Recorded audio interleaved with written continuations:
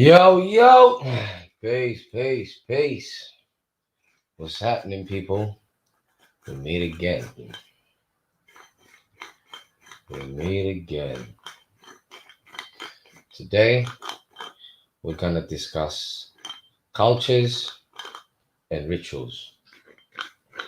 We're going to discuss how cultures are created, the effects of the kind of cultures that can be created, and the role of rituals, the effects and role of rituals. We're gonna have a look at those topics today. Starting with cultures. Starting with cultures. Now, speaking of cultures, there are two particular cultures that we really need to discuss their pros and their cons. And that is individualistic cultures versus group cultures. Now, the reason I want to discuss those things is because after having had many conversations about the Quran with many people, I've realized that particular cultures tend to respond in particular ways. Now, in particular, let's say if we're talking about a highly collective culture where it's all about group thinking and stuff like that, what I've noticed with those kind of cultures is you don't get much individuality, if at all. And the reason for that is also quite understandable, because the moment someone uh, displays some individuality or thinks for themselves, then they automatically stand out from the group. And the moment they stand out from the group themselves attack that individual. And the reason why they attack that individual is also quite understandable. It's because they don't want to be shown for what they truly are, meaning just followers. So before the spotlight is turned on them, they just turn it to that one individual who had the audacity to think for themselves. Now, obviously, they don't want to be exposed for just following or whatever. Is there power in collective behavior? Worship, for example. Okay, I'm gonna separate the two. So there is power in collective behavior. What I've noticed that with one of the powers is what I'm going to address right now. What I've noticed about those evening, my brother. What I've noticed about those collective cultures is that they do anything to preserve said culture, absolutely anything to preserve said culture. So the moment anyone exudes some individuality of any kind, they not only do they take that person down because they don't want the spotlight to be on them for just being a bunch of followers, but they also take you down because they don't want you to ruin the whole collective culture. They don't want you to start a trend where people start to think for themselves all of a sudden. Do you understand? Do you understand what I'm saying to you? So that's one big power that I have realized that exists in collective cultures. It's so strong. It's amazing. You will have in those cultures people who you swear would know better, but because they're emotionally attached, they are so emotionally manipulated that they wouldn't dare think for themselves. Literally. And collective cultures always tend to benefit few at the top at the expense of everyone else. But the biggest defenders of the culture is the everyone else group, the group that are not benefiting much. So it's quite astonishing how this happens. Another thing I've noticed about these collective cultures is that they almost all tend to be poor. Notice that when a nation becomes richer, when they have a bit of, you know, when their economy is somewhat healthy, even if even if they think the other way, they're completely afraid to go against the culture. Completely afraid to go against the culture. I have never seen people sound so alike other than collective cultures. I know you guys can think of a few when I say that. They all sound alike. And another thing I've noticed about collective cultures is that they all tend to have very strong opinions about things which they cannot prove. But those strong opinions have been handed down over centuries, over centuries, where it now becomes stop it serious. Yeah, where it's become a fact to that group, but it's only a fact to that group because they can never prove it. And and if you challenge these claims that they make, it's such a threat to their entire structure that you will be met with hostility like you've never seen before.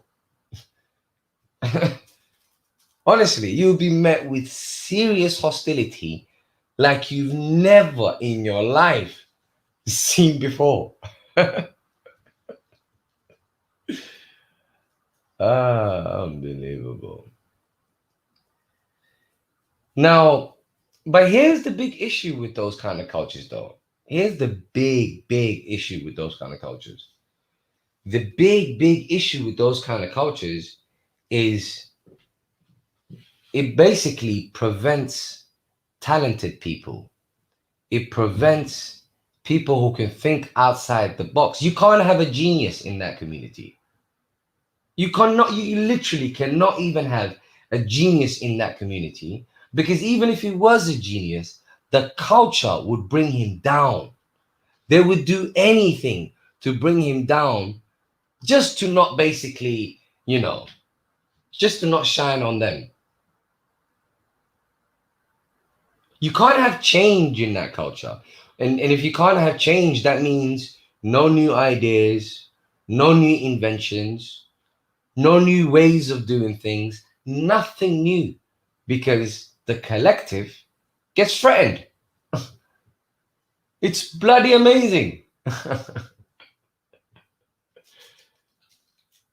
It is amazing. It's like peer pressure when you're in school. And another thing I've noticed about those collective cultures is the last thing that they can take is one of their own telling them anything. They cannot accept one of their own. Bro, it's amazing. Check this out. Another thing I've noticed about these collective cultures is they can't accept one of their own telling them something that they don't know. They cannot even tolerate it. As a matter of fact, what you will find in these collective cultures is one of their own will tell them something, they'll dismiss it, and then another person from another community will tell them the exact same thing, and they're willing to listen. Imagine that. Imagine that. So really and truly, poverty creates really dangerous cultures. That's kind of a self-hate. Well, it is. It is. Well, it's self-hate, but it's also understandable how they got to that self-hate, because they used to their own not knowing anything as far as they're concerned. So as far as they're concerned, the people that know stuff are people that look like someone else, just not people that look like us. Common in the post-colonial mindset. Absolutely. Very common, unbelievably common, bro. You know what I'm saying? Um, so really and truly, in order to like reason with these sort of communities, how do you reason with these sort of communities? How do you? Actually, there's only one way I can think of it. The only way you can reason with these sort of communities is if the individuals themselves are not afraid of losing the group. But the individuals are all afraid of losing the group. As a matter of fact, the individuals are doing everything and anything to get validation from the group. So if you're going to do anything and everything to get validation from the group, that means you, whatever level, wherever level their intelligence is at, they would have to match it. They can't be better, because if they're better, they're not going to get validation. So they would have to be at their level to get validation. So what you have then basically is, let's say you have a mindset that started in the Middle Ages. So you will have communities today that cannot pass the mindset that started in the Middle Ages, because the moment someone dares to think outside the box, they'll get clubbed. I mean, think about it this way. Think about it this way. Yeah. No, actually not. But yeah, the moment someone thinks outside the box, they get clubbed. Do you see what I'm saying? So it's quite amazing, Walai. It is absolutely amazing. It's the most mind-baffling thing I've ever seen in my life. Like, the group think becomes so strong that you can bring them a fact and they don't even care. As a matter of fact, do you know another thing I've noticed about these collective societies? Another thing I've noticed about these collective societies is that there is no such thing as a fact. I'll send a link in a minute. There is no such thing as a fact. Literally, you see the word fact, it doesn't exist. Furthermore, probability, something being more probable than something else, that even doesn't exist. These collective communities really believe that everything is subjective. Everything. There is no such thing as a fact. So how are you going to reason with someone like that? How are you going to reason with someone who believes there is literally no such thing as a fact? There is only your view and my view. How are we going to reason? How are we going to reason with people like this?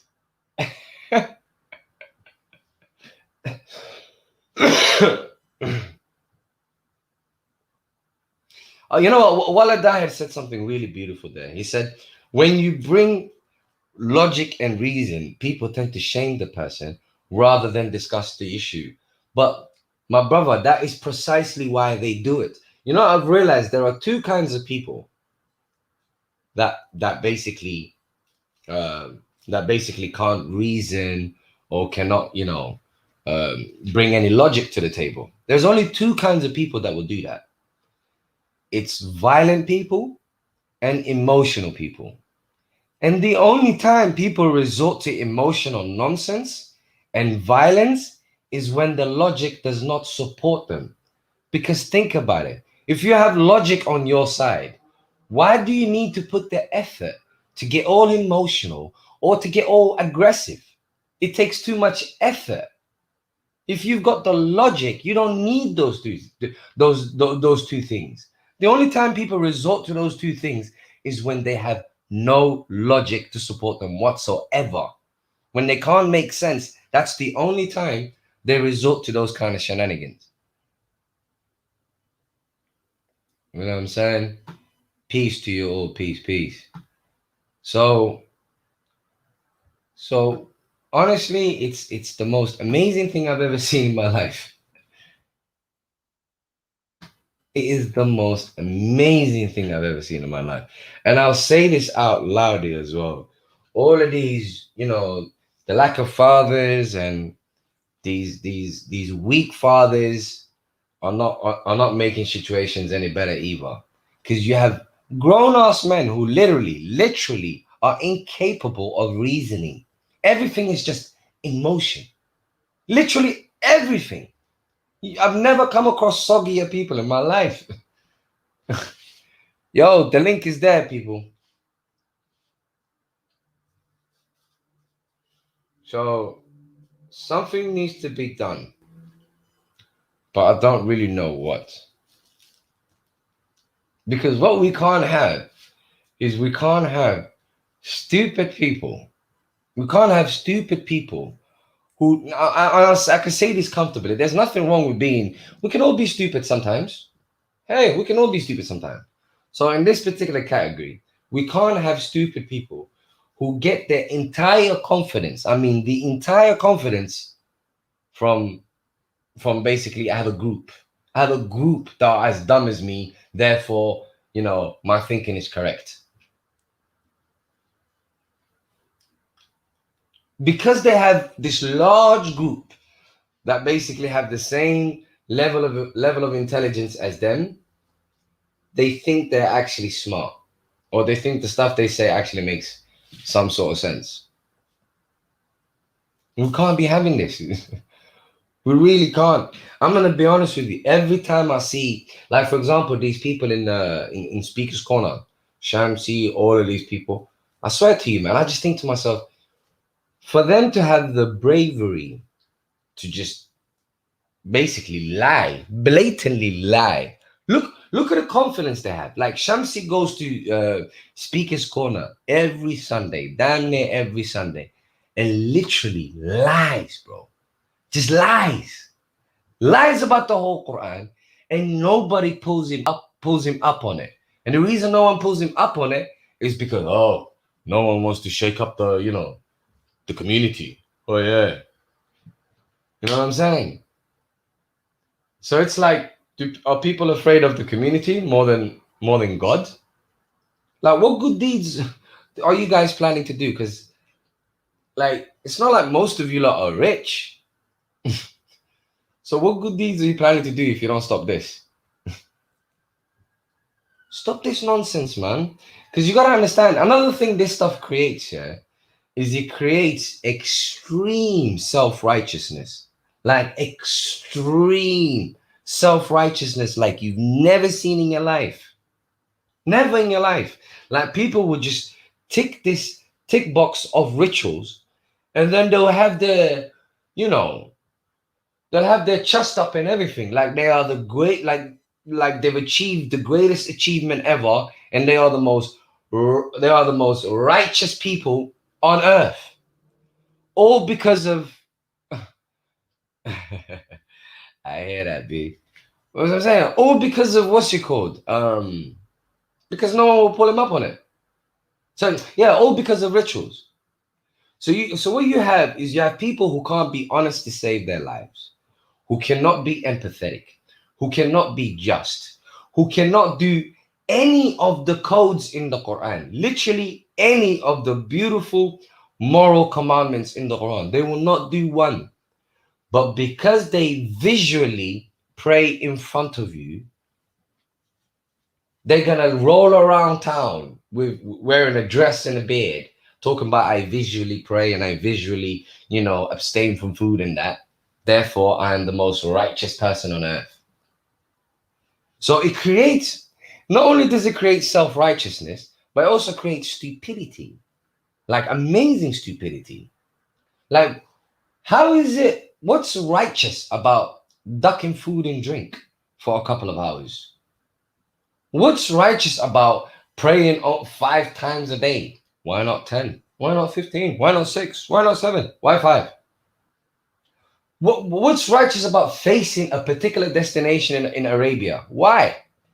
You mean to tell me God Almighty, the creator of this universe, insists that when I pray to him, I only face one particular area? Really? Really? How did that make sense? How did that pass anyone? Do you know what I'm saying? How did that pass anyone? I mean, does God not say that he knows what you declare and what you reveal? all of a sudden I need to face a particular place. What if God knows what I declare and what I reveal? What I need to face a particular place for?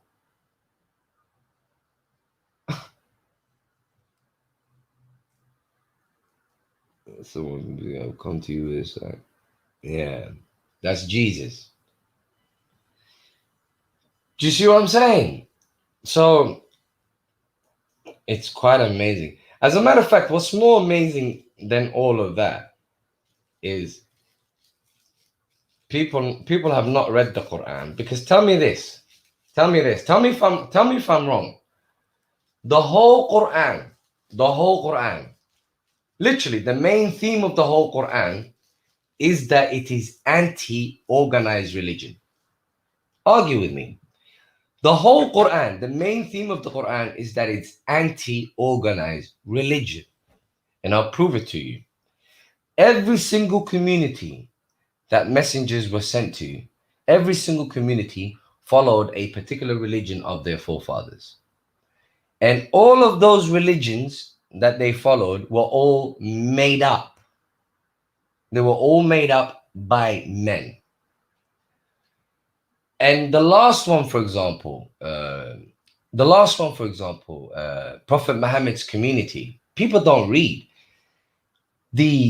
What they did wrong was two things.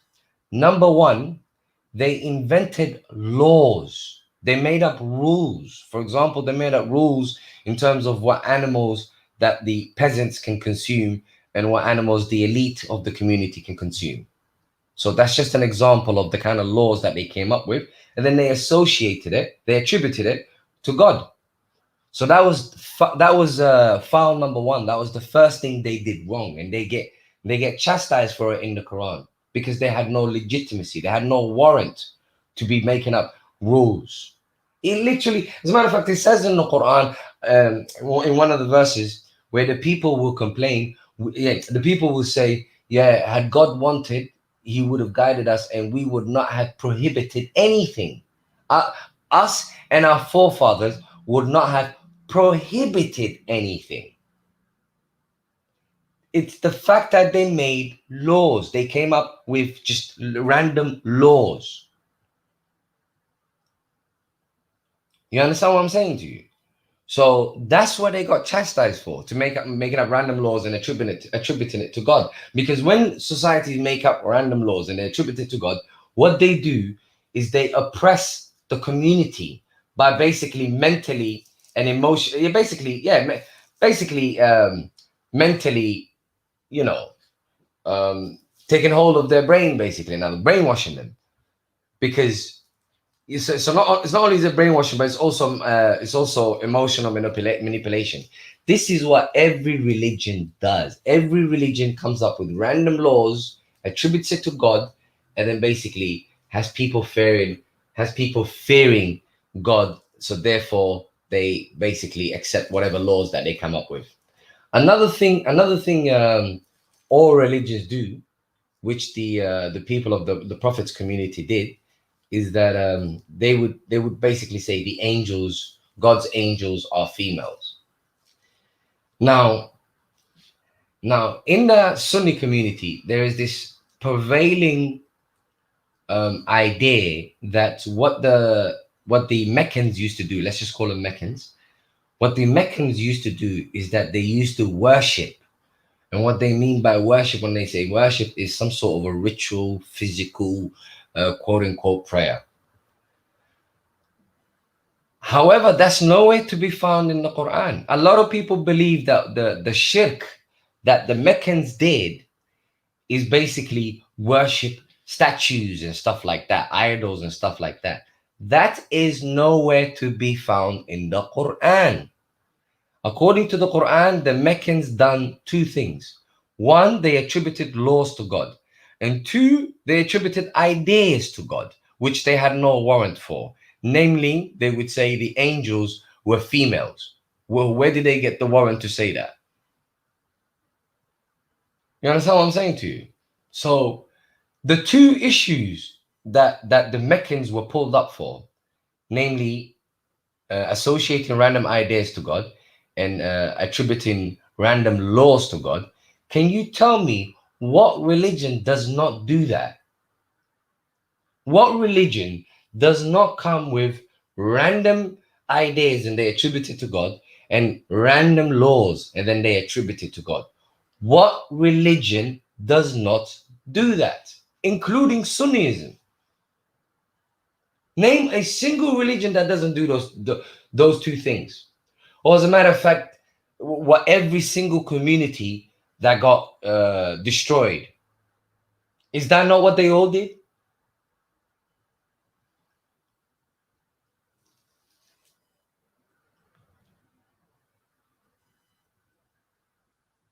I'll go further. Let's go to the children of Israel. Where did the children of Israel go wrong? This is why I sometimes think, wallahi, Sunnis are actually the worst of them all. And let me tell you why I say that. Because starting with the children of Israel, where did they go wrong according to the Quran? According to the Quran, they started attributing laws to God. They started saying Jacob used to follow these things, therefore it's from God, without confirming it. So they started attributing laws to God. And then they went beyond that. They had rabbis. Rabbis just means masters. And the reason they were masters is because obviously not everyone is literate at that time. So these so-called rabbis, that's very true. These so-called rabbis they would basically they would write stuff with their own hands and say it came from God, i.e. Talmud and whatever else they've added to the Torah. Now, so the rabbis would basically try to monopolize the message and turn it into an organized religion. Now, when the rabbis tried to monopolize the religion and turn it into an organized religion, what did God do? He sent Jesus. What's the first thing Jesus did? The first thing he did was dismiss the rabbis and their nonsense and tell them to go back to the Torah. And as for the gospel that he brought, the gospel simply means good news. And the good news that he brought was simply the destruction of the stuff that they've come up with. No. We're not gonna. I'm Sam. We have to talk about what we can reference from the Quran. I'm talking about okay. I think you're talking about when they split monarchy, when they became basically at first they were children of Israel, and then they became the tribe of Judah and another tribe. I'm not talking about that. I'm talking about what they did wrong religiously. What they did wrong religiously is basically their rabbis started to make the message, started to monopolize the message and turn into an organized religion. And Jesus did not bring anything. He did bring the gospel. Well, but what the gospel means the good news. The good news that he brought was simply taking them back to the law. The Torah just means law, just taking them back to the law, meaning the commandments. This message is about commandments, not about organized religion, buildings and rituals and stuff like that. It's simply about commandments. That's all it's about. So, and the good news that Jesus brought is obviously the fact that he came to destroy what the rabbis have added and stuff like that. That is the good news. That is what Injil means. And obviously, along with so what comes with his gospel is basically the narrations of his time. Just like the Quran, really and truly, the only thing that's extra in the Quran, other than actually, there's only one thing extra in the Quran as compared to the Injil, and that is simply the story as it pertains to Prophet Muhammad. Because other than the story as it pertains to Prophet Muhammad, it's just about previous previous revelations and previous events, and all of those previous revelations and previous events would have been covered in the gospel had it been found. So the only thing extra in the Quran, really and truly, is the narration of the time of the of the last prophet. So the point I'm making here is that the Jews started this stuff about, you know, turning the message into an organized religion. The Christians, they just went messy. There's no point even addressing them. That they just went left. But they also tried to create an organized religion. As a matter of fact, the guy that tried to create it for them was a Jew, Apostle Paul, which you guys already know. And then the Quran came to basically get rid of the mess that the people who tried to create an organized religion again. So the Quran came to get rid of that. So the Quran came to literally get rid of rabbis. It came to get rid of hierarchy, men that claim to speak in the name of God, men who come up with random laws and attribute it to God. That's what all of these revelations came for. Do you see what I'm saying to you? So what makes it worse with the Sunnis? What makes it worse with the Sunnis? Actually, the Sunnis are in the worst position. Is because at least the ones that follow the Torah and whatnot, they can be misled. They could be there is additions in the Torah. They, you know what I'm saying, and stuff like that. There's reasons for them to be misled. They're following books that have half truths in it. Same thing with the Christians. As a matter of fact, I don't even know where New Testament comes from. Freedom, absolutely. Now, what was I saying? Now, the Quran. So yeah, what makes the Sunnis worse is the Sunnis have been warned. They've been warned that every single community, every single one, starting from say Noah, Ad, Thamud, you know what I'm saying? All of them, Shu'aib, all of them, all of the nations that got destroyed, they all got destroyed because they wanted to basically mentally own people. Why did all the Muslims not understand what Islam was about? It's because of they tend to come from collective cultures. So most of them are just following the crew, just following the majority. Especially, they don't want to contemplate the idea that their parents were wrong. As a matter of fact, it's they have their cultures are not conducive to intellectual research. It's not, their cultures are not conducive to reason at all. It's quite horrible. Well, Mufti, see, here's another thing as well. People there's a lot of people who somehow need like a role model or something. They need like leaders and stuff like that. Because you see, people like Abu Layth. Abu Layth has found himself a market. He found himself a little niche that he can work in. He's basically portraying the cool Sunni. So that basically, the cool Sunni is basically aimed at the group who don't want to challenge Sunniism, but also find Sunniism problematic. So he gives them that watered down. I don't even know if you can call it watered down. From what I've heard of Mufti Layth, anything is good to go with that guy. So I don't even know how to put it. But because he's been to Saudi Arabia, he got himself the little, I don't Mufti tag. I don't even know how the tag comes about. And really and truly, Mufti Abu Layth's biggest supporters are his own community. And his own community support him because obviously they're thinking, you know what, we're one of you, so you better tell us the truth, what is really going on, sort of a thing. And he's abusing that. What's happening, AJ? Peace, brother. So yeah. So what makes the Sunnis even worse is they're holding the book that is against everything they do. Literally everything they do. Just like every other society that got destroyed, they make up rules and attribute it to God.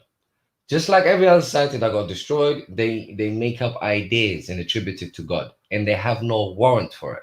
Somehow they think God is going to chastise the Jews for doing that, the Christians for doing that, the Meccans for doing that, every single community for doing that. But they somehow have a carte blanche to do whatever the hell they want. Unbelievable. And what makes it what amazes me even more is when your biggest supporters are going to be logically your own community. You have a point there, Omar. However, it depends on the community you speak of. So I'm going to give Abu Layth's community some credit there for, basically not knocking down one of their own. So I'll give them credit for that. However, there are some communities where they cannot stand literally one of their own, basically challenging the community or coming up with ideas that are not the most popular in the community. They can't stand it, but they will accept the same ideas from people outside of their community. You know what I'm saying? Yeah, so it's quite amazing. It is honestly quite amazing. Another thing I've realized is one of the, I think, one of the big selling points. Now, there's no need for names, bro. Everyone can think for themselves. One of the big selling points also I've noticed is that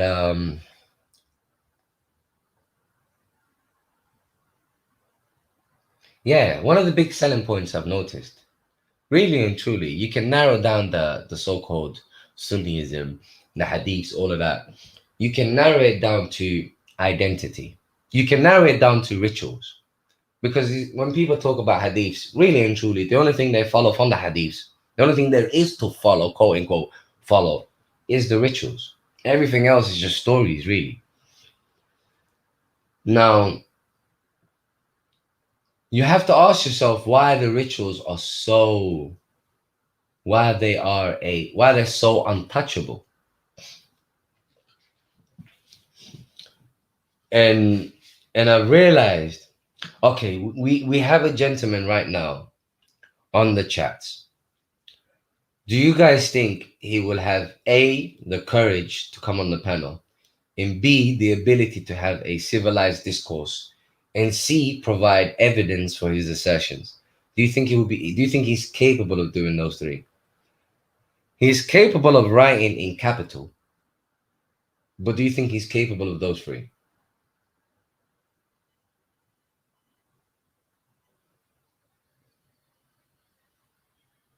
Another thing is this, and yeah, he's laughing. It's a joke. It's a joke. It's a joke to him. Yes, he is. Okay, why don't both of you come online? Okay, Abadi Azal is. Come on, the link is right there. Come, please come on online. Come on, son. P.O. Peace, P.O. We'll catch up.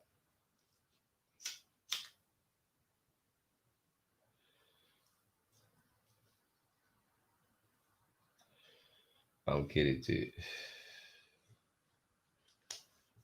Yeah. I'm not into I'm Rational Faith. We've talked before. I haven't got much. All of them. Okay, going back to what I was saying about the rituals, yeah. Peace, Arben. Going back to what I was saying about the rituals. You see, the rituals themselves, if people, the rituals themselves, you know, you're right. I need to have a few more puffs. Give me a goddamn break, man. The hell's wrong with you? You see, the rituals themselves, yeah. I don't think people actually pay attention to, you know, what the rituals do, what they are, etc. Because if people pay close attention to these rituals, not one of them can you classify as righteous in any way, shape, or form. Starting with the first one. Starting with, yeah, start with the actual first one. Shahadatain. Start with that one.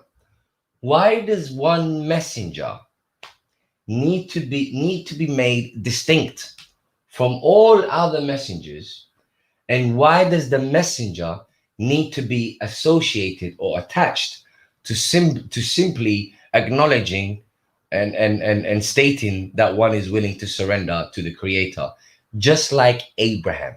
Why is it necessary to make one messenger to distinct and to add that messenger? Why? Make sense of that.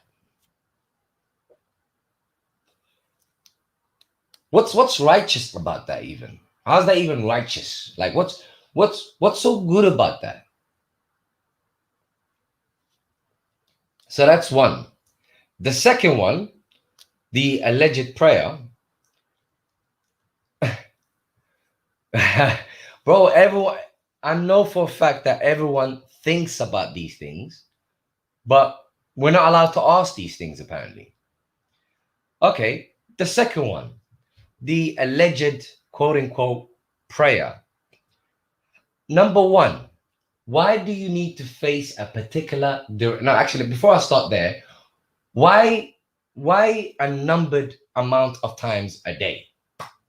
Why a numbered amount of times a day? Why does it need to be said 3 times, 4 times, 5 times, 6 times, 7 times? Why is that even necessary? Necessary to who? Is it necessary to God, or is it necessary to us? Nothing is necessary. No, it can't. One thing we can already eliminate. It can't be necessary to God because God doesn't care. You can't add to God. It's God Almighty. What is you, little you, gonna do for God?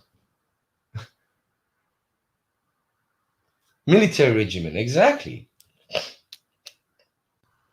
I think it's a sly way of trying to pacify people, keep them busy. My brother, What's up? what's happening, my boy? What you saying, family? What's up, man? Man, see, you need to have 5 prayers in a day to have some structure in your day. But You need to like every 4 hours, 3 hours, you need to drop what you're doing and just uh, run and remember God. That's the. I think that's the okay, logic. okay, but okay. You know when you say remember God, that's assuming that I haven't done that. Like who decides that remembering God equals particular times in a day? Like can't I just think about the things that God has done for me and then just think about God that way, or think about the things that I need and then pray to God myself? You know, like normal stuff people do. Can't I do that? You mean glorifying when you're walking around and stuff? Yeah. I guarantee you, I can almost guarantee you there would be no point in being a theist if you're not going to glorify God every now and again. It's pointless being a theist. Yes. Do you see what I'm saying? So if you're not talking about, I'm glad you used the word glorification, because if we're not okay, unless when they say prayer, they're talking about glorification, then the only thing left is when I pray to God for Him to give me something, right? Mm. Is there a third one? I mean, I can either thank God or I can ask Him for something. Furthermore, other than thanking God or asking Him for something, what else can I even do? Maybe there's one aspect maybe you're not looking at. Maybe it's like a good time for people, like a peaceful time, a spiritual time or something. Oh, for people you're talking about, for people to get together.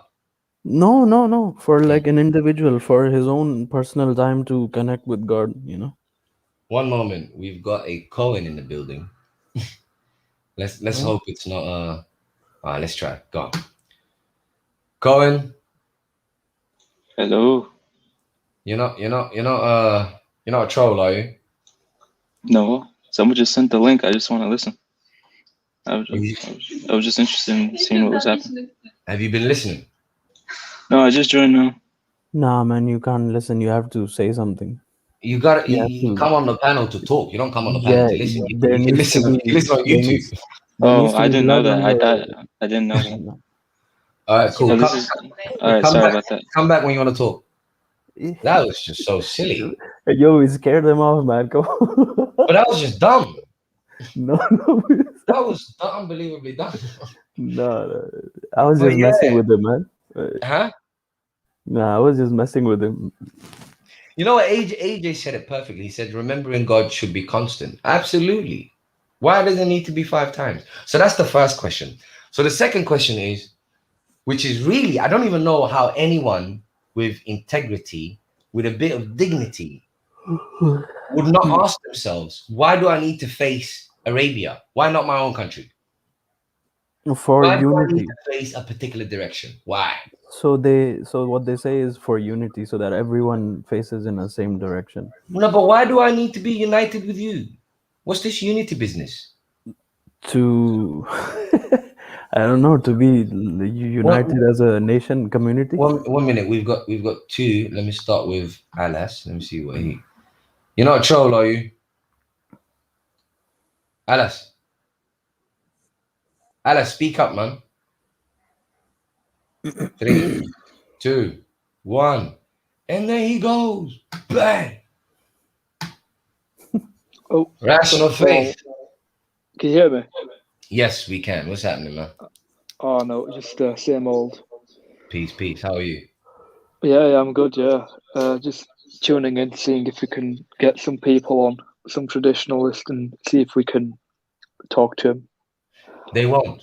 Traditionalists will not dare to come on. Yeah, Because the thing is, I've realized what they do, and it's the same thing that you will see in like Speaker's Corner or wherever they are. They always make sure they have a bunch of people with them so that they can intimidate you with numbers, and that so that they can try and basically overwhelm you by speaking over you constantly. That's what they rely on. If they do not have that, they can't speak. yeah, absolutely. Yeah, that's why like when they debate, they'll always pick on like one guy. There'll be a group of them, and they'll obviously just shout them down. The people in the crowd will laugh. So it's like they're winning the crowd. They're not sort of winning the argument. They're always going for the crowd. It's never about the argument. Absolutely never. Another thing I've realized is, say if you're having a debate with them and you say something potent, because you said something potent which they cannot deal with, what they will do is they'll try and give you volume. Like they'll just speak. Like they'll try and match your your statement of quality with quantity. Oh, like in the exam when I used to fill out the whole page. Literally, have you not seen that? Pay Bullshit attention. on the. They will just speak, and then when you get tired, that's their cue for saying, "Yep, I won." These are the games they play. Yeah, absolutely. Yeah. And the thing is, right, when you debate them, it's such a sort of weird thing to do because they've got all these sort of prepositions in their head, and then they're saying, "Oh, but how do you do this? How do you do that?" And they're not even entertaining the fact that are these even true to begin with? They made up their mind, and they're sort of questioning you based on the ideas that they have already built up. It's such a Yeah, weird way of debating. it's funny you say such a weird way of debating. I've never seen worst debaters in my life. In my life, I've never seen worse debaters. Yeah, exactly. Their entire tactic is saying, find our made of practice in the Quran. If you can't do it, you need the Hadith. That's their entire strategy. Find our practice. If you can't, then you're going to need the Hadith. Ridiculous. Okay, how do you have an argument over something when you don't share fundamental premises? But that's precisely the thing we allegedly do. They claim to believe in the Quran, and they can never get away with that. They claim to believe in the Quran. We ask them to show us their claims from the Quran. Show us even an inkling from the Quran, and they can't. Yeah, but they also believe in the Sunnah, which is nowhere in the Quran. Explicitly, you cannot find Sunnah of Messenger in the Quran. So it's something that's always taken for as a given in the As a beginning matter of of the fact, it's discussion. worse than that. It's worse than it's simply not there. It's actually worse than that. Because when the Quran talks about the word prophet and when the Quran talks about the word messenger, it is very, very clear. As a matter of fact, starting with the word messenger, if you look at the word messenger in the Quran, in each and every single occasion that you find the word, it's connected to the Quran. You will never find the word messenger when it's not connected to the Quran. And here's the flip side. And not only is it connected to the Quran, there is 11 verses. I can cite them all for you. 11 verses reiterating the duty of the messenger. 11 verses saying your job is nothing but the delivery of the message. You see what I'm saying? Absolutely. Yeah, 100%. So that's for the term messenger. So they can't use the term messenger. So what they'll do when they can't use the term messenger is they'll try and use the term prophet. But even the term prophet in the Quran, it's very clear, because every single occurrence of the word prophet in the Quran is time bound. Every single occurrence is to do with that time alone. Do you see what I'm saying there? Yeah, So, definitely. so not only does it clarify the duty of a messenger, it also clarifies the duty of a prophet. So where are you going to fit this in? Where are you going to fit this idea in?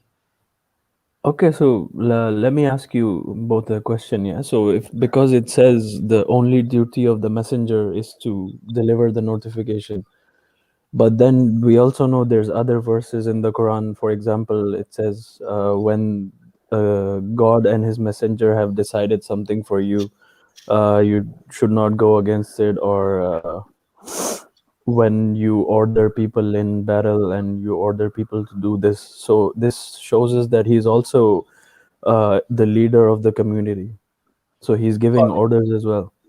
Yeah, but when How would when you match say when God and His messenger, I know you're playing the devil's advocate. When you say God and His messenger, what they always do when they use that is they make a distinction between God and the messenger.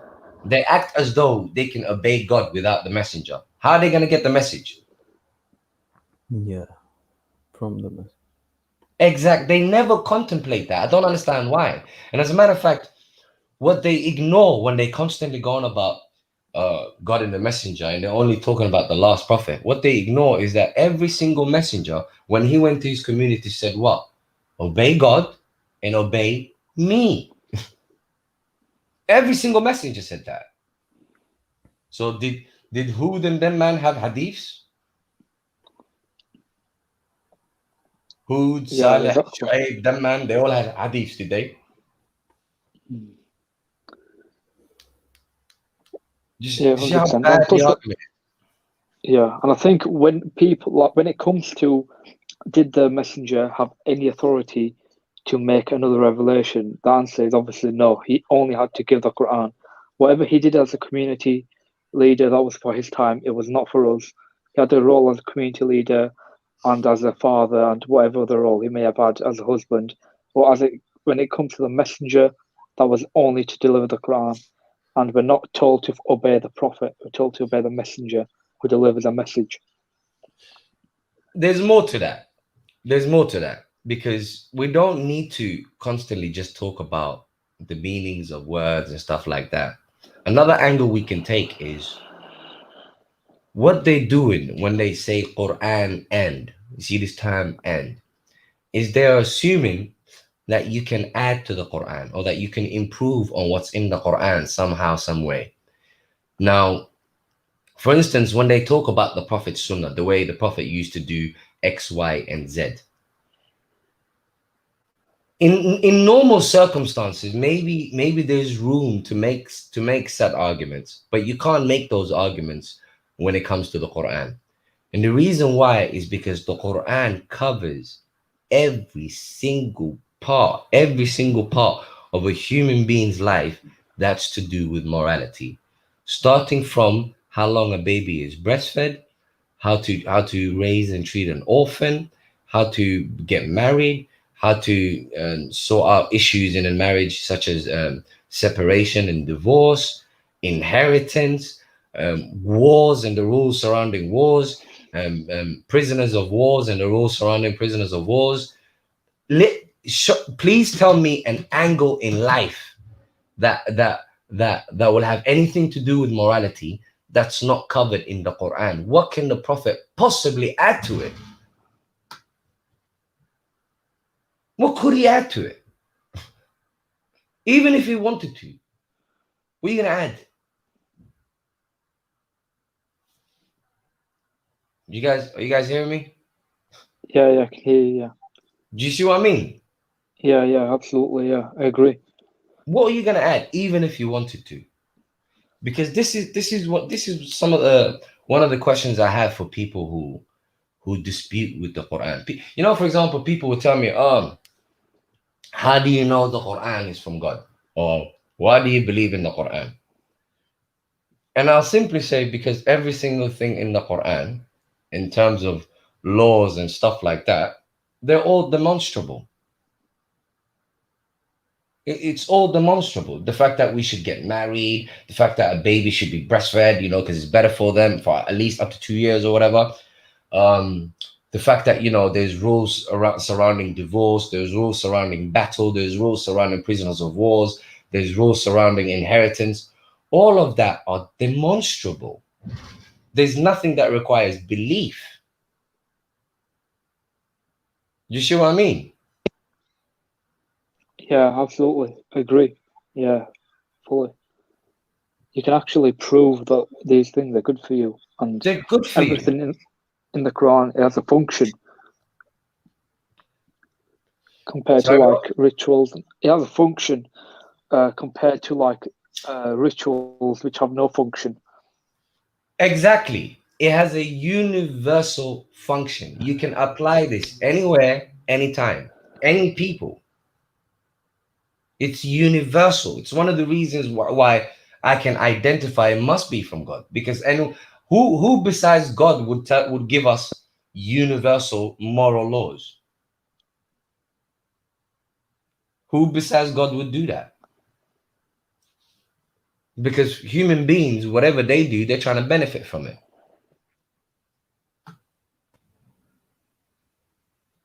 Let's see who this individual is. DV. Assalamu alaikum. Peace. What's happening? Can you guys hear me clearly, or should I turn the gain up? We can hear you clearly. Is this any better? No, it's good. We can hear you. Yeah. All right, cool. Yeah, I was just listening in. Interesting points you're raising. I was hoping that the guy from the last stream was here, the guy who wanted to talk about history. Yeah, unfortunately, he's not. No problem, I'll fill in. Which one are you talking about, Orthodox Moor or Kasim? Yes, Orthodox Moor. Oh, he's lurking around. He'll probably jump on whenever. All right, cool. Yes, some of the points you're making are very thought-provoking. What is your position? Ooh, well, Don't be Devi's, afraid. We won't bite. Devi is a bit of a specialist on history. He's more of a historian, monotheist. yeah. So I've been told by Zirab that I'm a perennialist, based on conversations we've had. So having researched that, it kind of like sounds quite accurate, actually. A perennialist, did you say? Yeah. Okay. Right. What is So that? What does that mean? basically, someone who thinks that everything's connected.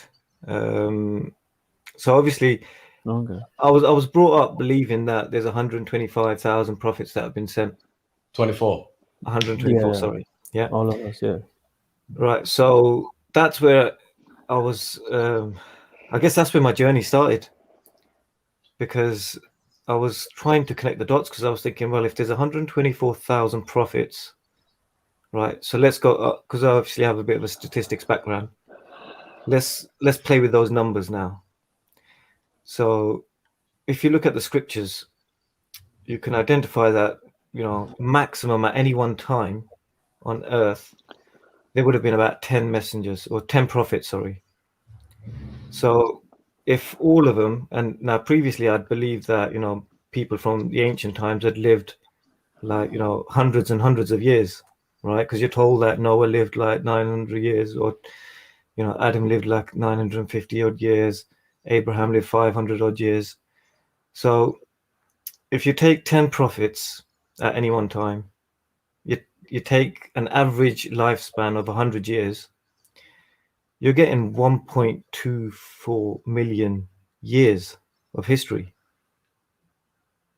Okay. So now I'm trying to connect the dots, thinking, hold on a second, if man has been on earth for 1.24 million, because otherwise something's not right in this equation.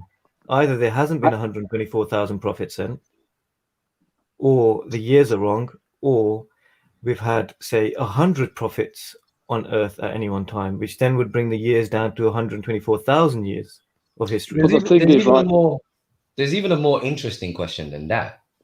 If I may, why do you even think there's any need to know the number? exactly. And you assume that for- 124,000 is correct, and that comes from Hadith. So Well, why do you even that's my assume it's premise, correct? where that's my foundation that I'm starting off from. So obviously I'm just telling you about my little journey here. Yeah. So I've started off with that, because obviously you're told that, the Quran, the Hadith, everything is 100% bulletproof, So I'm trying to kind of like go back in time and think, right, so if this many prophets, and we're talking about, say, a minimum of 124,000 years of history, how far back can we go? So obviously you're looking at the Christian position, you're looking at the Jewish position, you're looking at the Hindu scriptures, and so something has to make sense here. Either we haven't been around for 124,000 years minimum, or we have. And if we have, then there must be a continuity of the message. So if there was a prophet who came, say, 100,000 years ago, or 200,000 years ago, they would have delivered the same message. Now, over 100,000 years, 200,000 years, 500,000 years, that message would be distorted.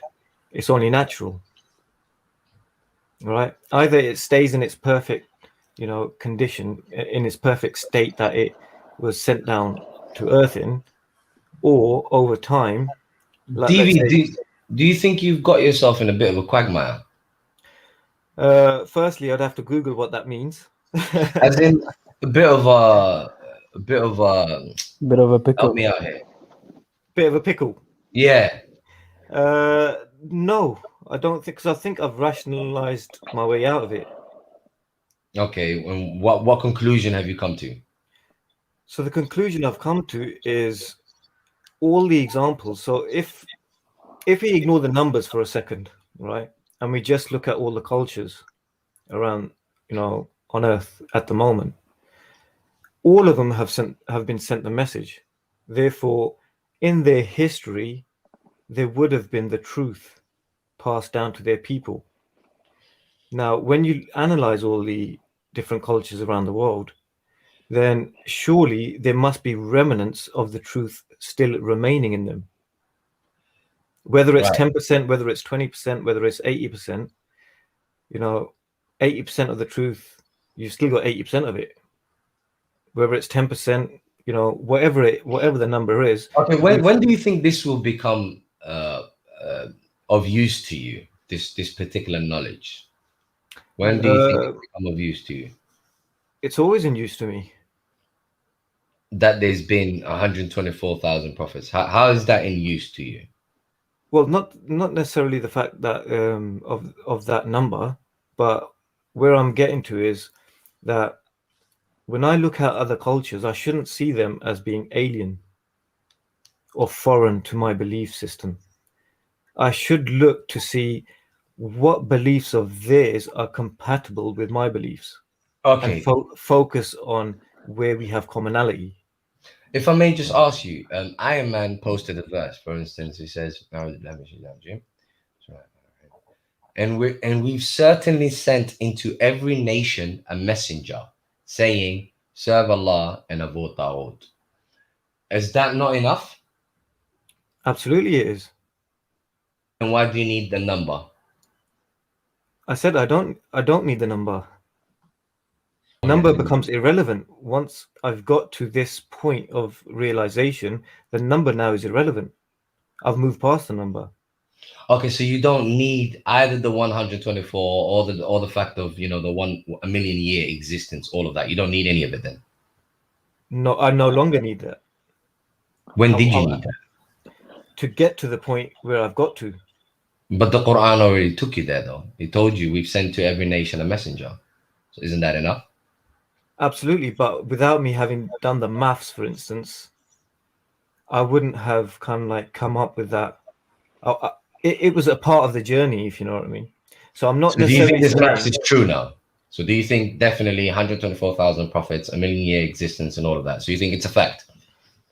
No, not necessarily. What I think is that obviously now, having looked into all the other ancient cultures and their texts, the religious texts, I'm kind of like coming to the realization that there is a cycle that happens. That nations are raised, nations are destroyed, and this is all evidence, or this is all claims that are made in the Quran, which I have rationally come to that conclusion too, if you know what I mean. I agree with you, but how is this? Okay, let's move on from this 124. Let me ask you, how has have you read the Quran, like cover to cover? I've like read a few it times, because it might take a few times to understand it. What I find is when I was 15 and I read the Quran cover to cover, my understanding of verses has morphed into the position I now hold. And every time I come across a specific topic, for instance, I will then gain greater knowledge. Like since I've met Rational Faith, and he's kind of like brought this different angle, because I've only ever been exposed to traditionalist views. Understood. And whereas at first, when I heard some of his views, I was like, this guy's quite funny, if you know what I mean. Right. But then you deep it, right? And you're like, actually, hold on a second. He's got a point. Why would God send the Quran if then he's saying, all right, you've understood this one book, but now you need 15 other hadith and tafsir books to understand this one book. Right. What do you think is the difference between that and what the rabbis did? I don't see a difference. When the Quran says you'll do the same as these people did previously, I see that as prophecy manifesting itself. That's hadith, by the way. But go on, I'll get you anyway. No, there's a verse in the Quran as well that talks about this. No, this whole thing about you're gonna follow the previous generation, that's hadith. I'm pretty certain. See, this is the problem with hadith now, right? Because I know you end up like this 100. I used to think that this 124,000 was in the Quran, I don't blame you. There's a lot of people today. As a matter of fact, I guarantee you, most Sunnis, there's most of their knowledge is hadith, and they think it's the Quran, whereas it's really not. Yeah. It's Because really you know, not. when you're younger and you hear, oh, Bukhari this volume or Muslim this volume, you can't, because you don't understand like the chapters of the Quran and every single name of the chapters. It sometimes gets confusing, and you sometimes, you know, when you're younger, you unintentionally mix up what's hadith and what's Quran.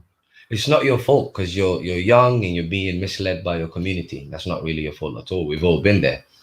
But the point is, now that we are older, we can ask questions, can't we? Absolutely. So the question is, let me give you an example. Have you heard of the term? Did you know that the term sunnah was in the Quran? Is it? Yeah. Yes. See, I'm not well versed in Arabic, which is why No, it's not a problem. whenever I speak to, whenever I'm looking deeper into verses of the Quran, I skim over it in English. I try contemplating it in English, but then before I allow it to sink in, I will speak to people who actually understand Arabic, and I ask them, right, what is this saying? Because I'm kind of like looking for, you know, the headline in that verse and like the bullet point that, you know, what is this specific bit talking about? Where, you know, where's the margin of play in interpretation here? Because what you find is when you're looking at the tafsirs, it's not necessarily black and white. Yeah. That's somebody else's interpretation that you're then taking. So if you go by that, if you go by that, you are now basically putting that person. Are you talking about translation? Yeah, whether it's translation, whether it's hadith, you're then taking that person as a prophet, basically. Yeah. Now, one thing that winds me up, and the hypocrisy I find in Sunni Muslims and Shia, and basically all It's the Muslims, same thing. more or less, Sectarians. Yeah, go on. what they tend to do is they always pick on the Ahmadiyya community. Yeah. Right? And they say, oh, you've elevated, you know, you've basically, your guy, you know, Yeah. Ghulam Mirza, he called himself a prophet. He didn't call himself a prophet. Okay. People, his followers, elevated him to that status. Right. Just like But people are doing to the Prophet Muhammad. But we then take, you know, all of these other, like, you know, the guys like Tabari or, you know, Bukhari or Muslim, and we do the same thing, but Totally. we don't see it. We don't Totally. see the fact that we're taking what they are saying, their understanding. DV, read Iron Man's. He posted up a verse. Read that verse for a second and tell me what you think of it. Is it the one where it says, "This has been"? Yeah.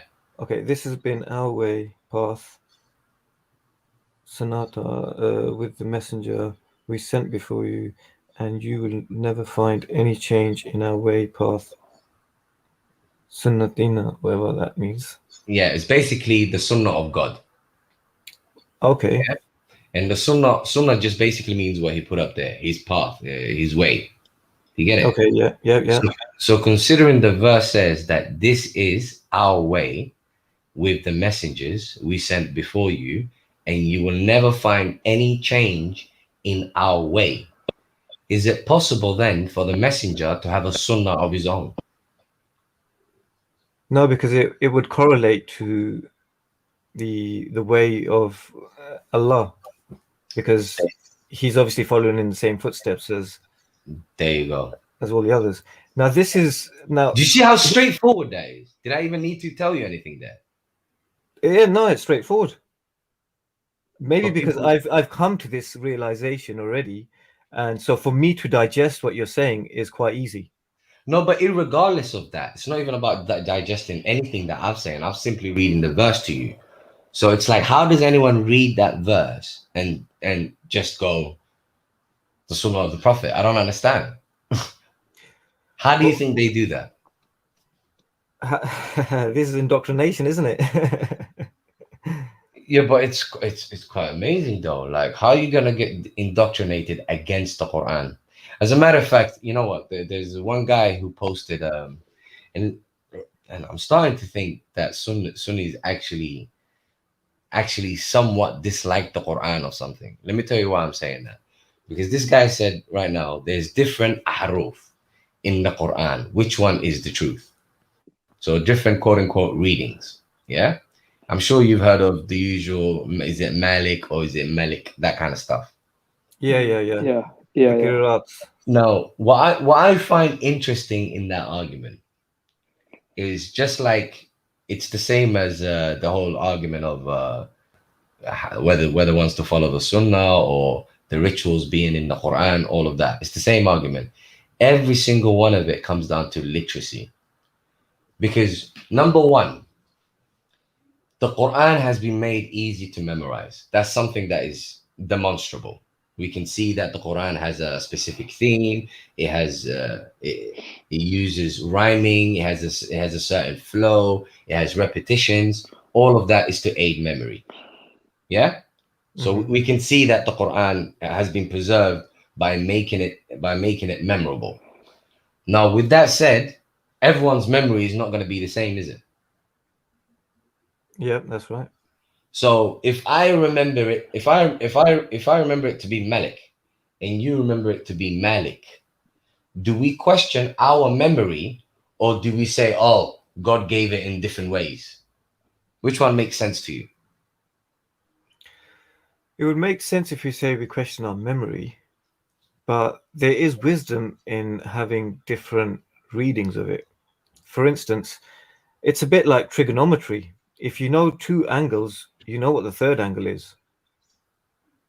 Okay, before So if you got how's two, trigonometry analogous in this particular example? So for instance, we're saying Malik is owner, the other one is king. So tell me why we need, if we have king, what do we need owner? Or if we have owner, what do we need king for? because it allows you to understand the context. So in, let's say, for instance,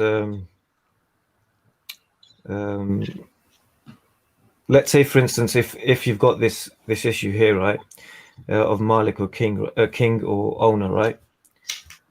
This is, I guess, this is a poor example, actually.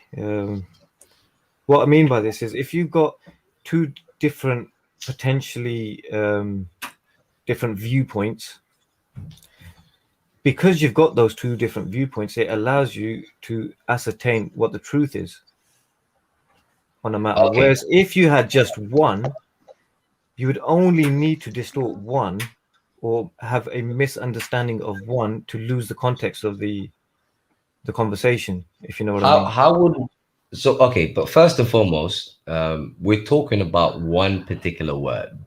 We're not talking about several words that change the sentence to give a different angle of anything. However, besides that though, is it fair for me to say, if you say that God gave it in 7 different ways because there's wisdom in it, is it fair for me to then say to you that God could not do it in one go? He couldn't do it in one book? No, it's just the way the languages work. No, but So- he did he not have the ability to give it the best way possible in one message? He does, but do we have the ability to digest it in one way?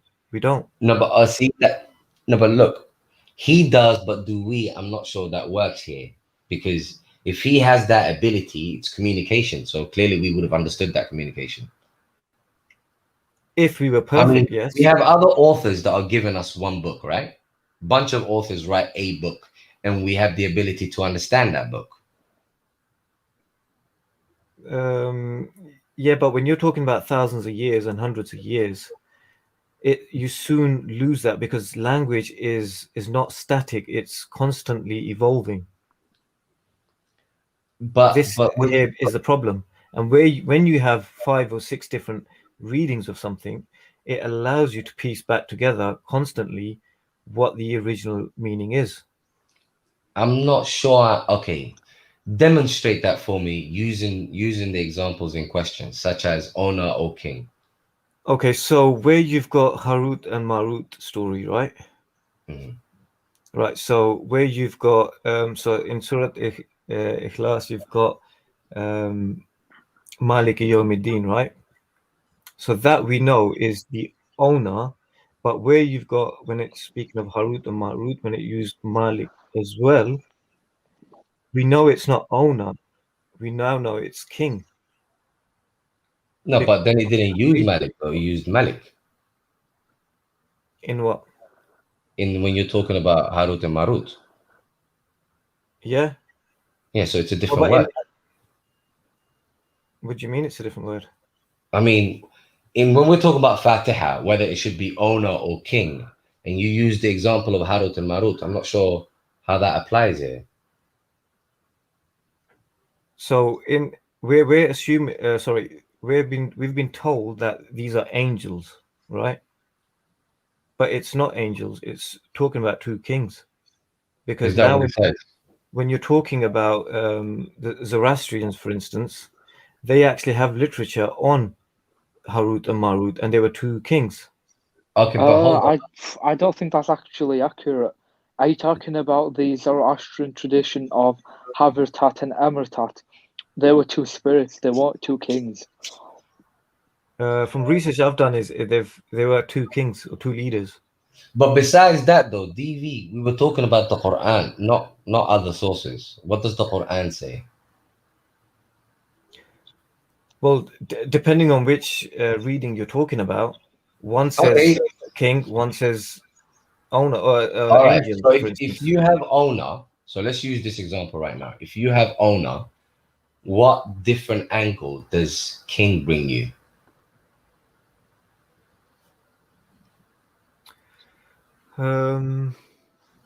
King rules over something, but doesn't necessarily own it. Okay, so owner is better then. Owner would be better. So what's the use of king? I don't Davey, understand what you Ahmed in mean the by chat. Huh? I don't understand what you mean by that. So what's the because you said looking at it from different angles, in it. So if you have owner, which works better here, like which is more superior, what's the use of a king? As in, why use that word? Why even have that word? Yeah, why do I need that reading? How does that bring me a different angle? Well, people who would have written it down may have misunderstood it. But that's the point I wanted to get to. But you wanted to entertain the idea that it could be useful, and I'm trying to see if it can. I don't see how it can. It can be How useful can in the these sense seven that hadiths be useful? because different cultures, different traditions use language in different ways, for them, different words mean different things. But And that's besides the point, though. God is not their servant. He's not.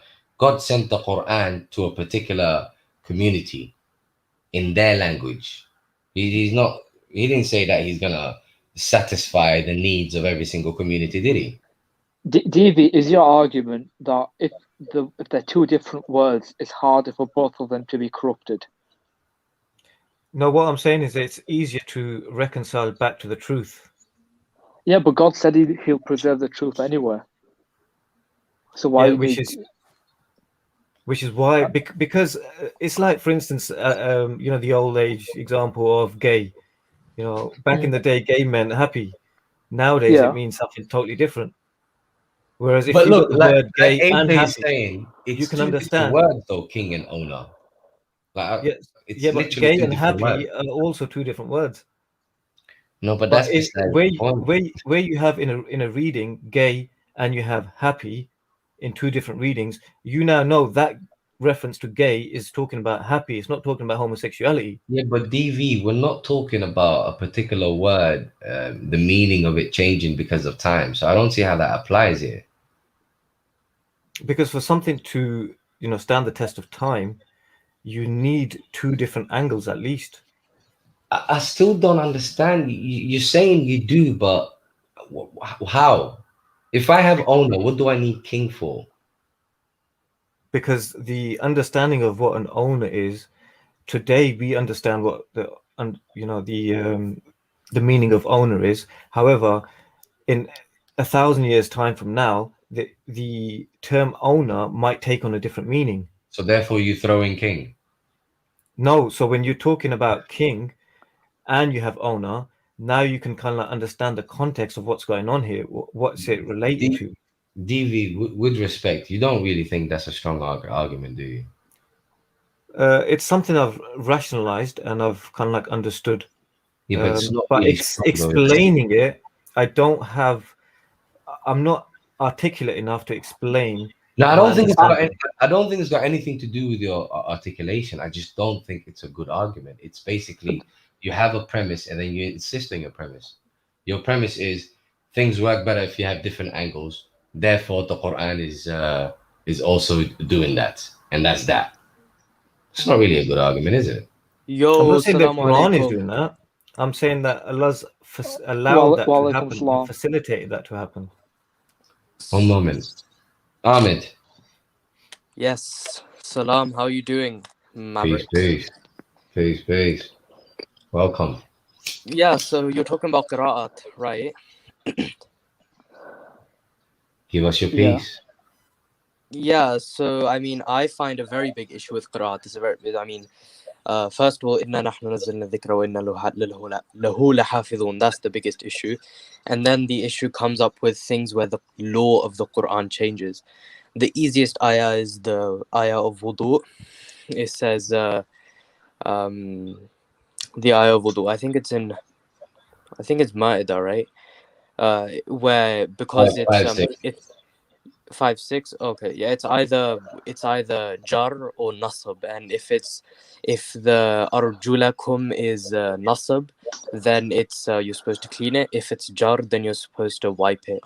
So yeah, here Okay, we you go. know What's the when you know when you say Warjulakum. nasab and okay, you know when you say nasab and jar, I'm assuming you're talking about some sort of rules and stuff like that. But before we get into these alleged rules, could you tell us what exactly you're referring to in Okay, particular? so it says أعوذ بالله من الشيطان الرجيم بسم الله الرحمن الرحيم يا أيها الذين آمنوا إذا قمتم إلى الصلاة فاغسلوا. Okay, now every ism, every noun that comes under فاغسلوا has to be mansoob.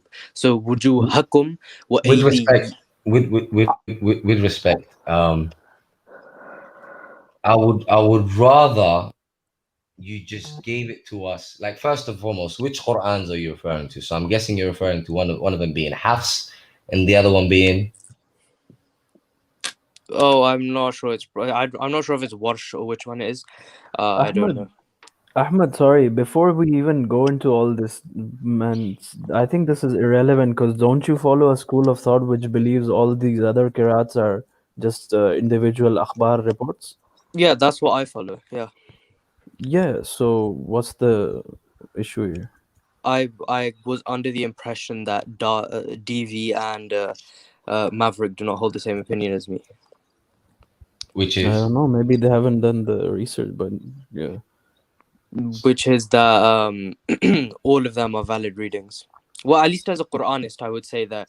Well, how would you even reject as a Quranist, since you don't accept tawatur? How would you even gauge which one is correct? Who says we don't accept tawatur? Because salah is tawatur, is mutawatir. Yeah, but just because something is something becomes tawatur doesn't mean it was always the case, you know. Can you guys of course. translate? Can you guys translate what the word tawatur means? Because I don't really. Tawatur means don't really passed on appreciate buzzwords. mass transmission. Yeah, mass So popular. transmission, perpetually concurred, multiply attested, all of these. So in other words, popular. No, that's mashhur, and that's usually used for a hadith. Tawatur is more like, you know, who. I mean, this is an example that Ghamdi Sahib always gives. The who made Pakistan, right? It was Qaid Azam. You don't need to read a book. You don't need to search on Google. It has tawatur. It's a historical. Tawatur just means well known. So the word tawatur means well known. How is that not popular? Popular. It means popular. How is it not popular? Not really. Popular is mashhur, as I said. And tawatur means well popular known. is mashhur. What does mashhur mean? Mashhur literally means famous or well known. Famous, well known. Yeah. What does tawatur mean? Literally. It literally Yeah, means what well does known. the word tawatur mean literally? Yeah.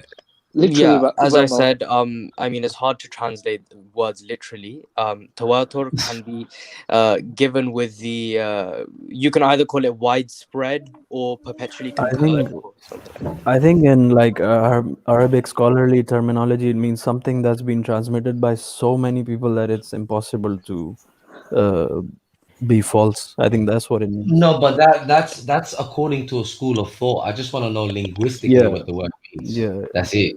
It's the language that I'm concerned about here. Well, it doesn't. The language here does not really matter because How you gonna tell what me do you the call it? language does not matter? It means well Because known. it's That's like the Arabic meaning of it. no, the Arabic meaning of it. Okay, here you go. I've opened up the. Now you've made me open up a lexicon. It says it's titra means consecutively, bitawatur means frequently, tawatur means succession, tawatara means successor, yani tawatarat al-akhbar, for example. So it's popular. I don't understand how that's different from popular. Okay, sure. If you don't want to see the nuance, then you can call it popular. Well, okay, so constantly perpetuated lies can be constantly perpetuated. You do realize that, right? So I don't know why you're Yes, getting your back up over popular. sure. Lies can be. Like perpetuated. like for example, the stoning of the devils at Hajj.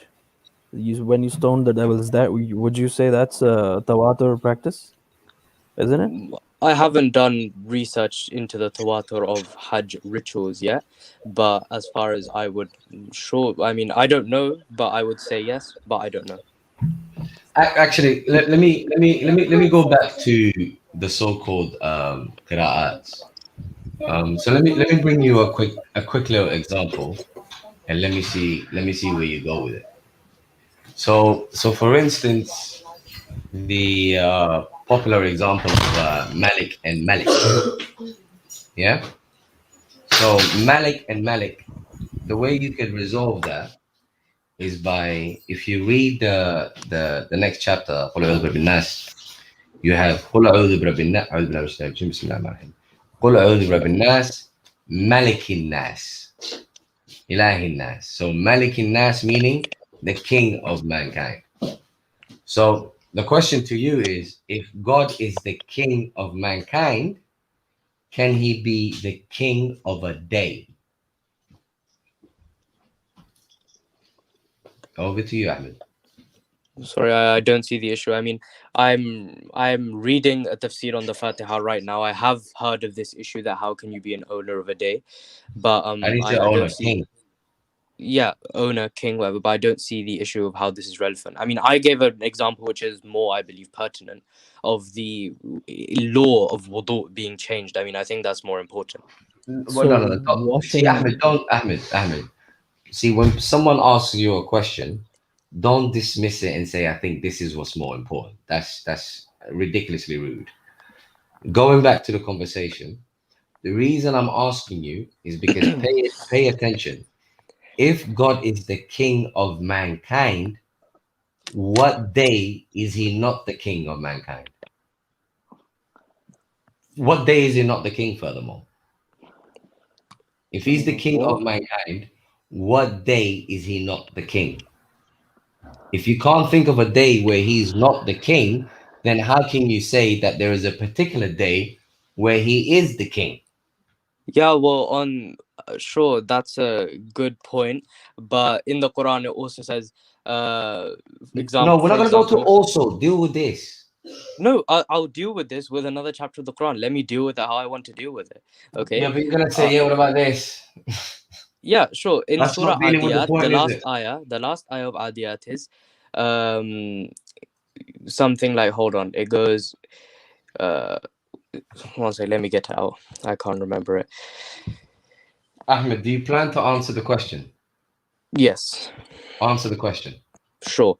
Inna rabbahum bihim yawma idhil lakhabir. Indeed, their Lord on that day will be, informed. So, is there a day in which their Lord is not well informed with them? Oh my God! I'm just saying that your question. I have no problem. Okay, listen. I have no problem answering whatever question that you want to ask me, but you need to answer these questions, bro. You need to answer a question when it's asked to you. Okay, go on, repeat your question. I'll try and answer it the way you want me to answer it. It's not the way I want you to answer it. Don't be rude, bro. I'm trying to have a normal conversation with you. Just chill. Simple question. If God is the king of mankind and there is no day when he is not the king, how can you call him a king of a particular day? I don't understand the. Sure, yeah, God is king of every single day. I don't understand your question. It doesn't really make. Does it make sense to the other people on the panel? They could explain it better to me. Maybe I'm not getting Am it. I not speaking English? Like, why are you taking the piss, Ahmed? I sincerely do not understand what you're asking. Okay, someone ask him the same question, please. You're gonna need to answer it though. If God is always king, does it make sense for God to be king of the day of judgment? Yes, a king can be a king of every day, and he can be a king to specify that he is the king of this day also. What's the issue with that? You're taking the piss, Ahmed. Can I just ask him the You're same thing? literally taking the piss.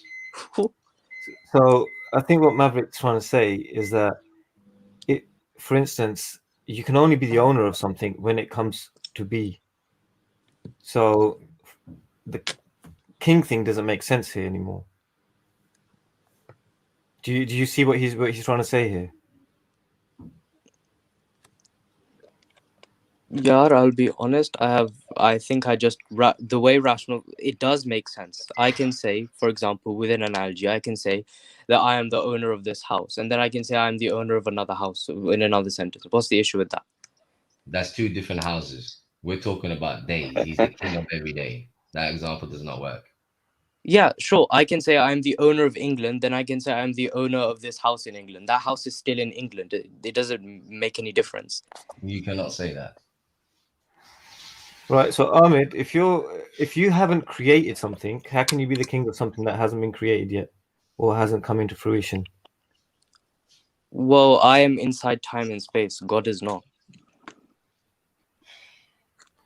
Well, there is that argument. Hmm. How on earth are we going to proceed from this? But when it says king of the day of judgment, Ahmed, what exactly does that even mean, king of the day of judgment? If to he's you? already see on the day of judgment, are mankind there? Yes. Is he the king of mankind? Yep. So what do you mean by king of a day then? Again, you could say that he is the king of the day in that he owns everything that's going on there. He controls every little detail. You know. That's already been clarified though. He's the king of mankind. Yeah, and he's the king of the day, as in he will control how the day functions and how it proceeds and the things that go on in the day. But that's covered in him being the king of the mankind. How Why does tell me can't it how be? that's not covered? Why can't it be repeated in a different shade? But it doesn't need to be. What makes you think it needs to be? Why do you think it doesn't need to be? Because you're the one assuming the position here. So why do you assume that it needs to be?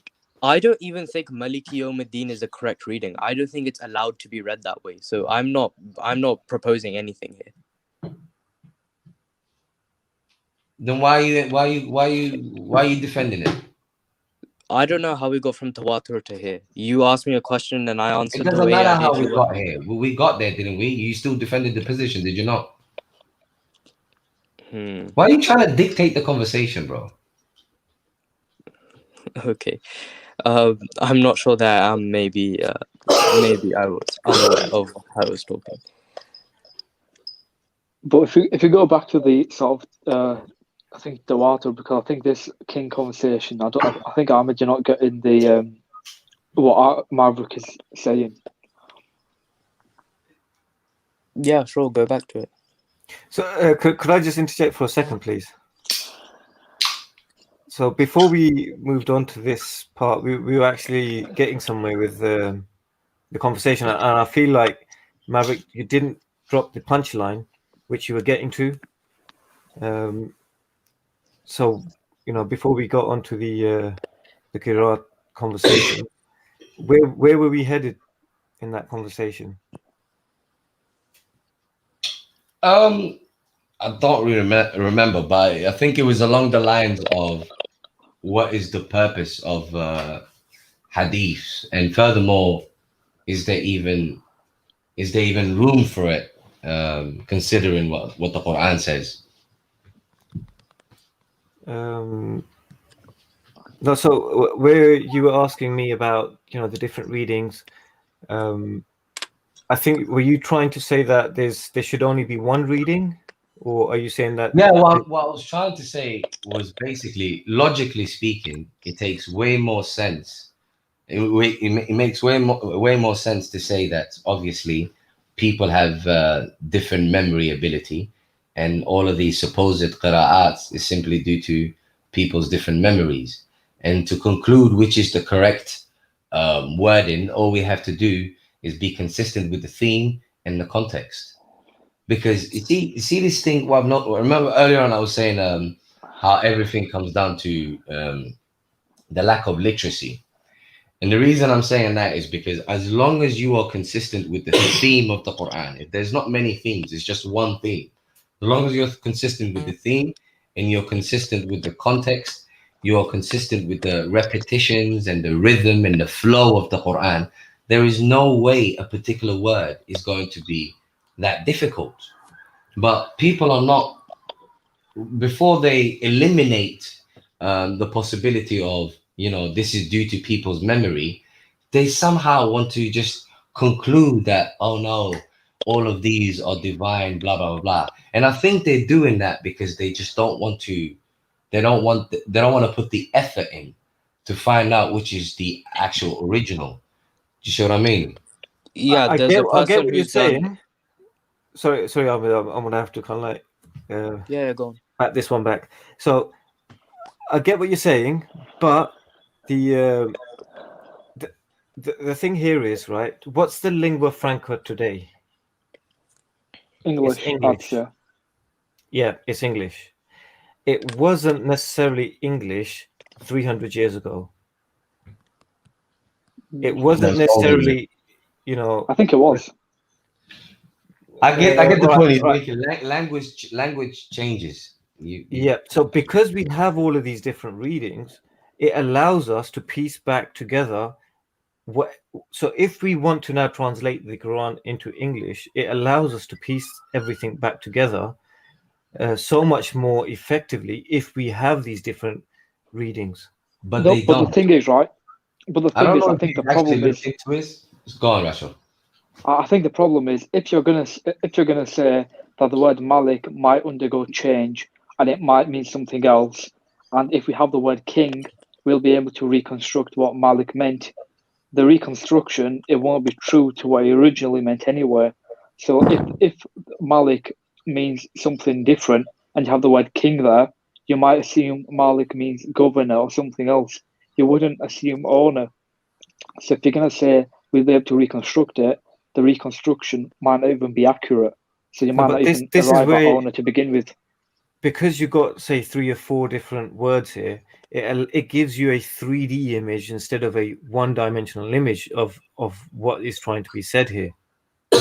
That's the point I'm making. Yeah, but DV, I think the point that you're making, it might apply in certain other fields and certain other sources, but I don't think it applies here because first and foremost, I've looked into these so-called differences, and they're not impressive. It's all quite stupid, really and truly. All of it, it's either because of one particular word being missing. For instance, Malik and Malik, it's actually just one little harf in Arabic. You see what I'm saying to you? It's basically someone either dragging the A or not dragging the A. That's the only difference there. Do you see what I'm saying? So it could be that the reciter recites it one way, but the person that's writing it down could hear something else. Do you get it?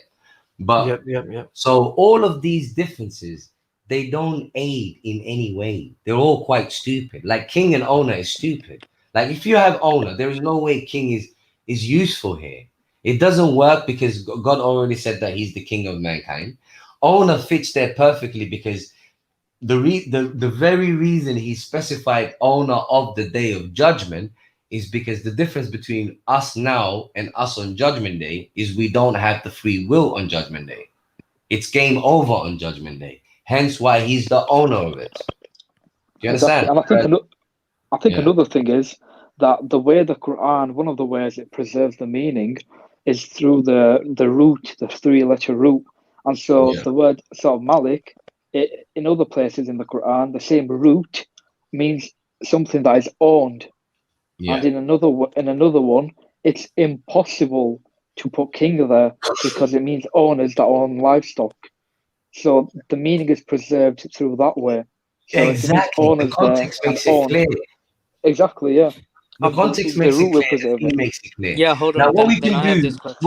what we can do is we can look at all of the. Let me give you another difference that I heard the other day. I don't remember the verse, but it was something to do with whether huwa should be in there or not. But if you look at the verse, it has a certain flow. For instance, where it will say they and those and whoever, and then it will say, but he is, and etc. etc. Like it has a certain flow. If you take the he away, there's a certain flow missing. Like it will be evident. Tell him to bring them up. All of these so-called qirats, it will be evident from the context. Each and every Yeah, single hold one. on. Then why don't you answer my question that I brought up at the start that you said is not there? You just I don't need to see comment on evidence, bro. I'm not gonna just trust you, am I? it. Okay, then let me find which qira'ah does that. And furthermore, the let's say for example you bring Warsh. Now the fact that I've already got 2 errors from Warsh, I don't need to consider anything of his.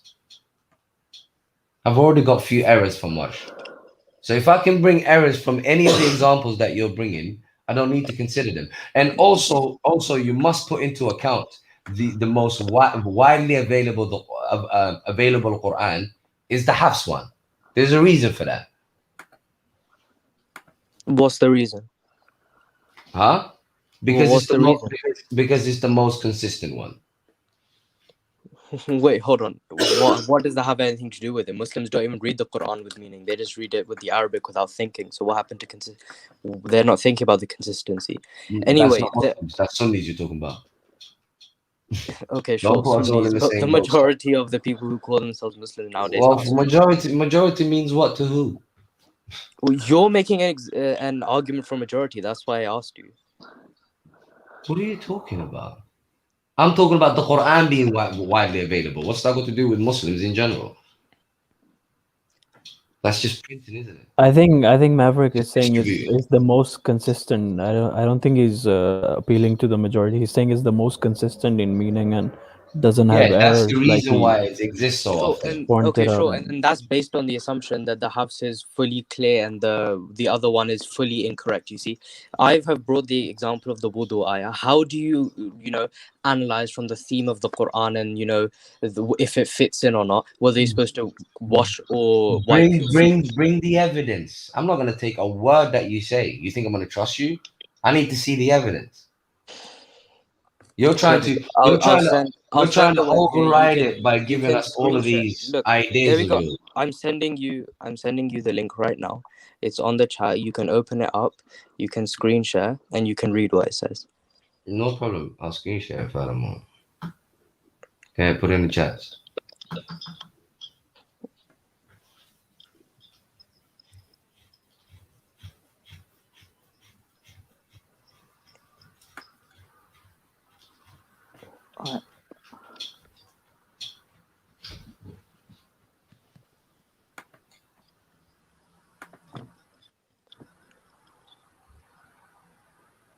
I sent it on the StreamYard chat.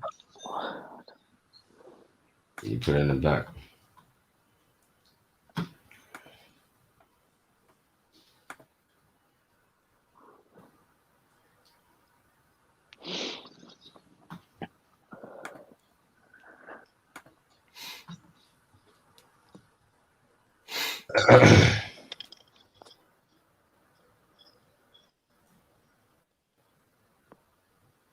What the hell?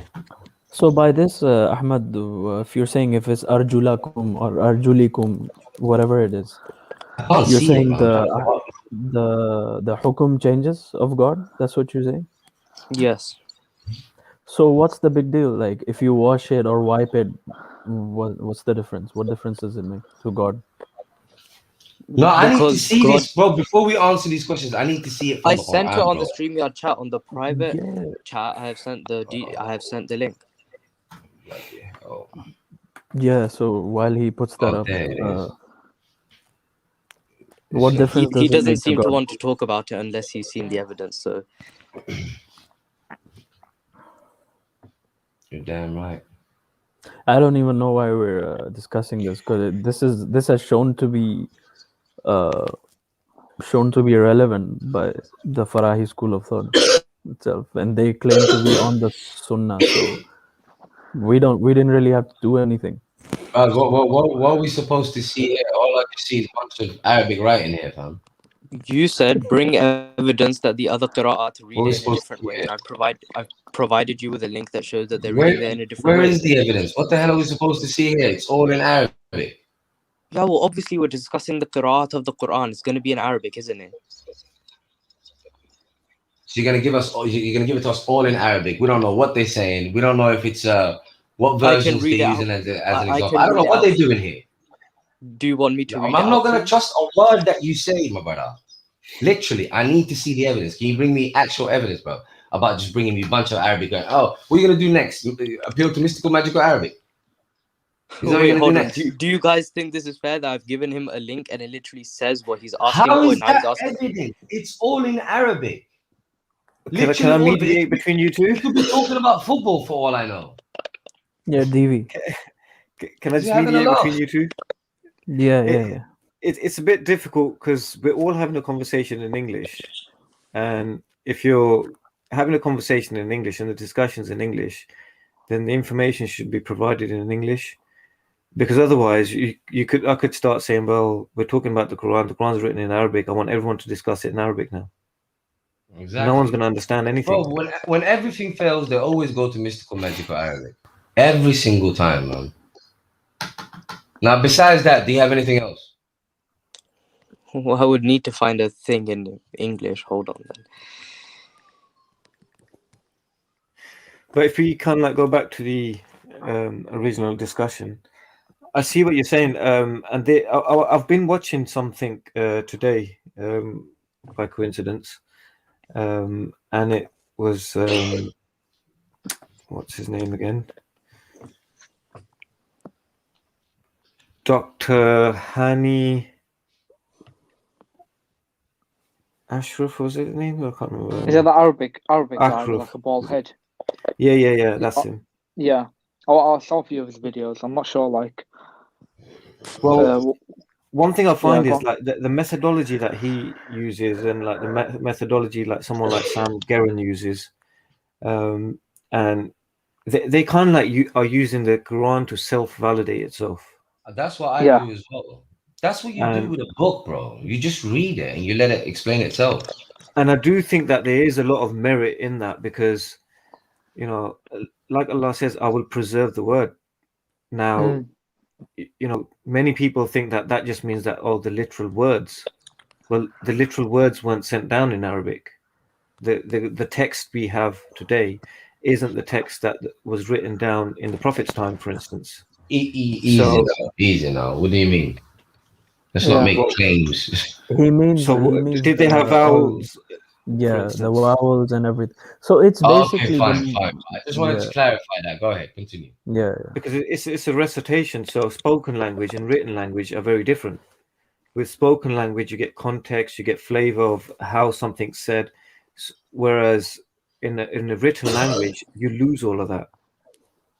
So you know, I couldn't care less how it was said, though. To be honest, even if they took all of the vowels and all of that today, it wouldn't do anything, because Arabic today don't use all of these vowels and whatnot. Wait, sorry. Are you saying the vowels have no effect on the meaning of the Arabic?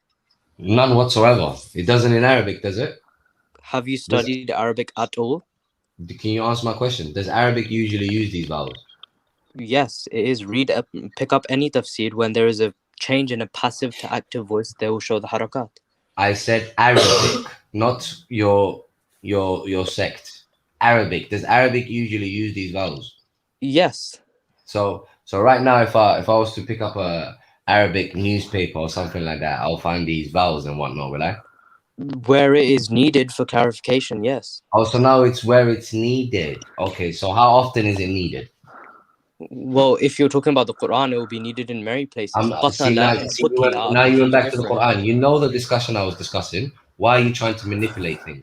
Stick to the Arabic. Does Arabic usually use it? Go on, give us an Arabic website right now. Let's go to an Arab website and let's see how. Hold on. I send you an Arabic website, and no, we're not speaking in Arabic. And now Okay, wait. Furthermore, let's look at the Arabic that you sent me.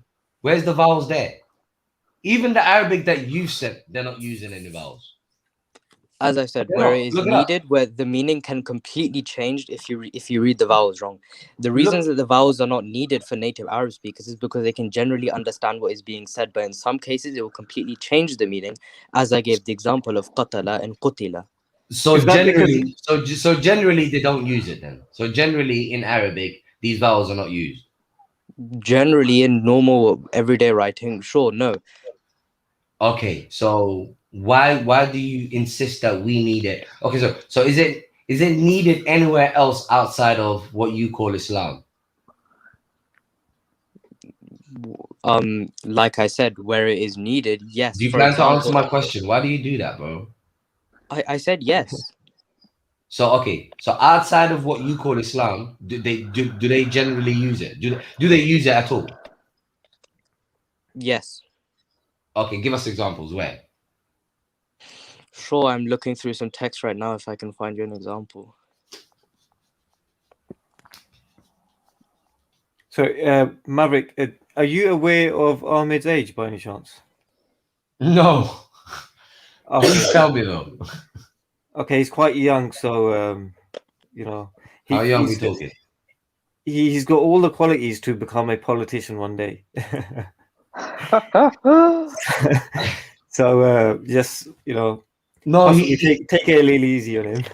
No, I hear you, DV, but you know what it is, yeah? This particular topic is there's really no room for there's no room for to allow people to get away with things. We're talking about the words of God here. Of course. Do you see what I mean? It's really not a joke matter. Somehow in our community, we've turned it into something casual. This is a big deal. Absolutely. Now we've caused a serious mess, man. Really okay, here's a website for you. Found the website. Is it outside of what you call Islam? Yes, it's poetry. It's a poetry. Yeah. Nothing to do with what you call Islam. It's Ajmal al-Shi'r al-Jahili. It's Jahili poetry. Okay, but that's religious sort of inspired, and it came in a context as well. The Ajmal Jahiliya al-Shi'r poetry. al-Jahili. How can Jahili poetry be religious? No, but Are you talking about the pre-Islam? Go on, Rashmo. The pre-Islamic poetry. Are you talking about the pre-Islamic poetry? Yeah, no, you can't really use that. Yeah, because it's no, pre-Islamic poetry. The point is not what the poetry. No, wait, it's pre-Islamic poetry according to your sources, isn't it? According to your Islamic sources, right? Hold on, wait, you're not understanding the point. You did not ask for me. You did not ask, give me an authentic source of Islamic poetry. You just asked me for an example in modern Arabic where they are using tashkil. No, I said outside of what you call Islam, period. Right. You couldn't do that. Okay, but the thing is, right? Poetry is not part of Islam. No one. No, but you get it from your sources. It comes from your Islamic sources, does it not? Listen, what is this? This website is Mawdu', okay? I don't even know what it is. I think it's a news website. Ahmed, do you know that when you become an Islamic scholar, and when you get pre-Islamic poetry, is written in the same style as all the other Islamic texts? So why would you use that as evidence? Hold on, Rational Faith, I don't understand. Listen, you also study Arabic. Do you not realize that tashakil are important in Arabic? Then why is it not found? outside of your Islamic sources? Liz, I've just sent you like 3. I sent you one, and I sent you another which you haven't even looked at yet of its usage, and you have just you haven't even looked at it, and you're saying why is it not found? And Because, Rashid, because I specifically asked outside of your Islamic sources, and you can't do it. Ahmed, is this a rendition of the original? So, you know, would this be how it was originally written, or is this what somebody has now written it in a modern style for audiences of the Good point. subcontinent? Great question. I don't know. Okay, What do you on that note, I think we should just kind of like continue the discussion where we were before, because I think it's nosediving this discussion now. Yeah, it's neither All right, here let's nor there. okay, let's move on from that. Okay, let's go to the juicy parts in it. You see the rituals. Yeah. This idea that people come up with different meanings for the word and blah blah blah, and you know, people trying to use Arabic as some sort of an authority. I'll show you right now. We don't need to translate the word. If you look at the context that the word is found in, it will be self-explanatory.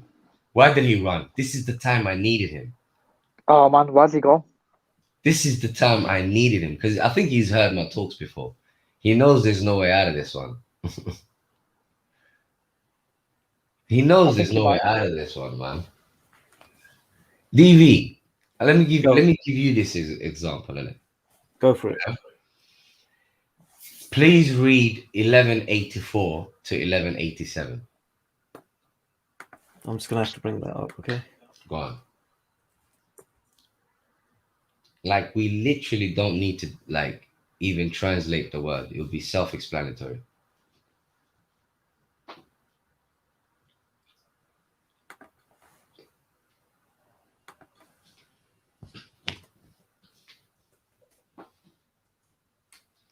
This is why I feel like sometimes people don't respect the Quran, man.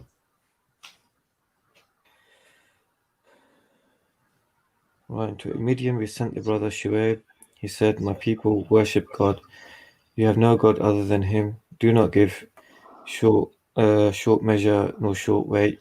I see you are prospering, but I fear you will have torment on an overwhelming day. My people, in fairness, give full measure and weight. Do not withhold from people things that are rightly theirs, and do not spread corruption in the land. What lasts?" Okay, sorry. I'm gonna come back to that and corruption in the land. Okay. And then in verse 86, what lasts with God is best for you. If you are believers, I am not your keeper. They said, Shuaib, does your prayer tell you that we should abandon what our forefathers worshipped and refrain from doing whatever we please with our own property? Indeed, you are tolerant and a sensible man. Okay, DV, you notice the word prayer there. Yep. What has prayer got to do with what Shu'aib was doing?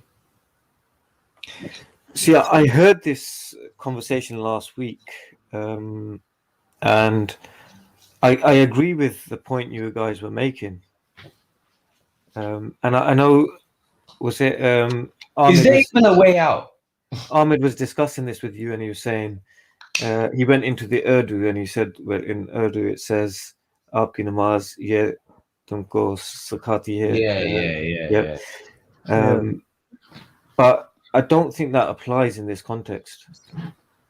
Like, okay, you see, aapki namaz sikhati hai aapko. Why would God use such a specific act to describe such a big concept all of a sudden, you know? Detach it from the narrative. Not only that, look at what it says. Does your prayer command you? Do prayers command anything? No. So how does that work? Well, I'm reading the English translation, and I think from discussions I've had with Rational about the word or the use of the word salah, I don't think it refers to ritual prayer. It doesn't work. No, it doesn't work. Because the Quran is quite consistent in how it uses words, and very specific on how it uses words. And Yeah. it doesn't use the same word, for instance, to describe 5 different things. Yeah. Like it's very rare. Like if, for example, be one word would do that, like daraba. But even that has a very basic meaning which applies on all instances somehow. It doesn't work. We can look at all of them, bro. We can look at so-called fasting if you want. We can look at Kaaba. Kaaba is even Kaaba is actually the weirdest one. I don't know how on earth anyone got to the idea of a cube structure from there. Like I don't know how on earth. Just should we go there furthermore? What I find strange is the cube, the black cube or the black box that the Jews use. Yeah. Like that cannot be beyond a coincidence. No. What's the connection there? There must be some connection there. Which Well, is Initially, I was connection thinking. is- Sorry, go The on. connection is a lot of the hadith narrators, well, not a lot, but actually a prominent one at least was a Jew. Okay. So Is it that wouldn't be Abu Huraira? no, the one Was he he got it Christian? from. Kaab. Ka'b, Kaab yeah, in something. that's it. Right. Okay. To be honest, I'm not well versed in hadith sciences, so I know you're gonna laugh at that word, but It's the Oh, biggest. Yeah, neither are we. It's the I'm- biggest disrespect to the term science. because for me, it's kind of like a circular reasoning, Yes, and that's my biggest problem with the term hadith science. And when people claim that it's a science, if you know what I bro. mean. If you And go to Google and you type what is the opposite of the scientific method, literally the opposite of the scientific method, and it will tell you, fuck, I'm gonna look it up right now. It's basically, it will describe the hadith to you.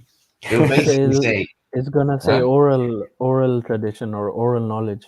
That's what Yeah. it's gonna say. yeah, basically information gathered in a setting that cannot be in an uncontrolled setting, basically. yeah, my biggest problem with hadith is that you're vouching for every single person, like you've seen what's in that person's heart, and you're claiming that at every stage it's been validated, and it's like you don't have the evidence for that. How can you have the evidence for that? No, it all comes down to, bro, it all comes down to identity. These rituals provide identity, and the Quran alone does not give, um, obvious symbol. The Quran doesn't do identity games in it. Simple as that.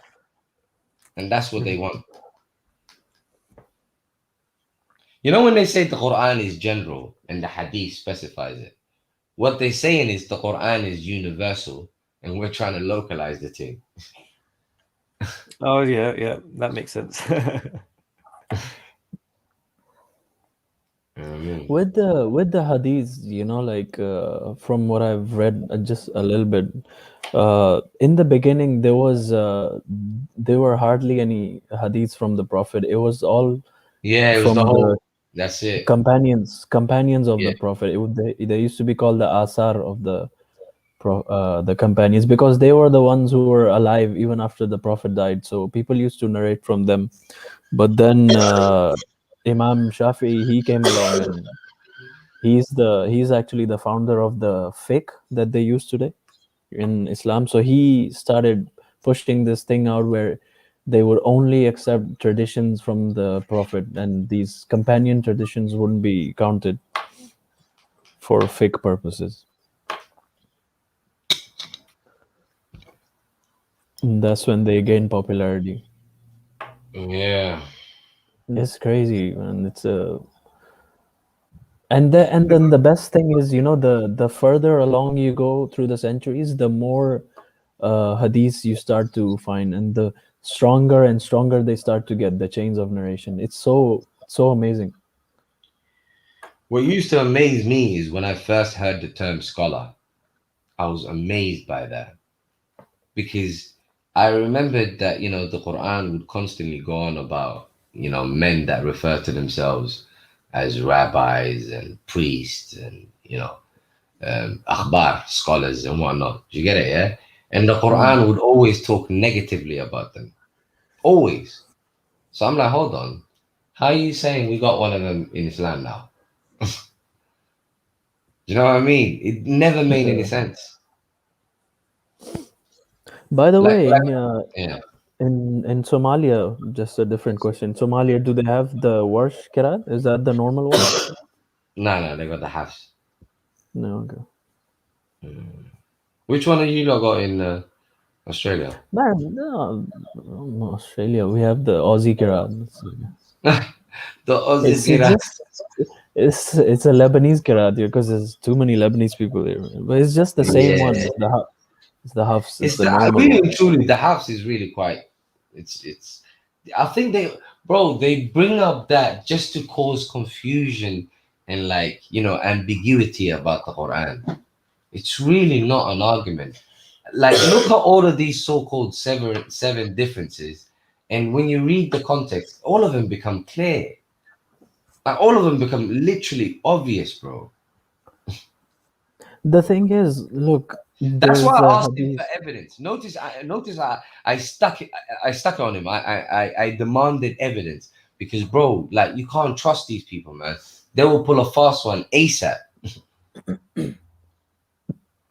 The thing is, the source of this problem, is the hadiths itself. Like the Quran doesn't say anywhere that there are 7 different qira'ats. So this is the hadith that says there are 7 different This qira'ats. is what I love about Iron Man. Iron Man, bro, I'm telling you, man. Look, Iron Man straight. He's ready with the verses, bro. They have taken their rabbis, scholars, and priests, monks as lords besides Allah, and also the Messiah, Son of Mary. Now, seriously, now, yeah, like, how have they not? If you're just taking what a man says and you're just subject to whatever he says, how have you not taken him as lords besides God? See, that's quite profound what you're saying, because I don't think many people understand that. But then they don't read the Quran. No, but this is just in general in life. I don't think they Can you hear understand. me? Yeah, we can hear you. Has the voice gone? No, we can hear you. We can hear. Yeah, so I don't think people understand. Like, for instance, when people, like, I'll give you an example. When I started work, right, I've never felt like my employer is one that's employing me and paying me, or has like absolute authority over me. Absolutely. Now, if they choose to dismiss me or ask me to do something that I don't feel comfortable with, I say it straight. And if I feel that, oh, that's going to jeopardize my position, I don't care. That's it. Because I feel that my risk is written for me. What I'm going to get, I'm going to get. I'm not going to get a penny more or a penny less. So why am I going to compromise my integrity? And if I am going to lose my job, so be it. Because I don't see now, if I'm somehow allowing my behavior to be influenced by like my employer, then I am somewhat giving them authority over me. Totally. And this is something I feel like is anti-Quran, anti-Islam. Totally, my brother. And likewise with government, or Islamic institution, or see, this is why I posted in the comment section earlier on when you were saying something along these lines, freedom. Because I don't think people understand what true freedom is and true, I guess, libertarianism is. Yeah.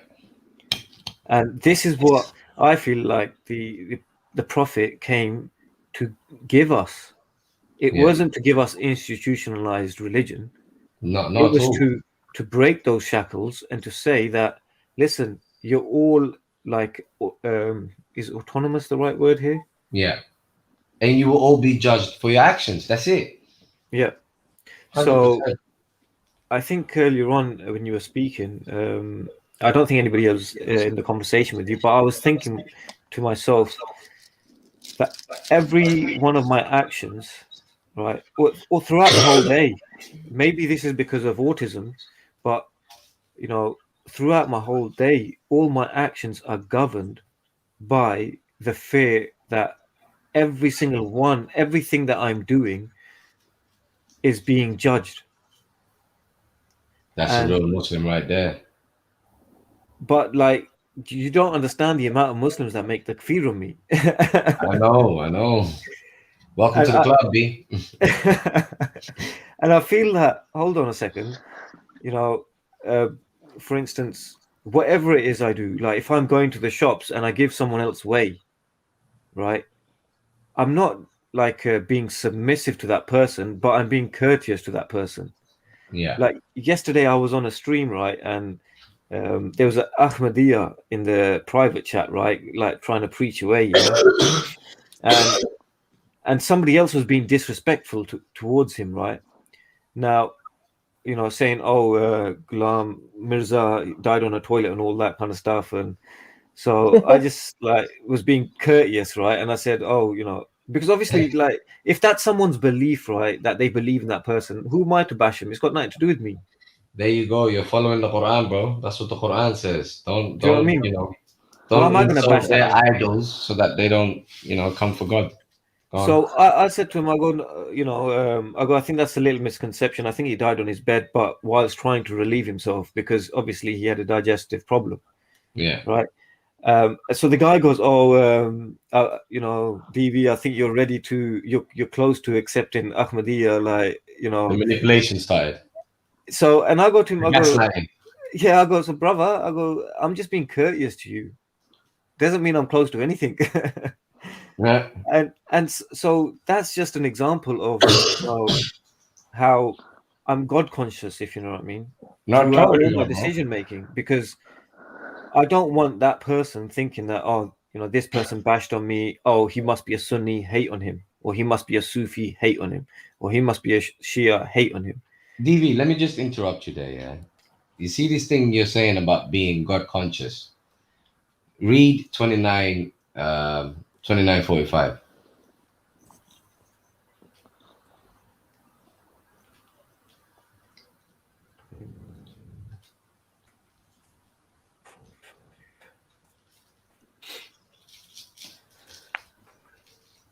So, Prophet, recite what has been revealed to you of the scriptures. Keep up the prayer. Pray restrains outrageous and unacceptable behavior, remembering God is greater. God knows everything you are doing. Okay. See that this to me, right? I've come to this realization. This was even prior to conversating and having exchanges with Rational. That prayer is, just from reading like the verses, right? I was getting the impression and that the context that it relates to is it's a state of being. Oh, absolutely. It's not necessarily a ritual action, if you know what I mean. No, you not only have you got it spot on. Let me just give you a little ammo there, yeah. Now, obviously, they tried to play with the translation, but that little game that they tried there won't be too difficult for us to discern. So, notice in the beginning it says, "Recite what has been revealed to you." Yeah. So, first and foremost, that is single. It's addressing the prophet. So it's telling the prophet to recite what has been revealed to him. Yeah? Yeah.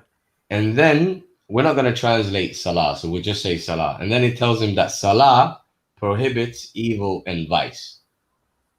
Yeah? Yeah. So there are two things that is connected here. One, the prophet reciting what has been revealed to him. and the word salah, Yeah. and what salah has the ability to do. Yeah, Yeah. which is namely forbid evil and vice. Yeah. So Yeah. the question is this: the prophet recites the revelation to the people. Okay.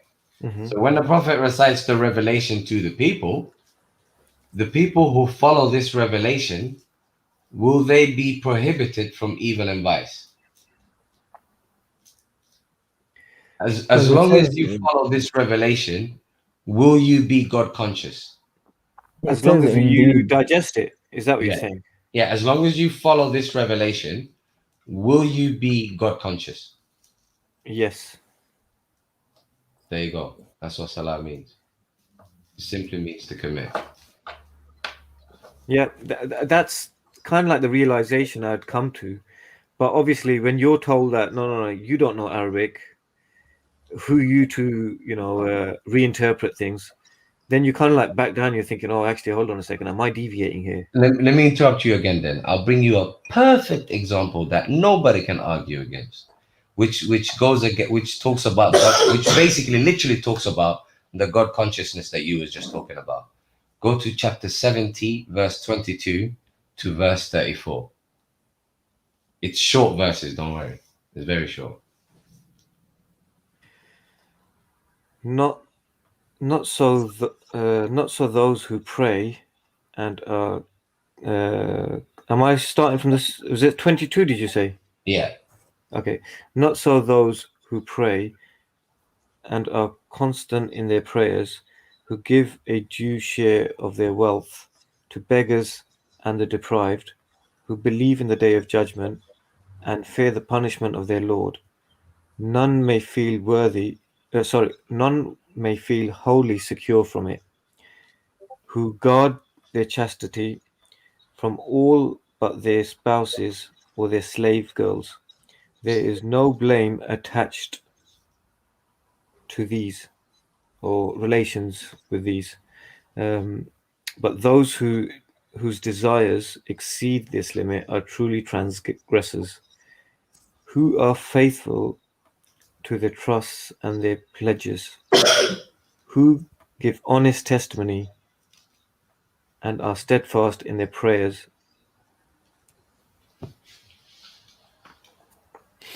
Is that the This last? That's the last, yeah. That are Okay. steadfast in their prayers. All right. Think about everything that you've read, and in the beginning and in the last verse, you read the term prayer.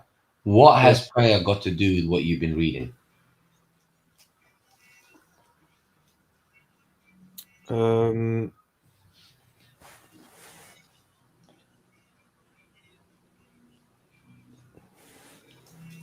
You've been reading about, being just and giving truthful testimony and,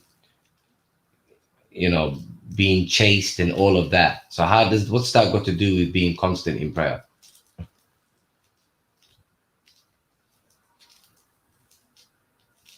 Well, I know how a traditionalist would answer that. Go on. but, Hit me with it. but it's not something that necessarily, unless you believe in the whole indoctrination of it, then it doesn't make sense. How would it work? Literally, considering the context that you've read, how does prayer just fit in?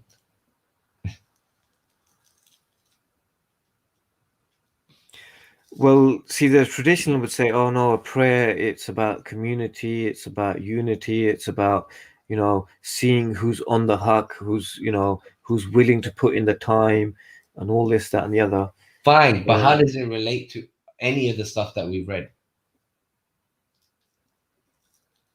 It doesn't really. So how's it going to fit then? Because the rest I think of them are like another commandments, aren't they? Exactly. I think another one is, if you read, I think this is a good example as well. If you read Surah 107, it's quite short, and you'll realize prayer does not fit here. It has no relationship. Go on, let's read it. Yeah. Which one was that? 107. Surah 107. 107. Yeah, just What read all of verse? it. It's only like 7 short thingies, verses.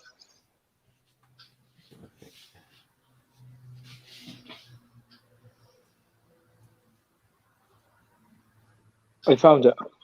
One moment.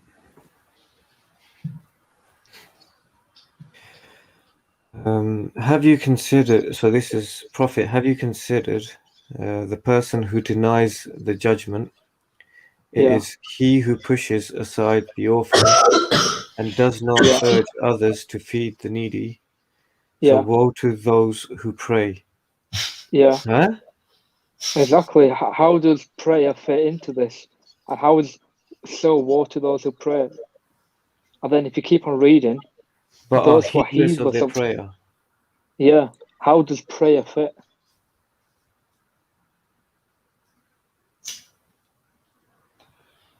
So It is don't it saying fit those who pray but are basically not praying, not yeah. See that's where you have to now then make the jump that your prayer is automatically going to be what's the word here? Sincere. But you can't necessarily say your prayer is automatically going to be sincere unless you believe that prayer is sincerity. I mean, what is a prayer if it's not sincere? Like, what's the point of praying then? You're just like, the whole purpose of prayer is that you believe in what you are invoking. Why invoke if you don't believe it? See, this is the thing where the reason why I started like reading a different context to the word salah is because when I was seeing it in the Quran, the way it's being used, like how it's going to make you righteous, and then what my personal experience in mosques is, Exactly. and I was like, what? Hold on a second. Once Exactly. I'll give you an example of what something that happened once, right? So the Imam is reading and he's made a mistake, right? And so you've obviously got the autistic brother who doesn't even wait a second and jumps on that mistake and corrects him straight away, right? Now, as he's corrected him, the Imam's kind of like lost trail of thought now, right? So this is kind of like that turned into quite embarrassing for him because he's like started stuttering, like, where was I? Like, what did he just say? Hold on, where did I go wrong? And then he's kind of like forgotten the verse he's reading now, yeah. So he's picked up another verse now, yeah. And so basically, he's finished his namaz, right? As soon as he like looks to the right, looks to the left, turns around and starts going in on the guy. Right, like literally, it's about to turn into a fist fight, right? So now they're shouting at one another. Other mans have got involved, right? I'm sitting there like looking, thinking, "Oh my god!" What happened to prohibiting evil and vice? Salah prohibits evil and vice. What happened? Exactly. So Exactly. I'm thinking, "Oh, whoa! Like, what on earth just happened here?" Like, I thought this is gonna increase in piety, and like, if this is the standard that the imam's at. I don't want to even know what the man's behind him are like at. Do you know what I mean? Exactly. Exactly.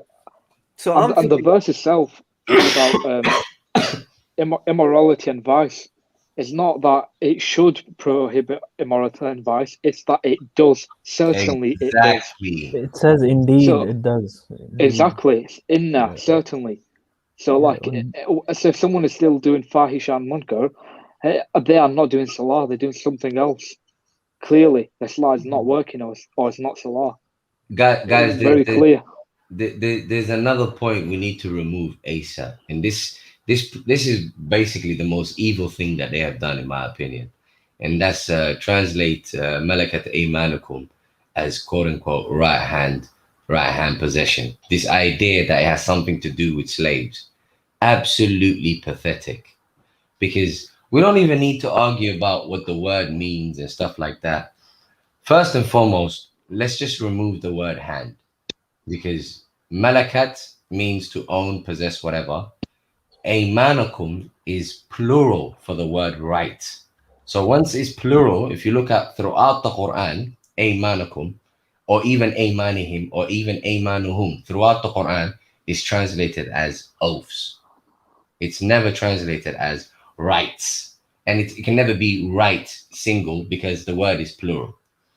However, if we go to chapter 60, verse 10, gentlemen, we will see,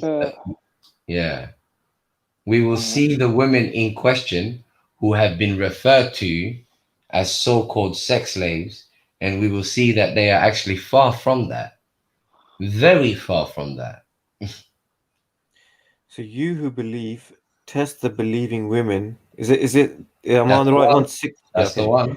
So you who believe, test the believing women when they come to you as immigrants. God knows best about their faith. And if you are sure of their belief, do not send them back to the disbelievers. They are not lawful wives for them, nor are they disbelievers. Nor are the disbelievers their lawful husbands. Give the disbelievers whatever bride gifts they have paid, if you choose to marry them. There is no blame on you once you have paid their bride gifts. Do not yourselves hold on to marriage ties with disbelieving women. Ask for the repayment of the bride gifts you have paid, and let the disbelievers do the same. This is God's judgment. He judges between you. God is all-knowing and wise. Right. Do you notice that these women are immigrants? They're refugees. Yep. They have left their pagan husbands to join the Muslims. Yeah? Yep. And you see that the Muslims are told to basically, if they want to marry them, but to give back the money that the pagans have paid. Yep. Are these women close to anything resembling slaves? No. Are they even close? No, free women. So these are basically women who ran to the Muslims, and then somehow these women have been made to look like slaves. Does that make any sense to you? Where's it? But it's not saying that they're slaves in here. No, but these are the women that are referred to as Malakat Aymanukum. And it's self-explanatory why they would be referred to as Malakat Aymanukum. Because now who's taken an oath to protect and provide for them? The Muslims. There you go. Hence why they are called Malakat Aymanukum. Because they were looked after by their pagan husbands, and now they're looked after by the Muslims. But they're supposed to be their wives. That's a choice if they want to.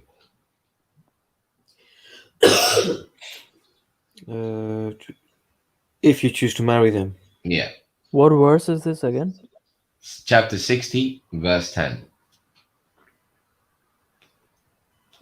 Another example is somewhere in chapter 4. Oh. Yeah, another example is somewhere in chapter 4. It talks about if you are to marry them, meaning the Malakat Aymanukum, you are to get permission from their people. So that's not how you treat a slave, is it? You're not going to ask a slave's parents and whatnot, can I marry my slave?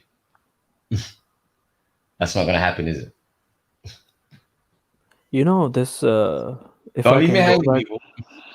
if I can go back to the chapter 60, verse 10. Yeah. Yeah. There's another thing that this verse does beautiful. Yeah. So in Islamic history, you would have heard of this treaty that the Muslims signed with the Quraysh when they were going for the Umrah. Yeah. Yeah, the Sulh Hudaybiyah. Mhm. So if you remember, this treaty said that anyone who comes from the Quraysh to the Muslims need to give them back to the Quraysh. Yes. Yes, and anyone who becomes anyone who's a Muslim who goes to the Quraysh, the Muslims cannot ask for them back. Yeah. So this verse just calls Blows bullshit that on out that the park. story. Yeah, bullshit on that story. Totally. So does that story reach us through hadith? Then I take it. Yes, Yeah. Sirah and Hadith. Another So- thing that we get from hadiths is the idea of sex slaves, and this is what they use. These women are not sex slaves; they're far from. But what this verse seems to be saying is to the Muslims, there's a duty upon you to free these women from their prior ties.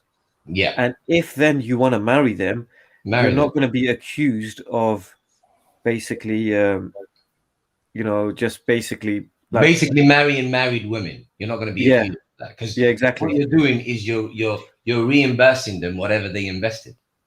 Yeah. So you're kind of like freeing them from that financial burden that, There you go. obviously that a bride That gift contract. comes with. You're freeing from them from that contract, basically. Yeah. So it's Because the saying contract basically is help money them. at the end of the day. So it's basically just saying to him, help them, right? Yeah, yeah. So how do you turn them into sex slaves? Do you see how evil it is what they've done? Yeah, you How is can't. that not evil? To accuse the Quran of somehow talking about sex slaves when it's talking about that. How's that not evil? Yeah, it is a bit that is a bit questionable because obviously you're liberating them, and at the same time you got hadiths that are basically enslaving them. But I could see where this idea of enslavement comes from, if you know what I mean. Like hundreds of years down the line, or 50 or like, because obviously for me, right, the problem when I look at it historically, the civil war was the beginning of the end. I don't think after the Rashidun leaders, I think that's most of the prophecies that the prophet's going on about the end times is the end times for the creation, for the Meccans. Well, according to the Quran, the Prophet is told to literally say that he does not know what will happen to him, nor with them. He's simply here to deliver a message. So according to the Quran, he doesn't make such prophecies. But according to the Hadiths, he's someone else. But what True. happens in history, right? What happens when every time a messenger has come? They What's turn him happened? into a figure. They turn him into a mythological figure, which they can then use to their own benefit. No, but what happens to what I mean specifically is what happens to that community that the messenger arrives at? They split up. They disbelieve. They always get destroyed, Yeah, but that's when they reject. but they always reject. Nah, not always. Where have they not rejected? I think Eunice's people didn't reject, did they? No, was they accepted for a while. I Yeah, think and the next and generation. so did Prophet Muhammad. Yeah, I think that his people, a few of his people, they accepted, and then afterwards they came. I think because if you read the Quran, the entire theme of the Quran is that when they are obeyed, generations after them disbelieve. And that has happened with every community. Even Yunus, the people that came after him and after him, they disbelieved. Yeah. So with Okay, the Prophet, So his with people may have believed. People after him didn't. But you So gotta with- understand, with Noah, for example, certain people believed. The people that believed were saved with him. Yeah, yeah, but what I mean is as a nation, right? yeah. What happened after? So after Abu Bakr, what happened to the next Khilafah? What? What happened to the next Khilafah after Abu Bakr? After, But see, Abu them Bakr. things there, yeah. Like, I'm gonna be honest with you. I don't see how to connect the Muhammad of the Quran and the Muhammad of the Hadiths. I don't even see how they're the same individuals at all. Okay, just follow me here for a second, yeah. So what happened to the next Khilafah then? He did he went die? to allegedly. Abu, I can't did remember he how die Abu. peacefully? Was he murdered? What Oh happened yeah, exactly? yeah. Umar was murdered by a Zoroastrian allegedly. Okay, so he was murdered, right? Uthman was Yeah. murdered. Ali was murdered. Okay, are you seeing a pattern here? Abu Bakr was the only one Yeah, that. all Yeah, the yeah, all the 12 imams of the Shia were murdered except one. Look at him. It's so convenient. Yeah, they're all assassinated. Okay, so and who were they assassinated by? I don't know. I think Umar But was what I don't put as understand is why Rashid. they matter. I Well, don't even. where Why I'm do the coming to companions is even matter? the civil war that happened. See, when I'm looking at history and I'm looking at it objectively, right? I don't think that, you know, we're fed this story that from the Prophet, right, up until the Ottomans, we had continuity. I don't think that was the case. I think the Islam of the Prophet after the basically the Rashiduns, yeah, and then after the civil war, Islam lost. That's kind of general knowledge, though. That's why they called the four righteous Rashiduns, because the rest were corrupt, basically. That's what people are implying. They're implying, but nobody actually believes that. Everyone, because as far as everyone else is concerned, you get told that all the Muslim empire grew and then it grew and then it grew and then you had all of a sudden you had the Ottomans and then in 1924 Mustafa Kemal put an end to it. And it's like when you actually look at everything in detail, no, like the Islamic rulers, they were defeated and that nation was destroyed. So why was that nation destroyed? If they were on righteousness, how is it that that nation was then destroyed? Well, exactly. Yeah. This is my point, because I don't think the people really took on the message how we're told that they took on the message. No, they haven't. Yeah, yeah, exactly. I mean, yeah. Because if they did take on that message, then Allah would have saved them from any punishment. But the prophets came, delivered the message, people believed, but on a minority of them believed, but you know the majority of them didn't actually take on the message. Well, DV, going with that, yeah. If you look at the theme of the Quran, Sunnis will have you believe that God destroys societies because they don't quote unquote worship Him, and what they mean by worship is their rituals, basically. However, if you look at the Quran, when God destroys societies, is obviously because A, they're attributing lies to God, but B, they're corrupt. They're cheating the people. They're basically murdering, or there's rampant homosexuality. You name it. Basically, they're corrupt. And See, when for they me, the beginning of the end was Muawiyah. now watch this now, yeah. When they make a society corrupt, that's when God basically gives them an ultimatum of either living by the message or He destroys them. Now, one of the methods that he uses is obviously nature, but the other method that he uses that people don't pay attention to is he gets other nations to basically come and go to war with them. And it's usually the type of nation that they themselves so for instance, No, one minute. Let me land. The point I'm making there, yeah, is that so Allah tells us two ways. So one, He uses nature, He destroys that society, that system, or B, He uses another nation to go to war with them. Now, really and truly, if you really think about it, if you look at the nations who where a lot of nonsense is happening, for example, the Islamic nations that you mentioned, all of that only happened because they were corrupt. Like another nation is not going to come and fight you if you're not united yourselves, and that's the only time they come and fight you. Yeah. You see what I mean? And if you're not united, it's because you're corrupt. If you weren't corrupt, you'd be united, wouldn't you? Absolutely. And if you're very restrictive or very oppressive, you're going to get a very liberal society that's going to come and destroy you. It's the irony of it. Yep. Right, which gets me. Like when you look at each one of the instances, like what they say, the ransacking of Baghdad. Well, what were they doing in Baghdad? They were corrupt. And how were they corrupt? And who did they get destroyed by? And what was basically the mission of the people that came and destroyed them? So we're told that the Mongols, for instance, are evil. They kind of like just were savages, destroying everything. Yeah. But when I've actually looked into them, and I've looked into Kublai and and what he did, the Mongols were basically the originators of, the first university, so to speak.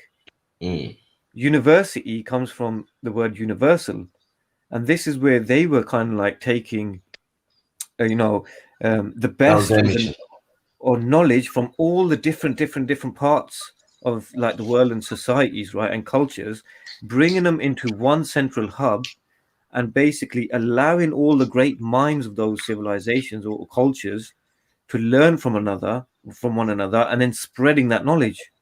Yeah. See, what were the people of Baghdad doing? There goes Iron Man with the verses, my brother, man. Iron Man is ready with the verses.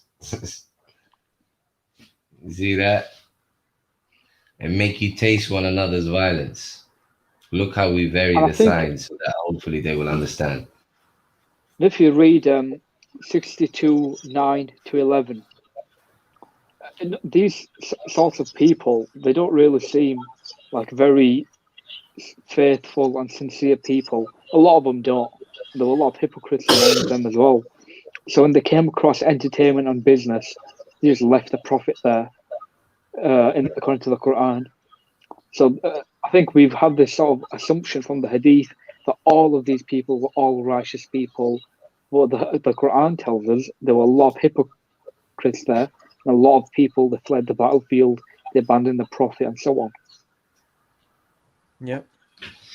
It's funny you say that. I was watching a video earlier on, a little short one that I had with Shamsi, and it was about the so-called hypocrites, because they constantly go on about how the Ansar and the Muhajirun.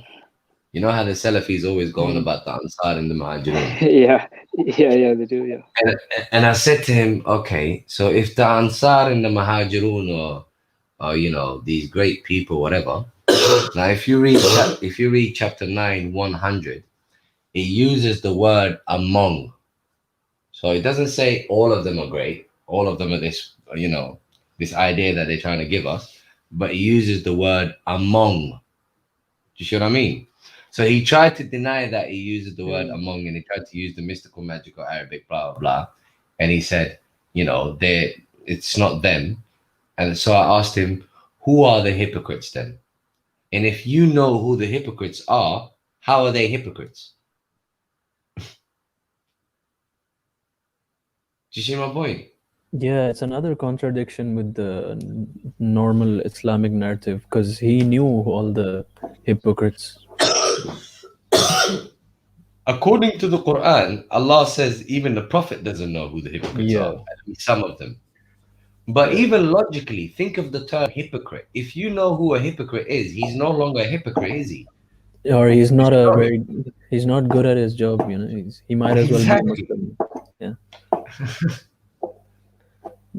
So this idea that so there's no way to, so when people go on about Sahaba, blah, blah, I always wonder to myself, how do they know who's who?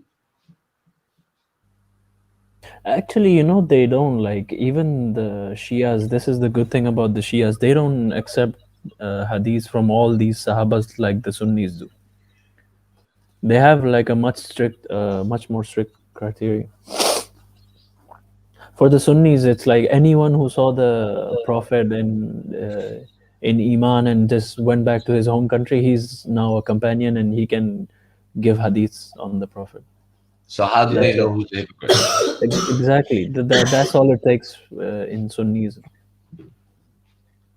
See, there's another little hole in the whole traditional story, right? Is that we're told that the Prophet came to, the worst people on earth, and the worst of the worst they were, right? The Arabs that we're talking about here right now, yeah. Yet these are the people, and then they go on to say, and he turned these people into like the greatest, and this is like a miracle of the Prophet, right?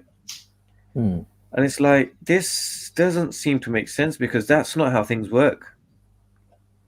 Like, you don't just go from being savages to becoming like like basically you don't go from being a Mike Tyson to a Malcolm X. Do you know what I mean? Uh, So it's like, how do we? Because these same people, right, that you're saying are the worst of the worst, are now tasked with spreading the message generations down the line. Well, you know, them and their offspring. So surely there's going to be a lack of understanding or inability to grasp the information that they're being given. So you're already starting off, you know, not on the back foot here with the information that you're being handed down.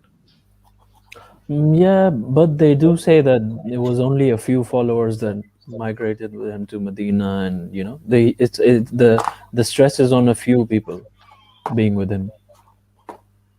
No, what I'm saying is that the people, right? So I'm not talking about the Prophet, and I'm not talking about his immediate companions. I'm talking about the wider population of people, right? Oh, so that you mean the population that came under the caliphate eventually?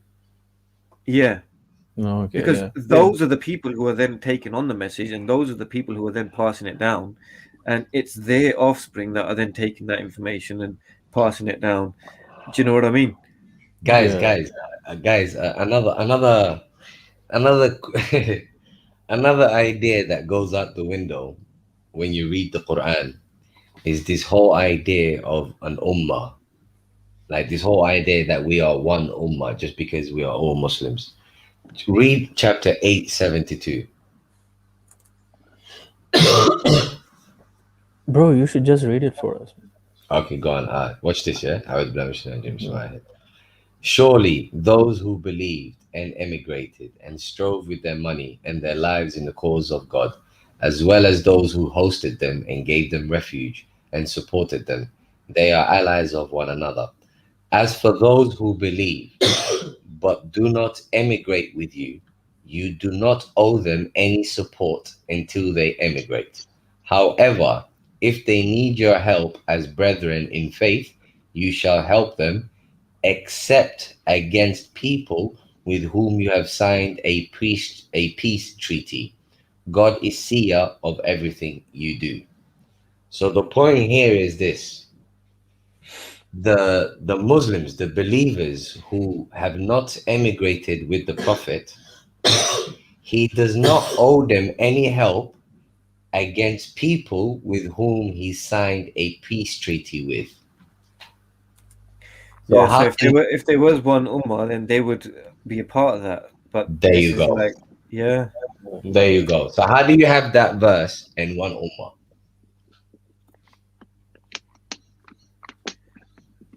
So what it means in a different way is that to be part of the ummah, you have to be very Residing together. focused on, you have to be completely put- dedicated to the You have to community. be And the living thing is, together, right, be residing together and under the same mission. Yeah. Or Because- under the the thing same is, nation, yeah. the Sunnis, when they say, "Oh, we have ummah, everything," they don't really mean it. What they mean, they do it to sort of play a trick. Because if you say to them, "Okay, are these people Muslims?" They'll say, "No, they're not." Are these people Muslims? No, they're not. They sort of use the ummah card when it sort of favors them, because then they can say, "Oh, look, we have the majority," and when they don't even consider the majority to be Muslims. Bro, there's not a single idea that works. Not one. Furthermore, check this out, yeah. Let's look at Hajj. Let's look at Hajj, yeah. This will be a good one. Hajj, one of the most interesting about Hajj is Hajj never actually addresses the believers. It addresses mankind. Mm. So Yeah, isn't that a contradiction straight away? Because mankind are not allowed to do Hajj. So what Exactly. verse are we talking about here? Okay, All so of if we them. look at There's a where's verse the where Abraham verse? God tells Ibrahim to proclaim to the mankind for the Hajj. Yeah, Wasn't which it? verse was it? وَأَذِّن فِي النَّاسِ Yeah, I found it. Chapter 22, verse 26. Starting from there. So we appointed Abraham to establish the bait. We're not going to translate it for now. You shall not idolize any other god beside me, and purify my bait for those who visit it, and those who live near it, and those who ruku' sajdud. Yeah. Ruku' sajdud. So there's no end, by the way. They like to put bow and prostrate, but it's just bow, prostrate, if anything. And then the next verse, and proclaim to the people, not to the believers, and proclaim to the people, and proclaim that the people shall observe the Hajj. They will come to you walking or riding on various exhausted means of transportation. They will come from the furthest locations. Now, before we continue from this verse, the first thing I want you to notice is that it's proclaimed to the people, not the To all believers. people. For all people. Yep. It does not say people. It does not say believers, does it? Yep. God, we know that God doesn't mix his words, does he? Yeah, it's not loose with the words. Very Exactly. specific. Yeah. So Hajj, the alleged Hajj that is practiced today, is that for people or is that strictly for Muslims? To all of mankind. No. Mankind are not allowed there. No, are you saying what it's saying in the verse, or I'm what saying we're doing today? traditions, what the traditionals practice today. Oh, so what we're doing today is just for Muslims, isn't it? Yeah. Yeah, just for Muslims. Yeah. So isn't that a direct contradiction then? But they will say that this is talking about Abraham, but the Prophet came after that. So what, the religion changed? I can't speak on their behalf, but I'm just saying that I'm just kind of like theorizing how they would answer this. No, I hear you. But that's how they would have to argue. But anyway, okay. The second point here is what you just said. It says they will come to you walking or riding on various exhausted means of transportation. So they're coming to Abraham. Yeah. So Hajj here is to do with people coming to Abraham. Yeah? Yeah. All right. So when we go to the next verse, it says that they may witness benefits for them and that they may commemorate the name of God on specified days of what he has provided them of the animals, livestock. So eat therefrom and feed the miserable, the poor. Now, before I continue, notice it says that they may witness benefits for them and they may commemorate the name of God, etc. So do you think that's connected to Abraham's Hajj? Yeah. It would be, wouldn't it? Yeah. All right. So Abraham's Hajj involves that they may witness benefits and that they may commemorate the name of God. Bro, can you tell me the last verse, please? Sorry? The last one you just said. The verse. So to attain benefits and celebrate God's name on specified days over the livestock he has provided for them, feed your souls and the poor and unfortunate. So there are two things. So there are two things there. They're being fed and they're also witnessing benefits. Yeah, just tell me the number. Is it chapter 2? 22, 27. 22, 28, this specific one that we just Yeah, read. 28 right now, yeah. Yeah, so there are two things that involves the Hajj. One is that they've witnessed benefits, and the other is that they're getting fed. Yeah? Yeah. Yeah. All right. So if we go to the next one, they shall okay, let me read forward. Then let them complete their obligations. Then let them fulfill their vows. And let them visit the ancient bait. So here's the question. Complete their obligations and fulfill their vows. What obligations and what fulfilling of vows?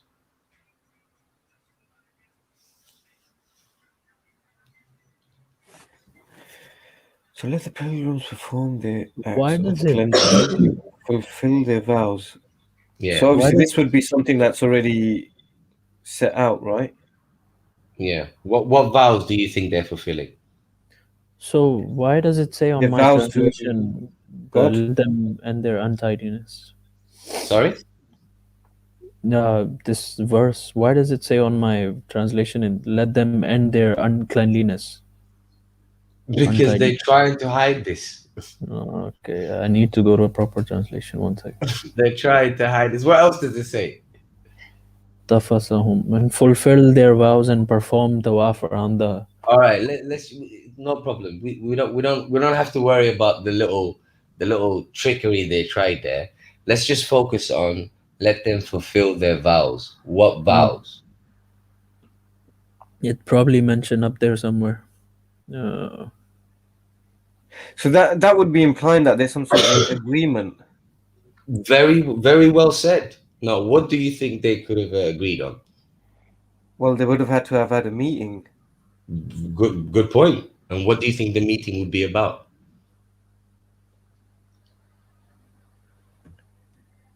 This is kind of like I'm picturing the Bilderberg meetings going. No, bro. I'm telling you, you're on point. You're on point. Now, the last thing is just ask yourself if yes, they are having a meeting. Yes, there is an agreement. Now, the last point is this is a messenger. So, what do you think they're agreeing on? It's like isn't it like a treaty then? What do you think Abraham is interested in? What do you think he's trying to get them to agree to? Cohesion and like basically message. most likely. Monotheism.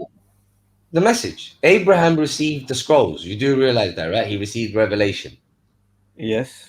So what else? What other interest would he have other than to spread the message? He's not feeding them for no other reason, is he? He's not calling them towards him for what other reason? Yep, I agree. I think there would be a verse somewhere in the Quran to much better elaborate on this one. The vows. There must be.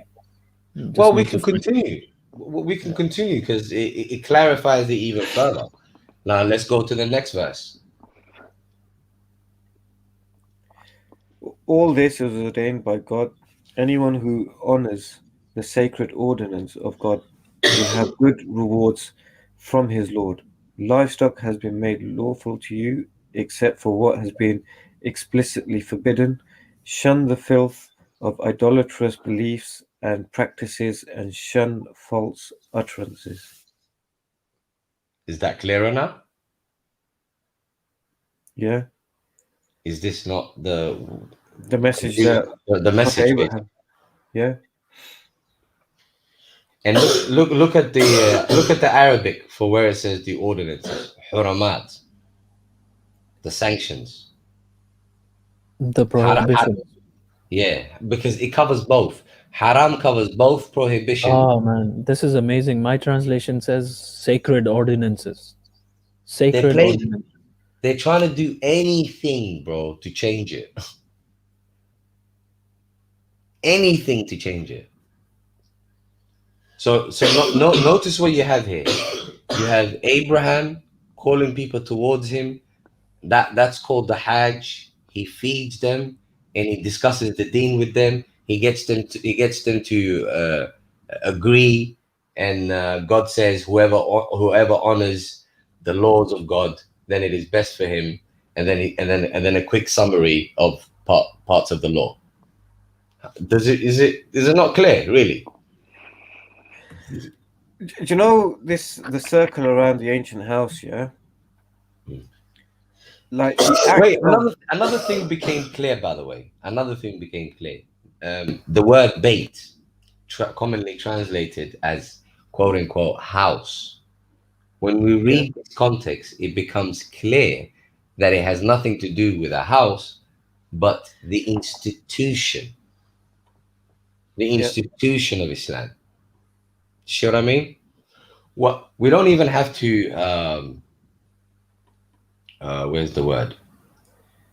There's nothing ambiguous about that, because if I go to the, where's the word? 1 minute. If I go to the word itself and I look at all of the instances that the word is used in the Quran, it's not always translated as quote unquote house. So you'll see that the word can have many meanings. Okay, so when it says we showed Abraham the site of the house, so that could actually just mean we showed Abraham the site where this institution is going to be based. Well said. Well said. Which verse are you talking about? So 22:26. 22, 26. So even the word site is not there. So it says when we appointed for Abraham place of the house, makan, place of the house. So okay, so if I look at this bait right now, yeah, I'll give you a few verses. Okay, look at the word and look at chapter 481. You'll find the same root word, bat yata.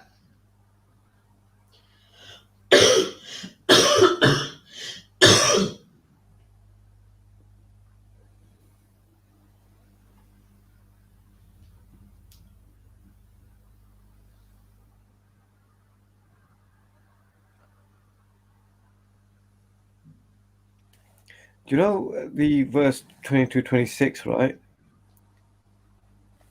Is it talking about the same people doing all those things, or is it talking about for those who circle around it, one group of people, those who stand up to pray, second group of people, and those who bow and prostrate themselves, third group of people? Like talking about three different types of groups of people. The word "and" is not even there, first and foremost. So when it says bow and prostrate, the word "and" is not even there.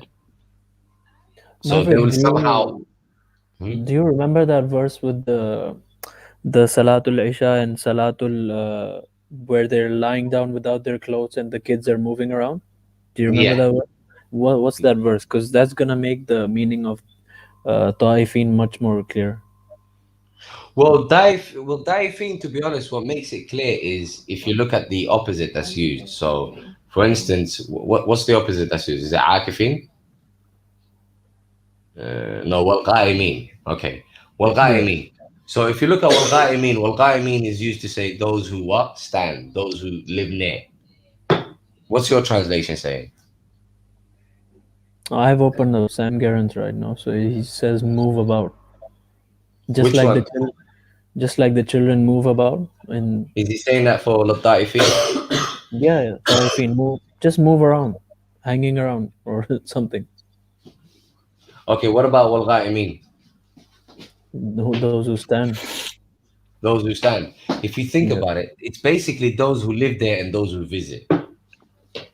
Yeah, You but get it? see, that would be an interpretation. That would be us making an interpretation, not like what the actual text says. Well, I don't know. Let me look at the Ta'ifin then. See, that's why I'm saying, like, if you remember that verse with Actually, visitation is in there, bro. Visitation is in there amongst the explanation. So you got to go about, walk about, run around, circumambulate, make the round, come upon, circuit around, encompass, circulate, apart, some, party, people, company, band of men, deluge, common destruction, calamity which embraces many, visitation, calamity, etc. You get it? So visitation is there. Yeah, but look, man, like, to be honest, we can't just choose the meaning that's the most convenient to us, right? We need to be consistent. Fair enough. Yeah. So the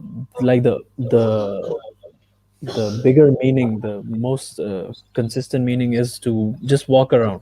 I'm not saying it's to circle around. I'm not saying circling. No, I understand. Yeah, I'm saying just walking around. Like I think it means people who move around the area. That's all. Yeah, that's what it says. It will be, whatever it is, it will be opposite to the next one, which is qa'imin. Yeah, it will be the opposite to that. You get it? Qa'imin are those who stand. They're just there all the time. In other words. Yeah. But the interesting thing is warraki'u sujud. So it's warraki'u sujud. There's no waw in the before the sujud. So it's not bow and prostrate, as they would like you believe. However, Even in English, guys, really and truly, I don't know why we constantly have this argument of the word bow and prostrate.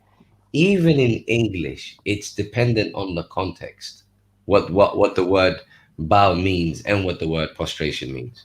The word bow can mean to yield, and the word prostration can mean to submit, depending on the context, even if you want to use those words.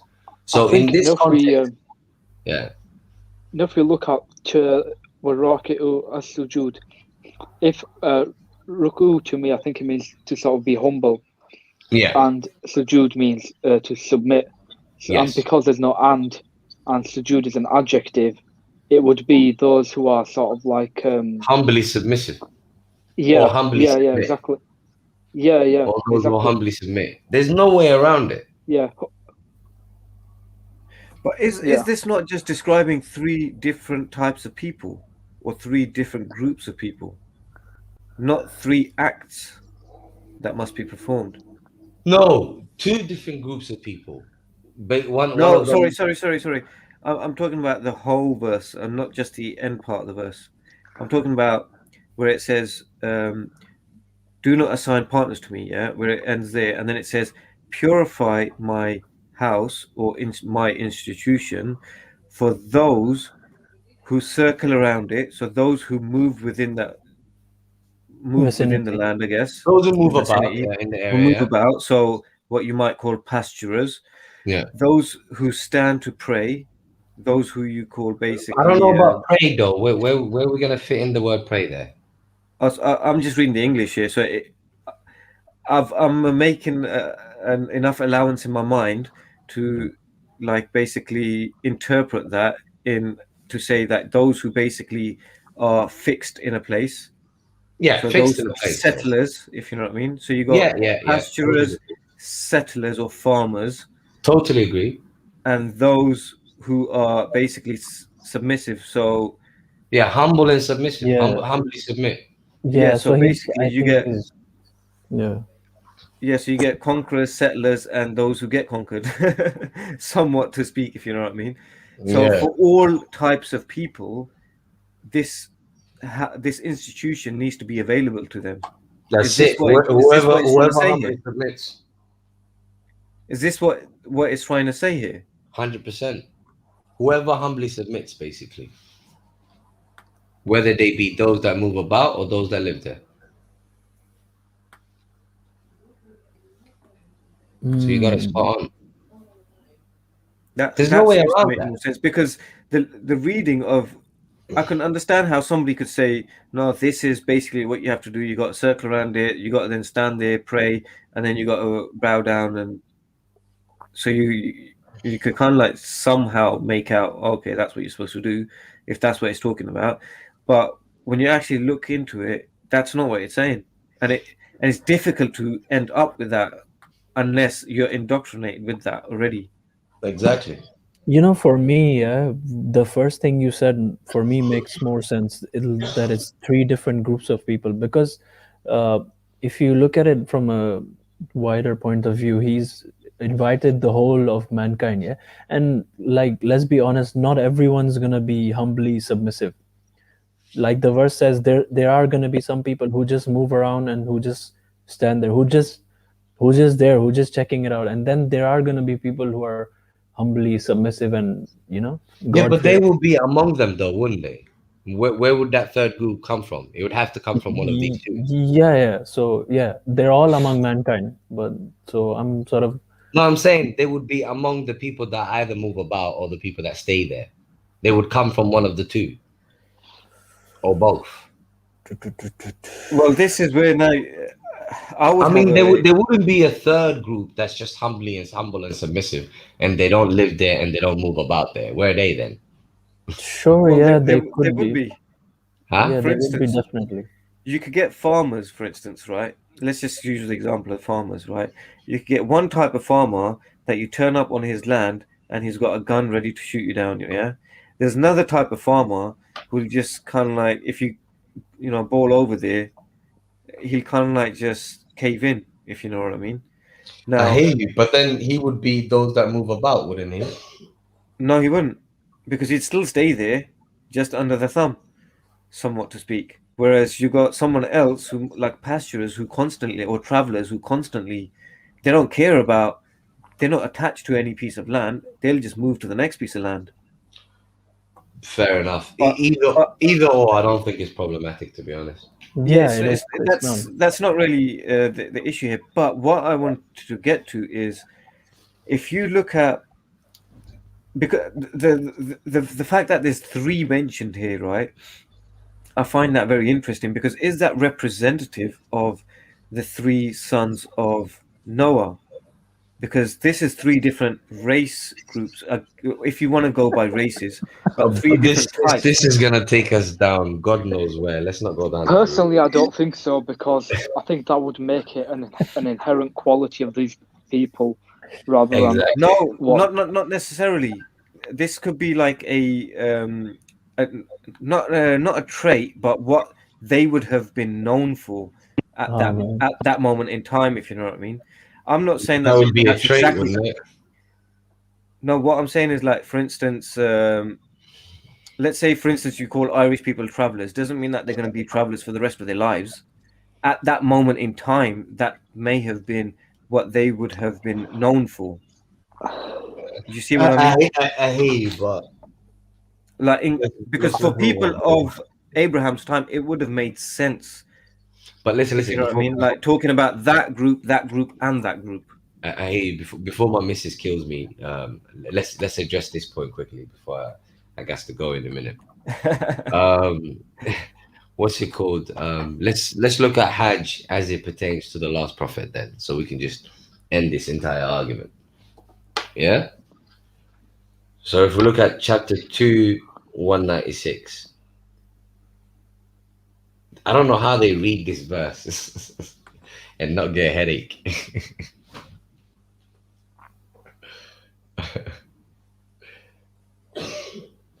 And complete the Hajj and Umrah for God. But if you are prevented, then what can be? I need to know, man. This is a heavy verse. I need a good translation. I can't do this. It's a heavy verse, but I'm glad that you stopped it there. Let's just start from and complete the Hajj and the Umrah for God, and if you are prevented. Yeah. So first and foremost, who's being addressed here? So I don't know. We might have to read the verse before, but I can comfortably tell you it's the Prophet that's being addressed. Yeah, because obviously he had the issue with the Quraysh. There you go, spot on. So he had the issue with the Quraysh. He's now back where the Quraysh persecuted him from, and he's told to complete the Hajj. Starting from there, we have a question. If he's coming to complete the Hajj, you can only complete something that you have started. Can you complete something that you haven't started?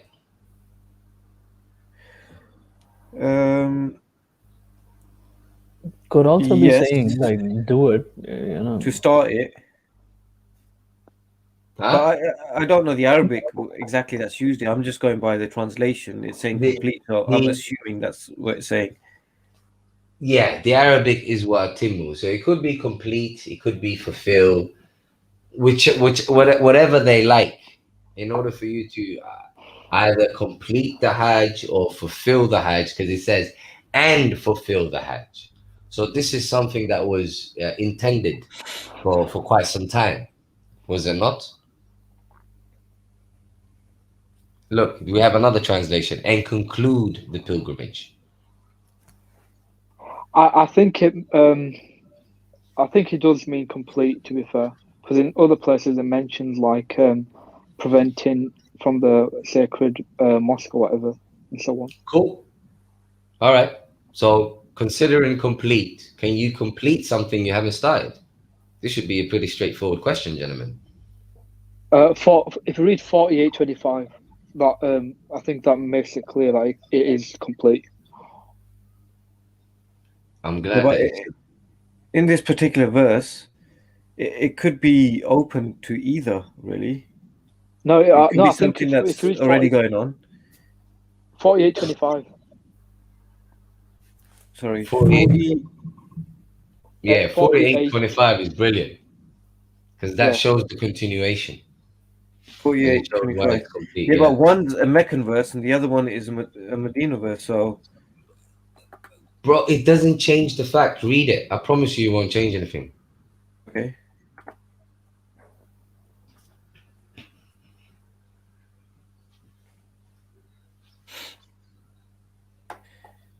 They were the ones who disbelieved, who barred you from the sacred mosque, and who prevented the offering.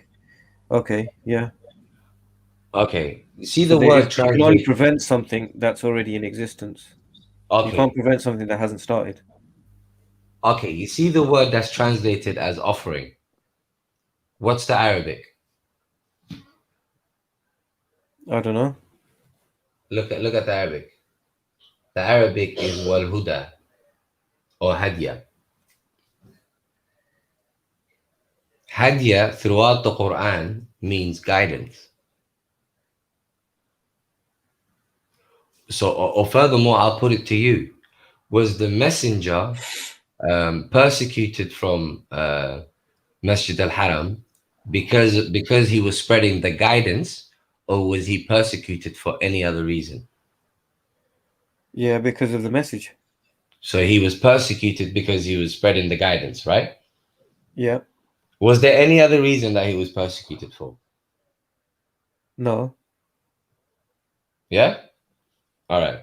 So when he came back, would he come back to do anything but complete the guidance that he started to preach? No, that would be the objective.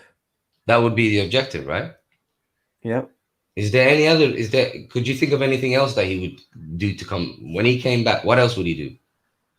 What traditionalists would say to complete a ritual. But okay, if you say he came to complete a ritual, then you have to conclude that he was persecuted because of a ritual. Yes. That would make sense, yeah. Does it? But then no, he's right. I'm saying that the argument would follow. But then Because so you're gonna say now that that must have been in effect for it to be banned, if you know what I mean. Yeah. No, not Okay. only that, it reduces the entire message and everything down to ritual. So basically, the Quraysh were basically pissed at this ritual. That's it. Oh, they couldn't have been because they were completing it themselves. Why would they be pissed at a ritual? No, but they were doing the ritual themselves anyway.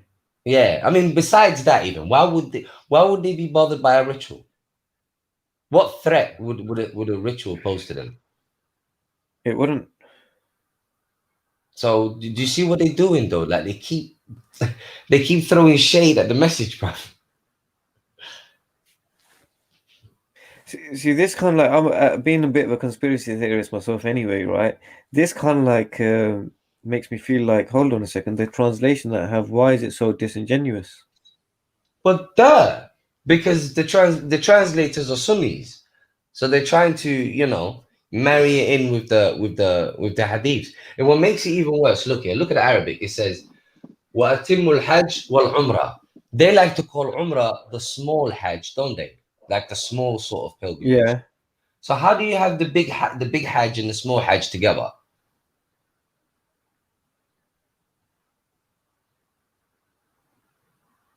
And complete the big Hajj and the small Hajj? Is that what it says? That's what they will have us believe.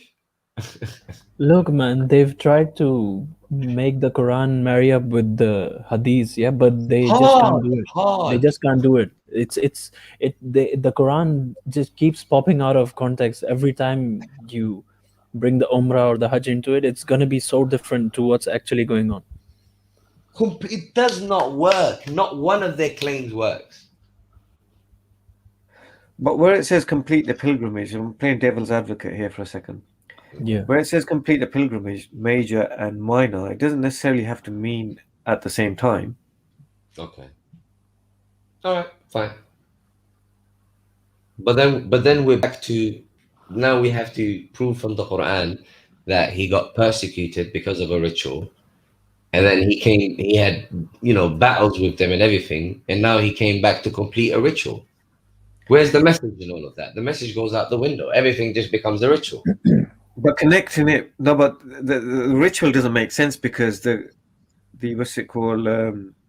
It was the fact that the Quraysh, they were actually carrying out the ritual themselves. It So doesn't. I know. if the Prophet was also carrying out the ritual, he'd just be enjoining with them. So Exactly. for them wanting to ban him for that would make no sense because, you know, they're doing it themselves. They'd be happy that he's doing the ritual. Exactly.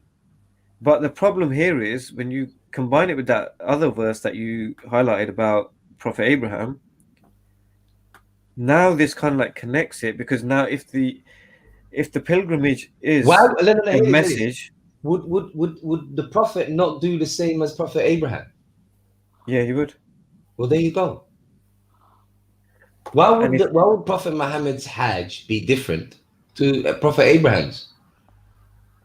It wouldn't.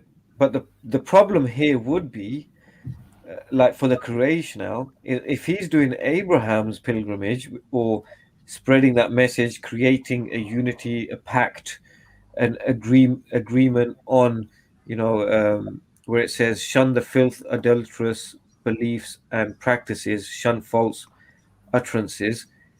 Well, that's what they're doing. So obviously they're not going to want him to go against what they're doing. So that's why they're going to have to ban him. Exactly. So obviously it's like, for instance, me basically creating a rival party. Exactly. The British. That's bringing a different culture, different everything. Yeah, and saying that, right, okay, we're going to get rid of the voting system. We're going to put this system. We're going to get rid of capitalism. We're going to put in communism. They're going to be like, right, you out of here. Exactly, because you're exiled. There you go. Because it goes against what they're doing. Do you see how easy it is, though? See how straightforward it is. It doesn't take a genius. This is what obviously Prophet Abraham's doing here. If he's getting all of the people together and he's saying, right, okay, what we're going to do. Where I wanted to talk about the circling, right, was obviously in the Indian culture, circling, when you circle something, it's a sacred pact that you're making. So when basically a marriage takes place, right, the husband and wife have to circle the fire. Fire being a basically a representation of something. I get it. Of God, basically, or of holiness, right? And the circling being the completion of or agreement of a pact. So this is now a sacred pact between man, woman of this marriage, right? So where it's saying circling around the ancient house, right? Would this have been something that was done for at the culmination of the meeting, of the vows, of the agreements that were going to be made amongst all the parties, and now as a way to kind of like seal the deal, as a sacred gesture, they would circle the ancient house? I get the point that you're making, but irregardless of their particular practices, what we have is we have the facts, and the facts are that they agreed or they were invited to agree to certain principles. So that's all we need to know. I don't think you get the. I do get the point that you're making, though. The point being is that you're only going to circle something to create a sacred pact, to basically honor a sacred pact, if there is a pact. If it's just a ritual, it makes no difference then if you're circling or not. If you're circling, I totally get you. Do you see what I mean? No, I totally get you. I'm just. So what you're saying seems to be supported by ancient practices. DV, believe me, I totally get you. I'm just wary of certain listeners that may accuse us of, bringing our own interpretations and stuff like that. So I'm trying to notice that I'm trying to constantly just refer to the verses alone, and for people to just read it themselves. Do you see what I Oh mean? yeah, but these people would have to also then understand that in the Middle East, right, the practices that were already present, where did they come from? Right. You know, they You didn't can't just help come it, out of thin man. air. They I didn't think just come another out of thin air. interesting, absolutely.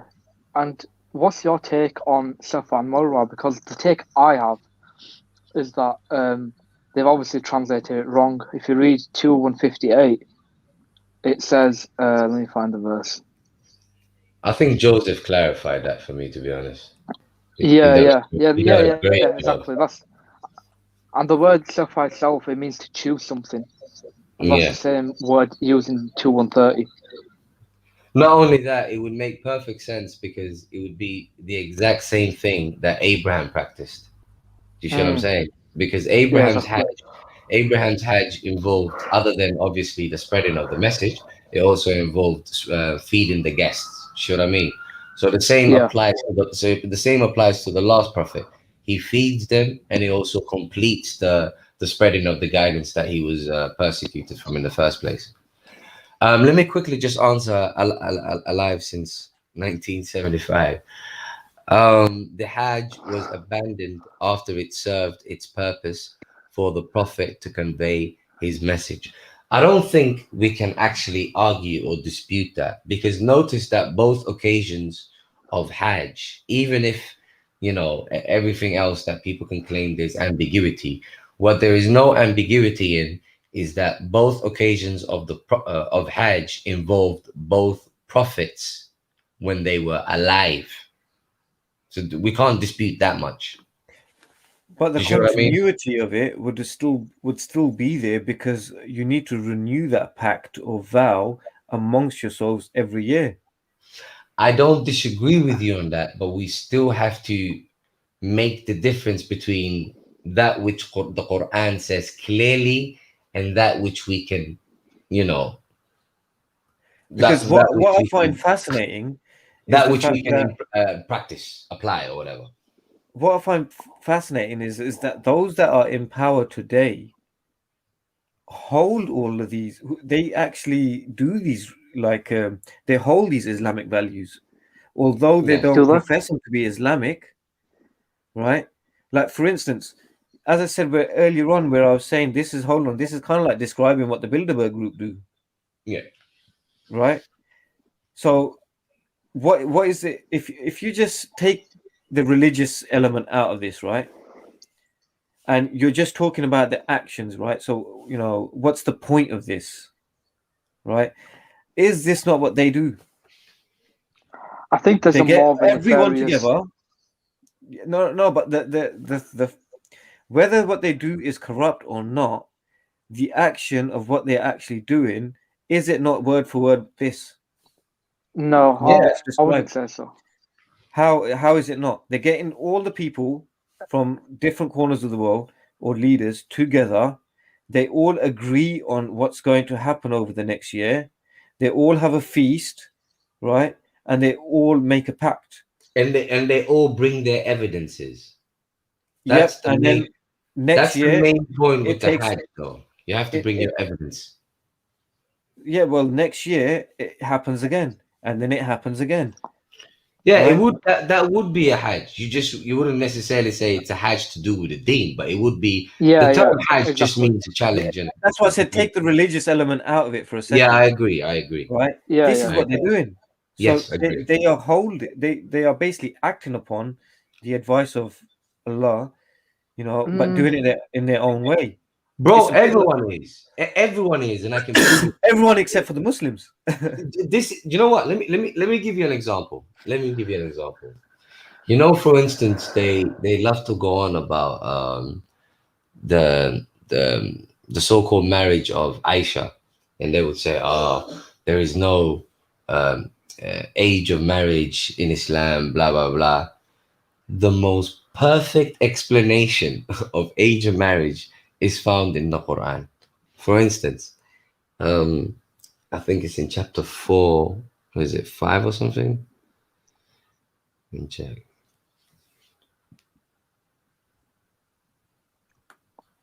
Yeah, 6. Verse 6. Yeah, check this, yeah? I don't know, should just show him. And test the orphans until they have reached the age of marriage. Number 1.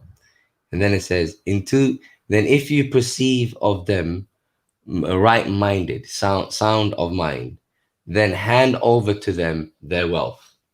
Now, please think about this for a moment. Number 1, you have age of marriage. Number 2, you have sound mind. And number 3, you have the ability to basically handle her property. If you think about those three attributes, those are the attributes of an adult. Yeah.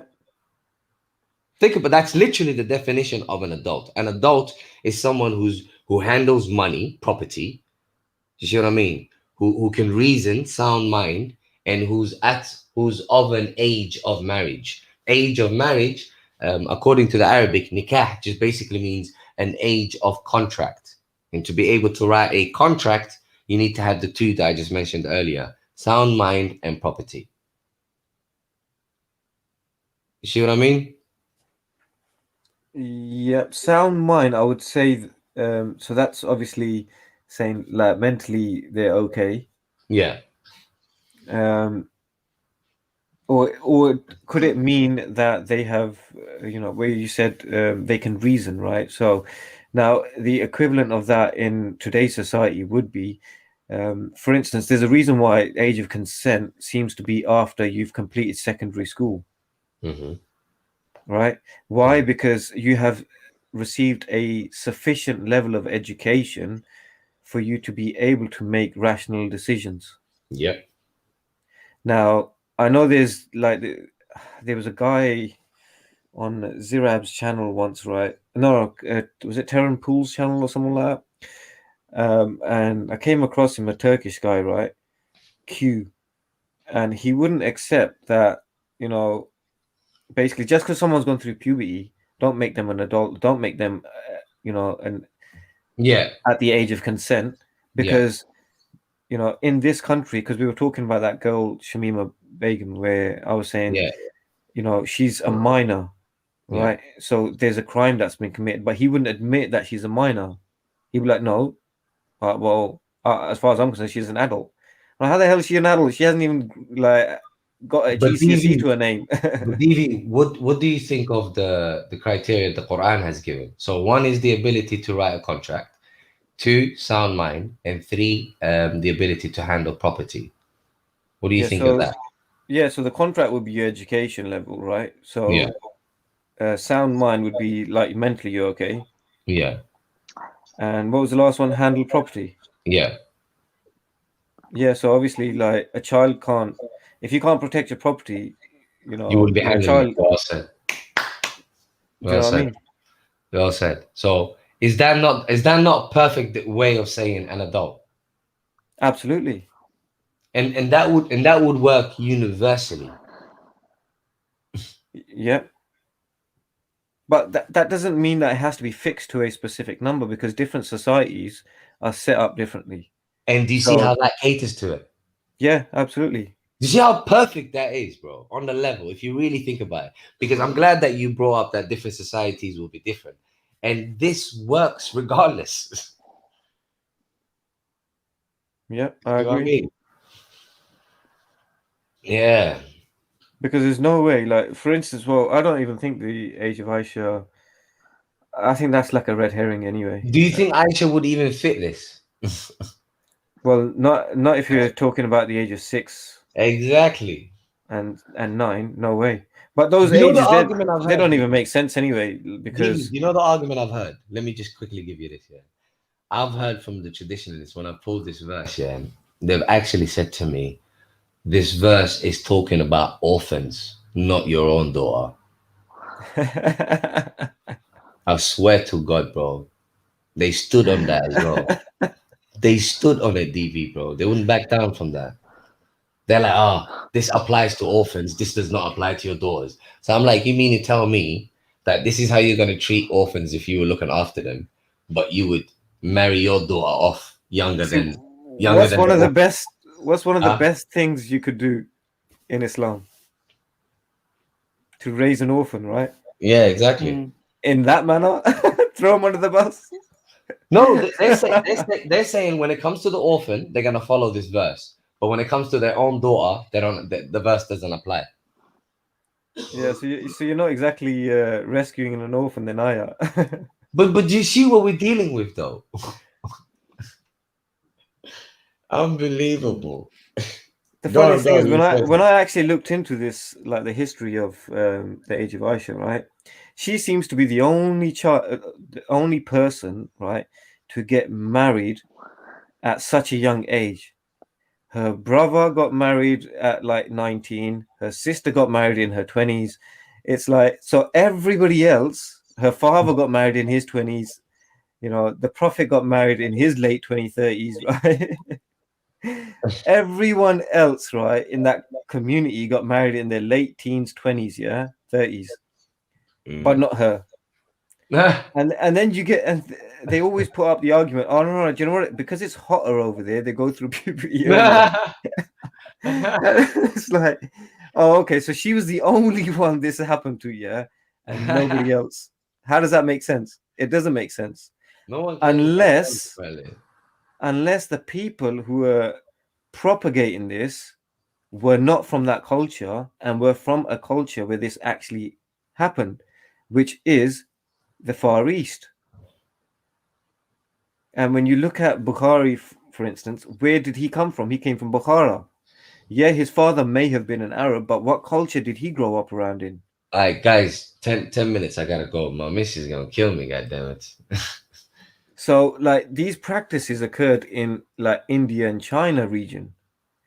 Yeah. You know, child marriages. So, obviously, when these guys are the ones who are championing like hadiths and stuff like that, they've got to kind of like fit something that's going to justify their own traditions. But do you see how much I've showed you tonight, bro? Do you see how much corruption they've done? Yeah, I think the most profound one for me is the Hajj, because I mean I've kind of like done some research into, you know, like the lunisolar calendar and all that kind of stuff, and Ramadan, right? And in my opinion, like Ramadan is actually the harvest month. Bruv, I'll get into Ramadan next time, but watch my video on Ramadan in it. Ramadan ain't even. Oh, have you got one? Yeah, I've done a video on Ramadan, but I'll give you a little quick summary. Check this out, yeah. It just says, شهر رمضان الذي أنزل فيه القرآن وهدى للناس وبينات من الهدى والفرقان. Now, in the month of Ramadan is that in which the Quran was revealed. Think about this, please. Listen to all of it. In the month of Ramadan is that in which the Quran was revealed. So, what relevance does the word Ramadan hold other than the fact that that is when the Quran was revealed?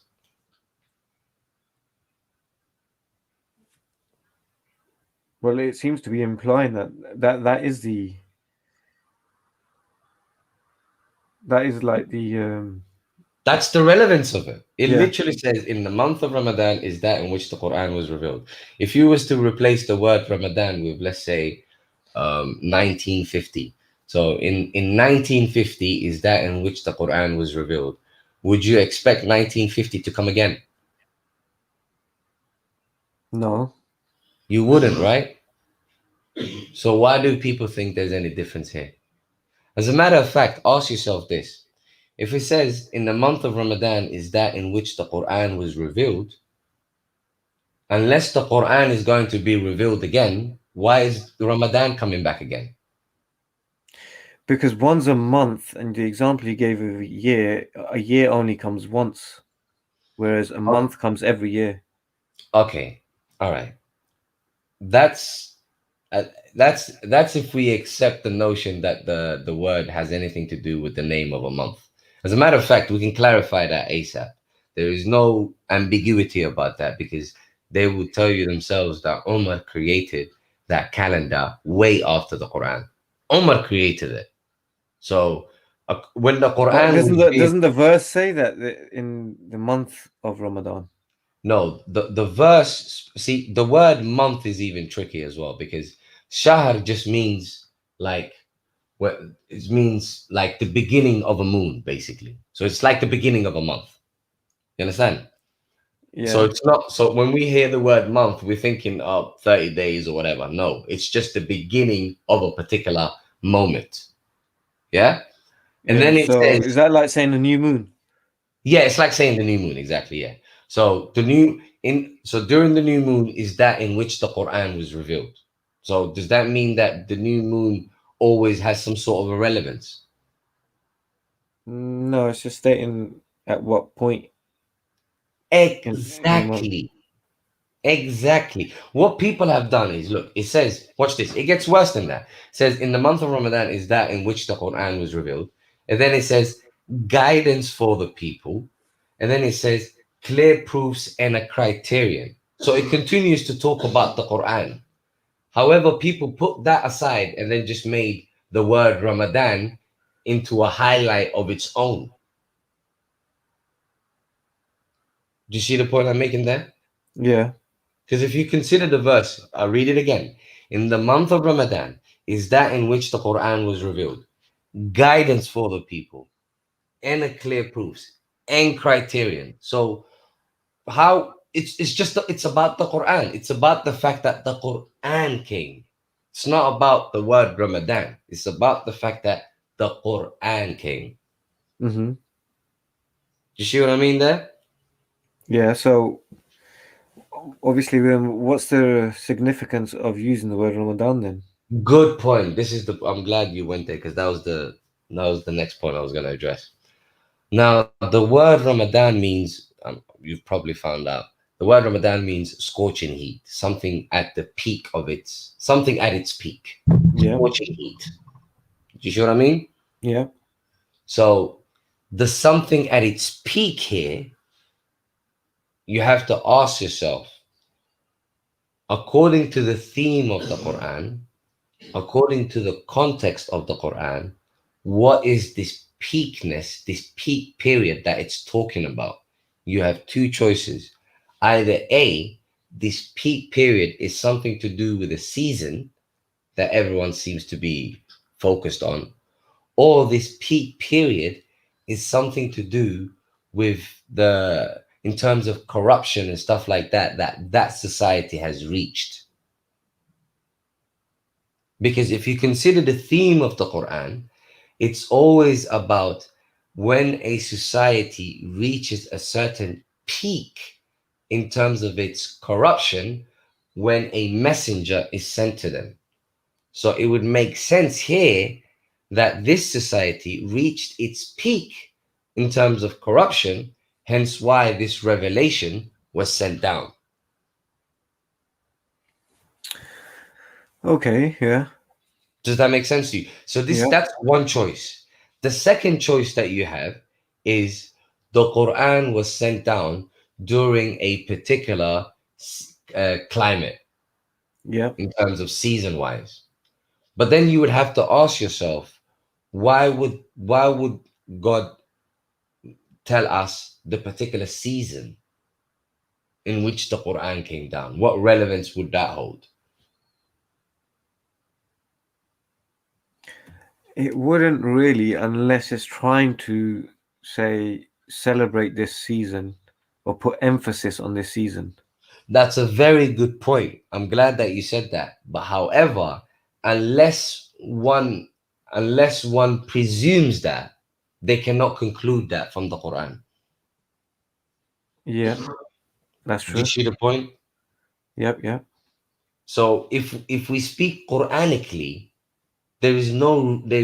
I can't think of any reason whatsoever to assume that God is telling us about the particular climate season wise of when the Quran came down, that would make zero sense to me unless you could point out the sense in that.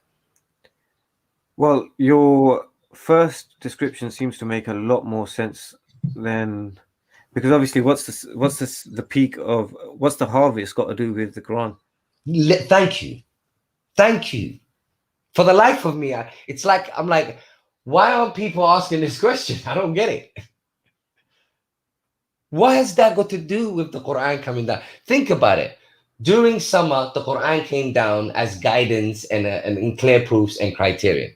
What the hell? Or during winter, the Quran came down as guidance and clear proofs and criterion. What do you mean? Yeah, no, that makes sense. I see what you mean. So fasting, right? Fasting is even worse. Okay, watch this. I'm just going to continue the same verse. I'm literally just going to continue the same verse. And while I read it, please go to it quickly. Chapter 2, 185. I'm going to show you that everything's down to literacy. People are just not reading. 175. 185.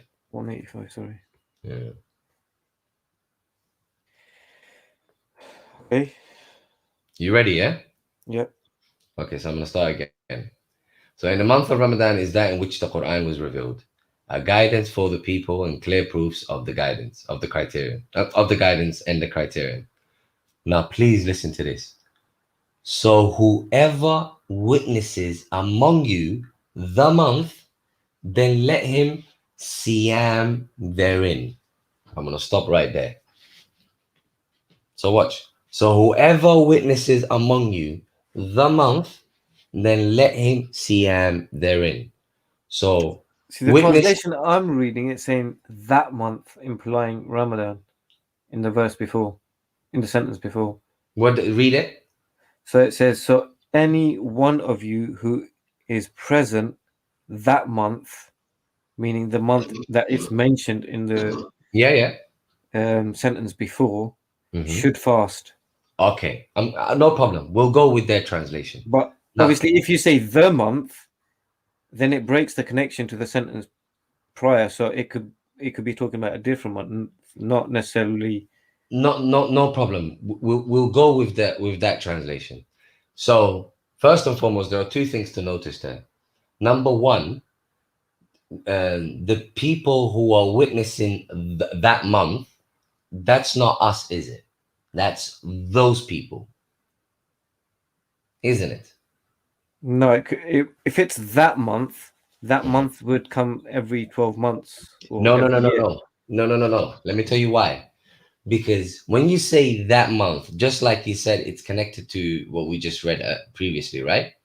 What we read previously is not divorced from the fact that that is when the Quran came down.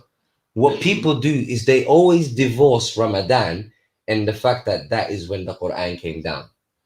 You can't divorce the two. So if you say and those of you who witness the month or that month, however you put it, the month will be the month of which the Quran came down. Yeah, but this is talking future tense, not past tense. The sentence before is talking past tense, so there's a contradiction in your logic there. No, but you got to remember who's the Quran primarily addressing? What audience is it primarily addressing? So this particular verse would have been a Meccan verse, so that the Meccans, it would have been. It would be addressing those people, wouldn't it? The people who are there, who are witnessing the Quran coming down and everything. Yeah. But so when it says, so any one of you who is present. That present. Yeah, but this is saying, this is talking in the future. So this is future tense now. Okay, but brother, you got to remember, before that, you have so whoever, faman, so that's connected to what we just read earlier. We can't disconnect the two, because look, it says. Okay, so let's use some numbers here, yeah? Right. So 0 is present. tense, yeah? -1 is going to be past tense and +1 is going to be future tense. So you're sitting at 0 right now, yeah? And you hear this verse. It was in the month of Ramadan that the Quran was revealed. Okay, so is that -1, 0, or 1? I'm not sure I understood that, bro. Right. So current, present is 0. -1 would be past. +1 would be future. Yeah, but this That- is talking about future because this is No, but this is verse ongoing. here, it's saying it was in the month of Ramadan. It was in the month of Ramadan that the Quran was revealed. So that sentence is sitting at -1 here. Yeah, past tense, Mhm. right? And then it says, so any of you who is present that month. Yeah, so this is a command in the future now. So Wait, this wait, sentence, where'd you get that month? Yeah, that month. Okay, go on. That month. or Okay. the month, yeah, Mhm. should fast. So when it's saying should, it's talking future tense, which is 1. So you're talking about -1 and 1. They're two Okay, but different things. okay. Remember two things. First and foremost, the Quran is not all revealed all at once. The Quran Yep. is revealed. The Quran is revealed in stages. Yeah. So whoever witnesses this particular this particular month, But you whoever can't witnessed it, witness, you can't give a commandment for the future for something that's happened in the past. no, but this is ongoing. The Quran is continuously being Oh, I see. revealed. Okay, I see what you mean. Yeah. You see what I'm saying to you? So whoever comes across it basically shall siyam therein. But there are two major points here. One, it's the fact that it's addressing that audience primarily, and two, which is really the bigger key here, is what has witnessing. So this is where I would say we need to kind of like look more into the actual Arabic, right? Because obviously I'm reading a translation here. No, So is it talking about so any of you, as in any of you mankind, or is it talking about any of you, as in the people who are standing in front of the Prophet at that time?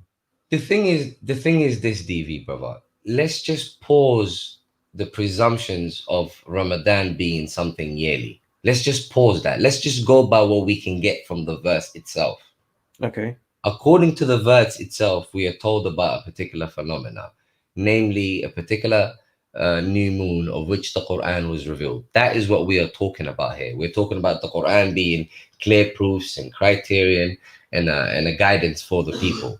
So, since that is what we are talking about, whatever the people are witnessing cannot be divorced from this.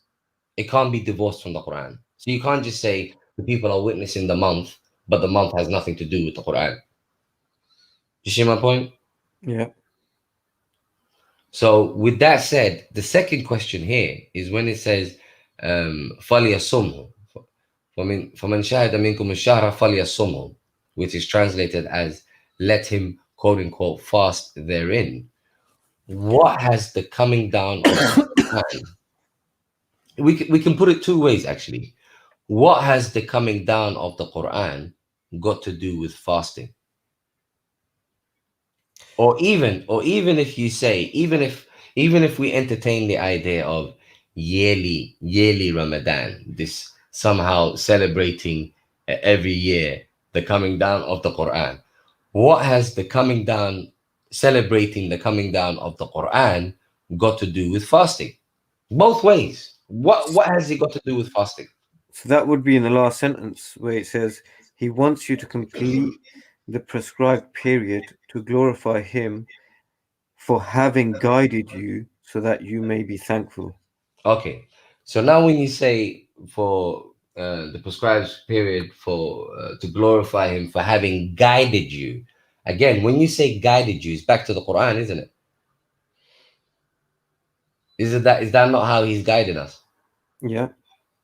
Okay, so glorify him for having guided us because of the Quran, no problem. What has any of that got to do with fasting? But that's Any of it. That's the token of appreciation. What? Isn't that what we're, showing as, for that's our Yeah, that's tribute. our way. What is that? Our way of glorifying? That's our tribute to, or offering to God, Yeah, but showing that's that we're what pagan- thankful. Is it not? Mm, Because that's Pagans what it's saying, offer. so that you may be thankful. Huh? Where it's saying at the end that you may be thankful. Yeah, So complete if the you're period so that you may be thankful. Look, I have no problem with all of that. So that you may be thankful. God guided us so that we may show appreciation. All of that, no problem. What has any of that got to do with ducking food and drink for a couple of hours? See, now, obviously, my theory on that is that obviously, if this is the harvest month, obviously, if what you don't want to be doing is picking your harvest, before it's ripe, right? So if you're going into your fields, right, and you're kind of like cheating the market kind of thing, or rushing to the markets, and everyone's going to do that then. So what's going to happen is that there's going to be massive, like instead of everybody waiting out. Because obviously, if you've been into farming, right, or agriculture, you know that like 50% of the weight comes in the last month.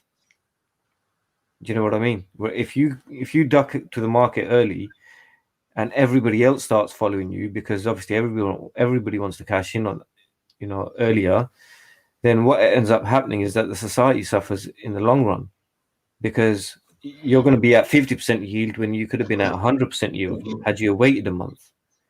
Hence why, if you're fasting, it makes sense, because now you're going to be consuming less anyway. And it's at a point where temptation is at its highest. So this is where you may be thankful, because it's in your benefit. And you'll see the rewards of that if only you just hold off. And this is, Okay. do you see what I mean? Yeah, I see what you mean, but I also know that even I'm sure you acknowledge that's reaching as a motherfucker.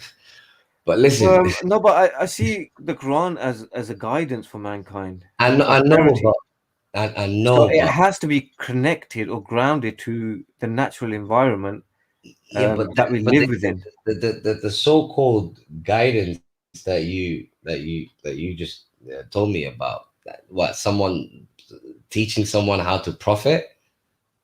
Not profit, but this is about sustaining like civilizations here. We're talking. Yeah, We're not talking about, but isn't that in the realm of thinking? Isn't that in the realm of man using his mind?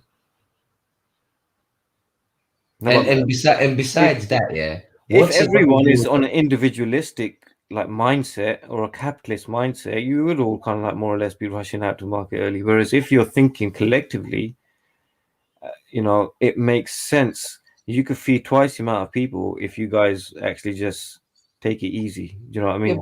Yeah, but you're forgetting what the Quran is about. The Quran ain't it's here to teach people about economy. No, collective consciousness. What is here to teach people about that, or to guide people to that? Yeah, collective consciousness. It's not just one thing that the Quran's here for.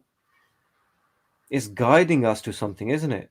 Guiding us to what? Yeah, but the Quran is clear about what it considers to be guidance. This is just But it guides us in like 1,000 different ways. How to when to harvest and stuff. Everything. That's silly now, DV. No, all right. So, for instance, all right. Does the Quran talk about how to split inheritance? But that's relevant. And harvest isn't? No. How is that not relevant? Because you wouldn't survive as a society without harvest. Let me tell you why. Let me tell you why. Because with one there could be injustice, not the other. But isn't that what is? Does that make sense to you? What's a greater injustice? That you might do your brother or a family member over, or you may do the whole of society over? I don't owe society anything. It's a you deal. do It's an though. agreement. I don't owe you anything. It's an agreement. But isn't this what Islam is getting to though? No, Isn't it trying? Islam tells me to do good deeds, and that's for me to work out what kind of good deeds I can do. It's not here to hold my hands. But is it so? You're saying that Islam is not promoting, as I said, like a collective consciousness. No, it's promoting good deeds, and people have But what brains is to good think of deeds that. though? What is You- good deeds? It varies. Whatever good deed that you can do, you do. You telling me you don't know what a good deed is? Yeah, but what are you striving towards? What's a good deed for whose benefit? The Quran already think clarifies who to to say- give good deeds to. For I society's think to benefit. say Would that it you means not agree? a harvest, right? If it means harvest, that's a stretch in my opinion. Like, It's such such a stretch. It's amazing. like, Not only honestly, that, personally, I think Rational, it's just a quick one, yeah, just a quick one. DV, there's one major point that disappeared from your theory, and that is the Quran. Because because the verse is talking about how the Quran was revealed during this particular time, and the Quran is all about guidance and etc. But all you talked about is harvest and blah blah blah. So the Quran is pointless, then, isn't it? How's the Quran pointless? Why is it telling us about the Quran being revealed and then you talk about harvest? How do you go from one to the other? No, but I wasn't the one who was saying that. I'm saying basically, if you take it as it was in the month of Ramadan, so Ramadan being the name of a month, right? It then goes on to make sense. What I'm saying, but if you're now going to say no, Ramadan doesn't even mean the name of a month; it means something else. Then No, but obviously you know you're what? already Furthermore, changing the foundations of the. no. Furthermore, bro, yeah. Furthermore, even if we say Ramadan is the name of a month, it does not tell you, as the legend Hamza is here in the building. Hamza, peace and blessings, my brother. As Hamza says, it does not tell you that this Siyam is to be repeated annually. It doesn't tell you that. You just assume that for absolutely no reason. I wouldn't say I've assumed that from absolutely no reason. I'm assuming that based on the translation I'm reading, because it's saying, so any of you who is present that month, meaning future tense, whoever lives through this month should fast. Right? All right. And Okay. anyone who is Even ill, if we or, take that argument, DV, let's just say for argument's sake, it's the name of a month, and this month is coming every year, as months tend to do. Even if we take that argument, it does not say that you are to do something every month, though, does it? it's not saying every month, it's saying that what I mean, that every month would only yearly. come every year. So obviously, Yeah, but just because it comes yearly doesn't say that you are to celebrate something yearly, does it? it's implied.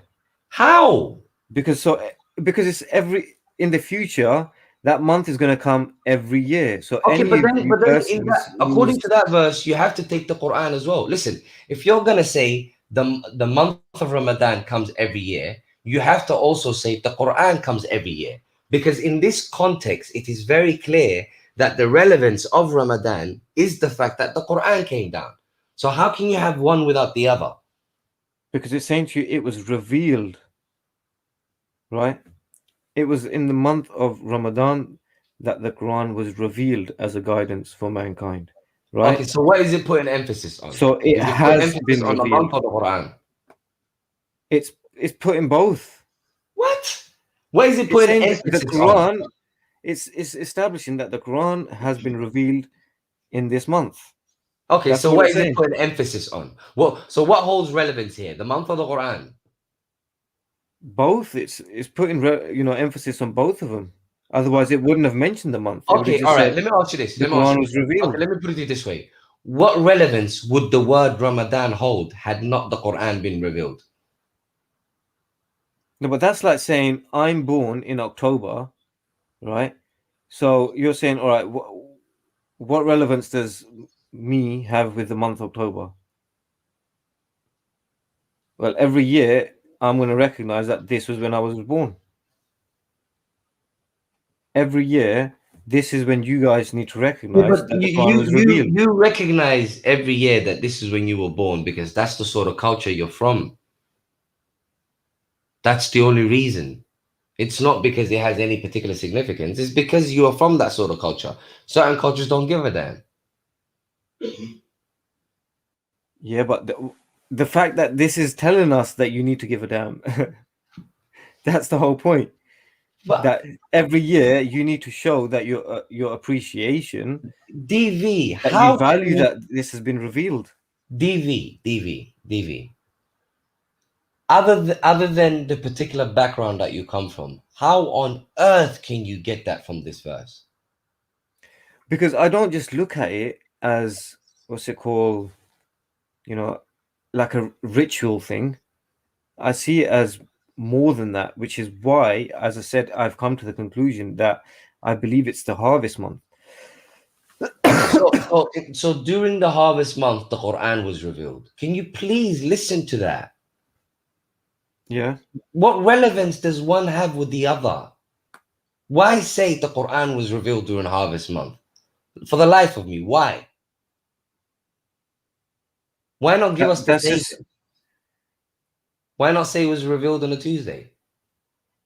what's the Tuesday got to do with it? There's Tuesdays That's coming every the 7 same days. point. That's my point.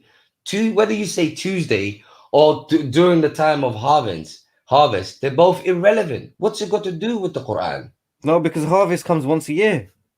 Yeah, but I know, but what's it got to do with the fact that the Quran came down? What? It has to come down at some point, right? I know, but okay, we know that the Quran has to come down at some point, but then why like highlight the fact that it came during a particular season?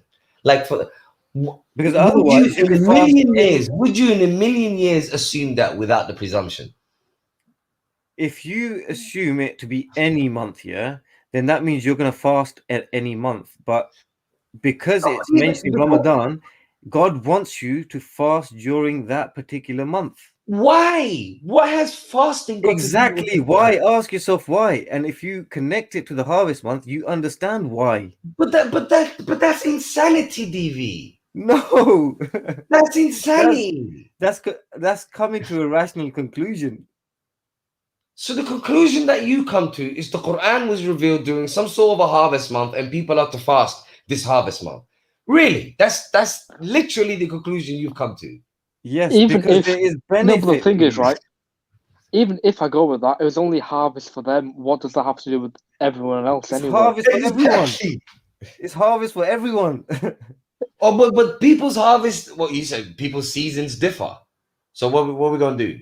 Have celebrate? not in the northern hemisphere. It isn't.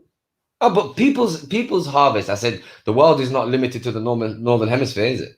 So what are you saying? So in the north we celebrate, let's say December, because that's when we harvest, and in the south they harvest, let's say July. So when exactly was We the harvest in October. but you get my point. So when exactly Yeah. was the Quran when exactly was the Quran revealed? So it would have been This at some doesn't point in work. October, wouldn't it? Huh? It would have been at some point. I know what you mean by, obviously, because in southern hemisphere, it then moves not from October, it moves into March. Then the harvest month is in March because obviously Yeah. it's flipped. I just picked seasons a are flipped. random month, but you get my drift. The point is, come on, it's the definition of reaching. How is this not reaching? Well, as I said, this is what makes rational sense to me. I'm open to take another interpretation if it makes more sense. I already told you mine. Mine is consistent with the Quran. If the word Ramadan means peak, then my question is simple. Was there a single message that was Peak sent of what, to a though? community? Huh? It just means peak. It just means something at its So- boiling point, something at its peak. That's all it means. Okay, so now whatever you add to that, you're reaching as well here. No, but no. Let me tell you why I'm not. I'll put it to you. I'm going with the Quran consistently. The Quran. There's not a single message that was sent to a community whose community has not reached its peak in terms of corruption. So why assume differently with the last community? That's all it is.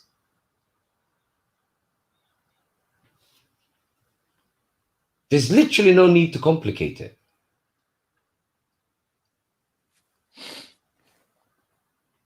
Shit, So was would that you it? s- Yeah, go on. I don't know. I don't know. Okay, go. Let's go with that. Let's go with that. Yeah, shit. Because was otherwise, that you can it? argue, like like see John the Baptist when he came Hmm. was shit at his peak. According to the Quran, yes. Unless you're going outside of the Quran. According to the Quran, yeah. For example, when you say John the Baptist, the Jews were killing prophets for fun. Any But prophet Jesus that was came fine. to them, they were just killing him. King David when he came. He was in battles, wasn't he? He weren't chilling, was he? No, but they had been freed. But hold on, Where's but this wait, like when peak you- business corruption coming Huh? from? sorry? Within, are you saying that they were corrupt? No, David went People. to war, didn't he? He went to war against corrupt people, did he not? Yeah, but his message wasn't for the corrupt people; it's for his own people But his own people were corrupt too. at peak levels. Well, yeah, they were killing prophets, my bro. They were making up laws again in the name of God. Every single community was destroyed for the same reason, making up laws and corrupting the people. So what made the Jews any different? But listen. Okay. Besides that, DV, besides that, the point is this. The point is we have the Quran, and B, we have two things to deal with. One of it being Ramadan. Let's just put that aside for a moment. The second one is this word fasting. Seriously, what has fasting got to do with the Quran? As a matter of fact, let's go to 2:183. No, but fasting is it's not just about eating and drinking. It's a lot more than this. That Well, you can't have sex. What else? Are we gonna be cute and say you can't cuss and whatever?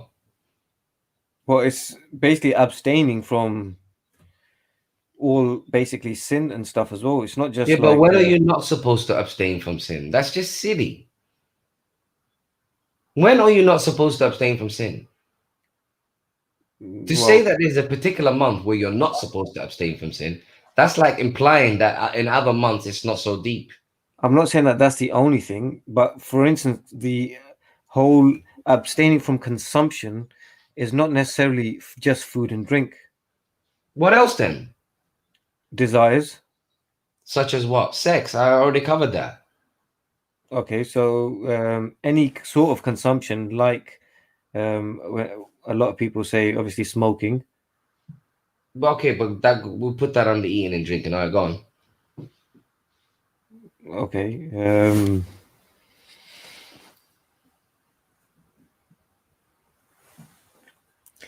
You got me thinking. It's pointless. This doesn't happen very often. I don't think very often. No, but it's pointless. You mean to tell me the Quran came down, therefore duck food and drink and don't have sex for a couple of hours? How do you connect one with the other?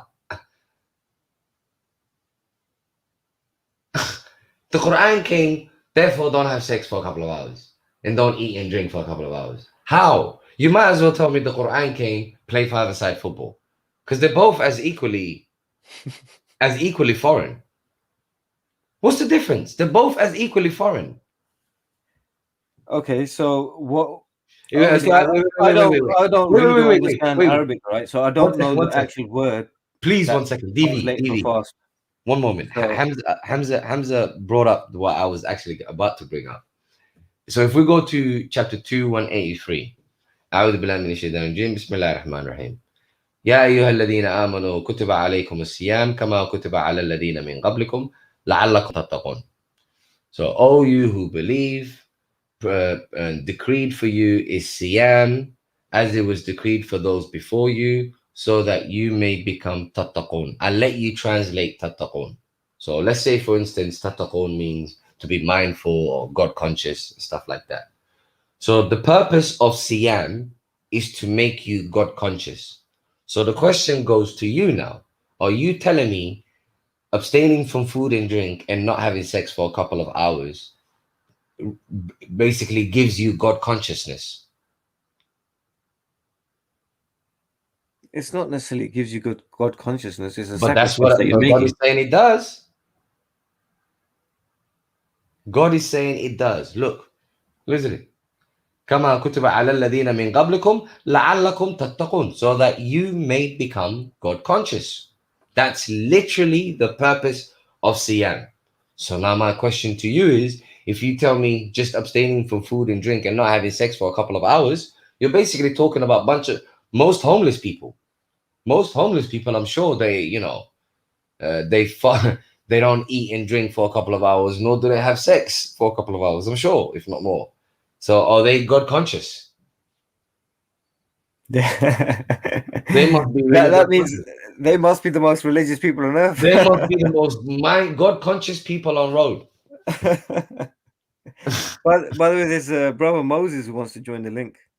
I know, but I gotta go, man. Y'all gonna kill me, bro. My missus is pissed. It's good conversation, man. So I'm enjoying it. Nah, it's a pleasure, bro. It's a pleasure. So, But really and truly, the no, you got man. me thinking on that. Like, you're right. Like, obviously, I think somebody asked me this question once before, right? And I didn't say the reason was God consciousness, right? And when the person said it to me that this is the reason, it got me thinking. I was like, oh, really? Like, how are the two connected? And now that you're kind of like going in, like, Yeah. more like, focusing on the detail of the verses, it's got me thinking. So Think about it. Think about it this way. I'm gonna think about it. Yeah. So next time you come on, maybe we can kind of like Let me give you a quick one. Yeah. So notice that 2183 tells us that the purpose of Siyam is to give us taqwa. And then 2 verses after that, we're told about how during the month of Ramadan is which the Quran was revealed. So Siyam and the Quran are connected. Hence why it says, فَمَنْ شَهِدَ مِنْكُمُ الشَّهْرَ فَلْيَصُمْ. So the Quran and Siyam are connected. And the purpose of Siyam is to give you taqwa. Now, if you bear that in mind, look at chapter 651. So if you look at chapter 651, I'll read it for you. And then it says,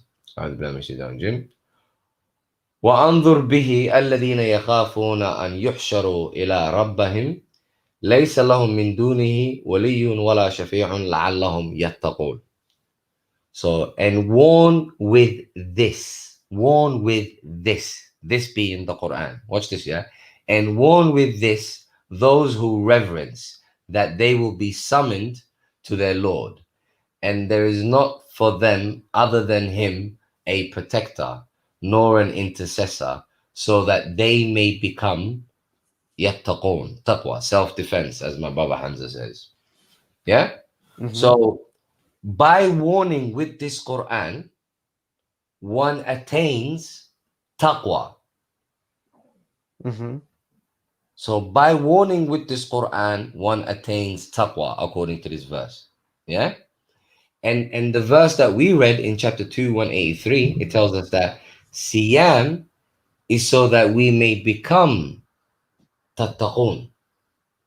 So the Quran has the same effect as Siyam does. Do you see that? So the purpose of Siyam is to give you taqwa.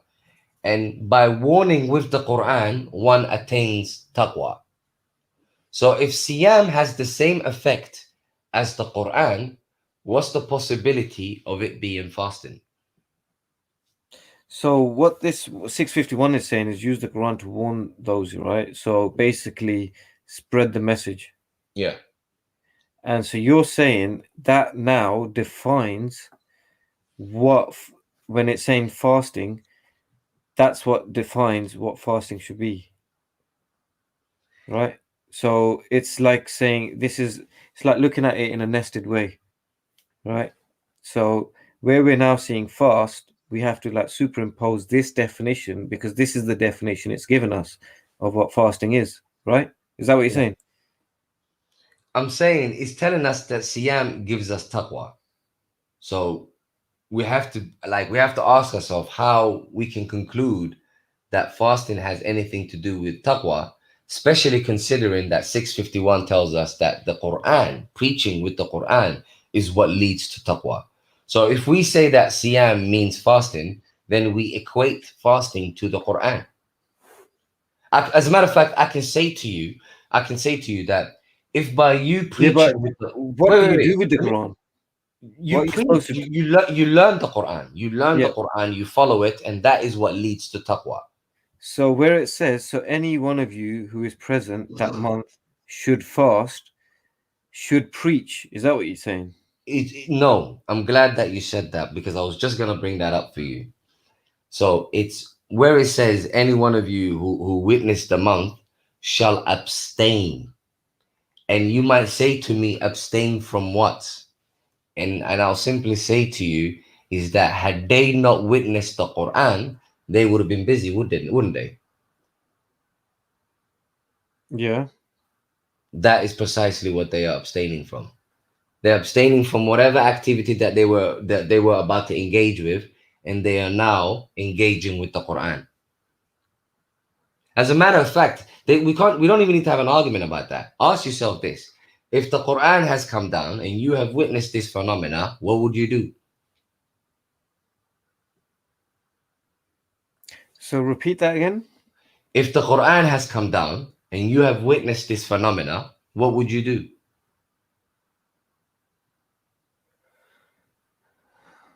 You'd have to obviously engage with the Quran. There you Understand go. it. There you go. So you would abstain from wherever you were going, you would abstain from that, wouldn't you? So this is the Sabbath. I don't know. I don't know about that. Sabbath is another discussion. I'm messing. Sabbath is another discussion. But This there's is Sunday. but there's a natural conclusion that you can't avoid here. And that is if the Quran comes down, the natural process is whoever witnesses that would have to engage with it. How do you avoid that? So, and where it says, and anyone who is ill or on a journey, They will should get to make make up- up other days. Does that not make sense to you now? Because As if in- they're ill or on a journey, would they be present? no, they wouldn't. There you go. And so what do they get to do? They get But- to make up other days. Where they, what are they supposed to be present with? I thought they were abstaining. No, but they're not present. They're not there. They're not there. The people that are getting the message is obviously telling them, innit? Is going to pass that message on to them. But the point is this. The point is the Quran comes down. There is no avoiding that you would have to engage with it. There's no avoiding that. And those that are ill or on a journey, they can't engage with it. Hence why it says they get to make up other days. Okay, God wants ease for you, not hardship. Okay, now even that portion, God wants ease for you, not hardship. How would that follow fasting? It wouldn't, because this would be literally easy. If you were to say Engaging would be so much more easier than doing anything else. Because you're not doing fasting anything else. you wouldn't say fast and then say God wants ease for you. That's like God playing games with us. That ain't ease. Fasting ain't ease. Come on, how would you say fasting and then say God wants ease for you?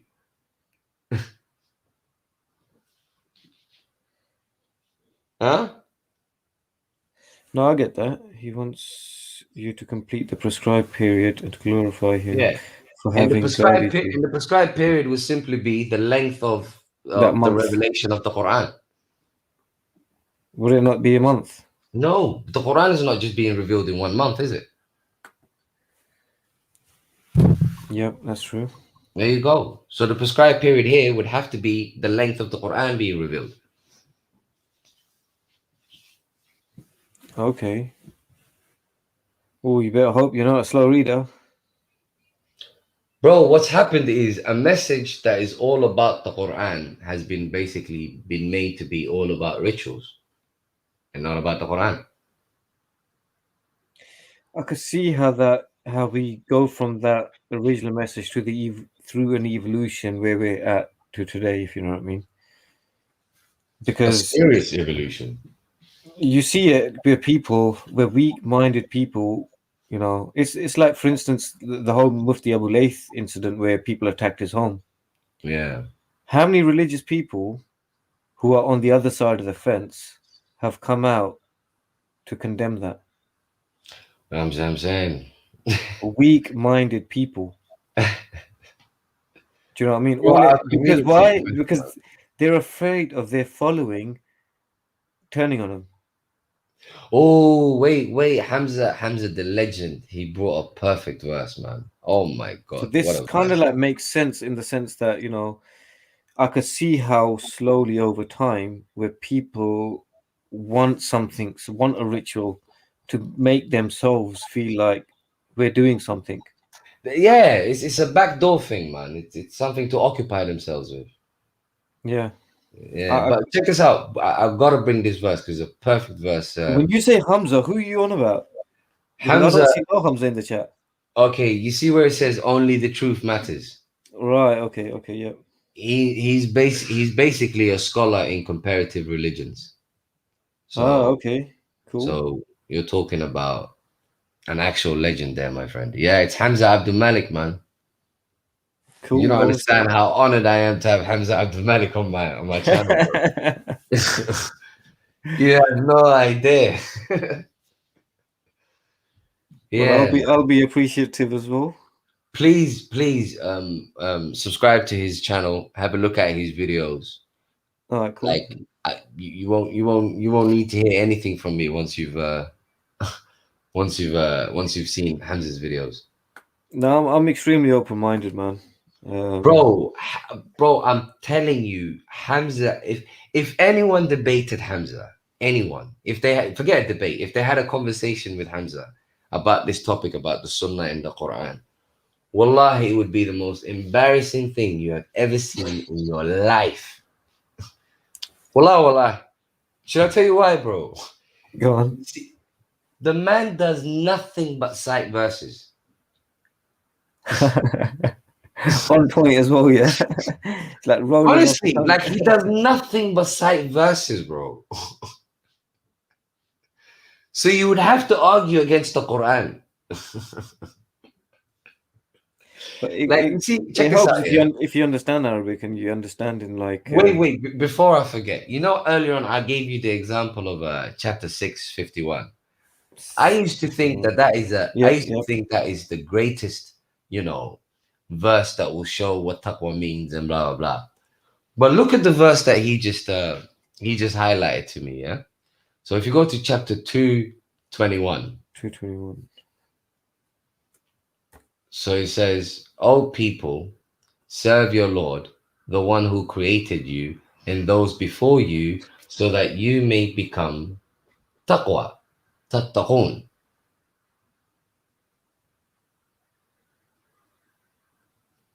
Yeah. So worship, serve, whatever you like. Serving your Lord is what will make you become, is what will basically give you taqwa. So what has worshiping your Lord got to do with fasting? Or how's fasting worshiping your Lord? Or how's that going to lead to taqwa? It never works, bro. Boy, we're going to get takfir by everybody. Welcome to the club. You try scrapping fasting, people will be like, what? This is the army of the Antichrist. But the thing is this, though. I'm not talking. I'm just citing verses here. Oh, yeah, you're lucky you're talking to someone who's open-minded. Otherwise, you'd have heard toot, toot, toot. I know. I hear that. But bro, do you know what it is, yeah? Like now I've reached a level where honestly, I don't even bother translating words. You know how people will constantly argue about, this word means that, this words mean that, blah, blah, blah. you don't speak Arabic, I just give them the context. The context will basically knock it out of the park. There's nothing to argue about. True. You See, know for what I'm someone saying? like me, I always kind of like get told you don't understand the context. But You that's don't how they understand Arabic. subjugate people. Do you know That's what I how they mean? subjugate people. So then I have to go through a translation, and then they say, "Yeah, but you're understanding the translation. Now you got to go to the tafsir." I'm Then gonna you go to the give you this tafsir. quick one. I'm gonna give you this quick one before I go, because Moses said that he disagrees with his views on Surah Fatiha. So I'm gonna quickly give you what this argument is about. Yeah. So Okay. for instance, Fatiha, you know how the Sunnis pray, إياك نعبد وإياك نستعين اهدنا الصراط المستقيم. What is it? إياك نعبد وإياك اهدنا الصراط المستقيم صراط الذين أنعمت عليهم غير المغضوب عليهم. No, اهدنا الصراط. Yeah, that's the word. اهدنا الصراط المستقيم. Guide us to the straight path. Yeah. Yeah. So they pray every day, guide us to the straight path. So now the question is, if you look at, say, for instance, chapter 6, 161, it says, say, my Lord has guided me to the straight path.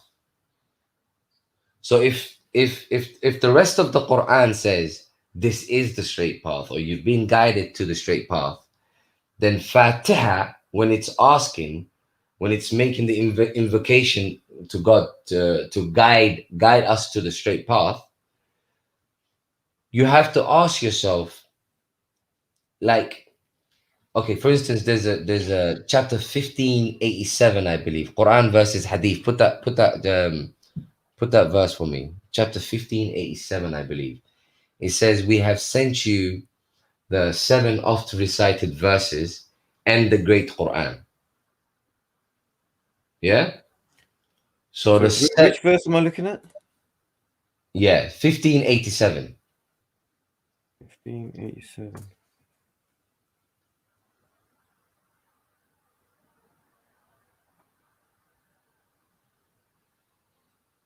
Yeah. And it says, and certainly we gave you 7 of pairs and the great Quran. Uh-huh. I will, no problem. So when it says 7 pairs, those 7 pairs is the 7 verses of Surah Fatiha. Okay. That has been differentiated from the rest of the Quran in this verse. You see that? Hence why it says, and the great Quran. There's a distinction of some kind. Yep. Okay, yeah. You see what I'm saying to you? And that distinction makes sense, because when you read Fatiha is asking God for guidance. But when you read the rest of the Quran says this is the guidance.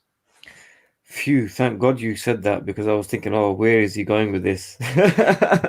So what it seems to be is that Fatiha was some sort of a dua that was made before the revelation of the Quran. So that dua is being narrated in this Quran, as well as the rest of the Quran being revealed. Does that make any sense?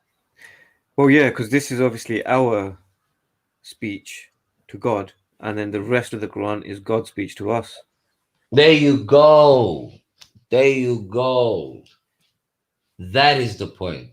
So the point is that this dua was made before the Quran, and it would stand to reason, because the people of the book, they expected a prophet to come.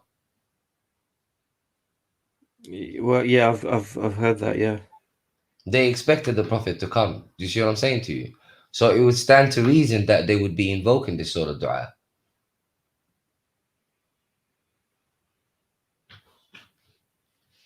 See what I mean? Huh? Well, of course they would. Let's say, for example, are you saying that Surah Fatiha was prior to the prophet? Well, yeah. First and foremost, you got to understand, the prophet was lost before he was guided. So he was guided with the Quran. However, there were people who were aware of this sort of revelation before the Prophet, and that would be namely the Jews and the Christians. Especially if we say the Jews, for instance, the Jews, not only did they know that there was a prophet coming, but they also knew that they were corrupt and that they were killing prophets and etc. So it would stand to reason that the good among them would be basically invoking God to send them another prophet, to send them guidance. Wouldn't you if you was a Jew? Yeah, but to then say that they had these verses without the Prophet, that's a stretch, isn't it? Not really, because they were at least they were people of the book, so they had knowledge of Allah that the Prophet did not. The Prophet had no knowledge of the monotheistic creator before the Quran, did he?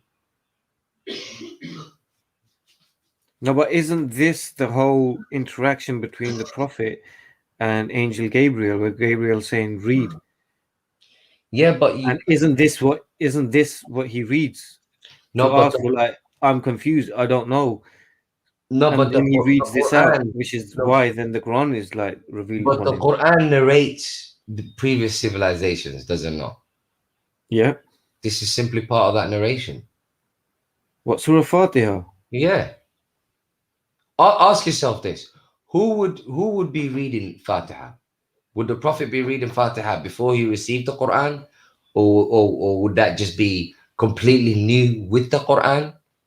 What Also, would my understanding of it is that this is what the Prophet, when he's being told to read and he's like not reading, like obviously because Angel Gabriel saying, "What is your dua?" Basically, he's like, "I don't know," and he's like, "Well, read it. Well, you better give me something." Wait, I don't know. Before I forget, Hamza probably remembers the verse. There's even a verse that basically reminds the people of the children of Israel that they used to ask for a messenger, and a messenger has now come to them, and they reject him when they recognize what he's brought to them. So they used to. Let me ask you this: the Jews, they knew about Allah, did they not? Yes. So would it be any surprise that they would be making dua to Allah? Yes, but from someone from them. Yeah. Would they be no among them? Would they be making dua? Yes, they would, obviously. Okay. We believe they pray. Huh? We obviously they pray as well. Okay, exactly. So did the Prophet go to the children of Israel? He's actually addressing the children of Israel more than he does the Meccans. He did go to them, yes, but he went through a lot, all the nations. No, he addresses them more than he does anyone else. Well, obviously, because if Moses is the longest surah, obviously it's for them, isn't it? Okay, so the point is this: A, they would be making that dua. B, Allah is not obliged to send them a prophet from among them, is he? A messenger from among them. Is he obliged to do so? He's not obliged to do anything. Well, there you go. So he sends them a messenger. They make the dua, he sends them a messenger. This time he sends them a messenger that's not from among them, because they used to kill the messengers that was from among them. So he's not. So are you saying that you don't believe that this is what the Prophet recited to Angel Gabriel? No, the angel Gabriel, no. This was revealed with the Quran, obviously, no question about that. But it's a narration just like all the other narrations in the Quran. You know what? Someone actually pointed out to me the other day. What I mean is, are you saying that this was word for word what the Jews used to, or whoever else used to recite, or are you saying that something along these lines they used to recite? I would recite. I would actually say that all monotheists would be reciting this. So I wouldn't limit it to the Jews, but I would say anyone who came to the conclusion that there was one creator would be reciting this. Because if you think about it, Abraham came to the conclusion that there is one creator all by himself, just by observing nature, and he made a similar dua. Mm-hmm. Yeah. So all monotheists, I would say, would have been making this sort of this dua. Not necessarily standardized in, but along these lines you're saying, yeah?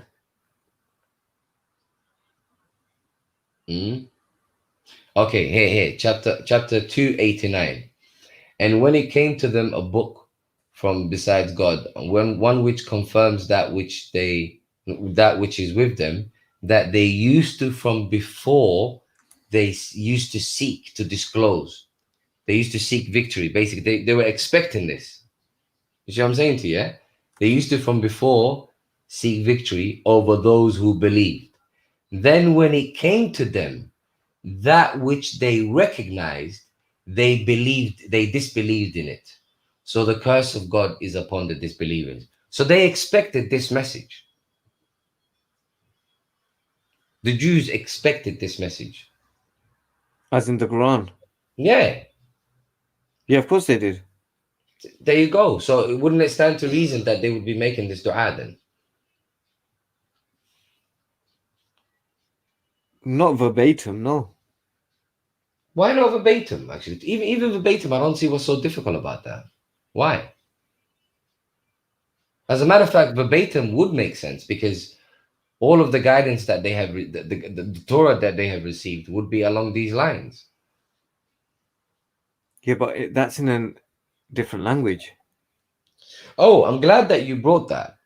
Someone brought to my attention the other day that actually most of the Quran is actually God translating what He sent to the children of Israelites and stuff in their language. It's just translated.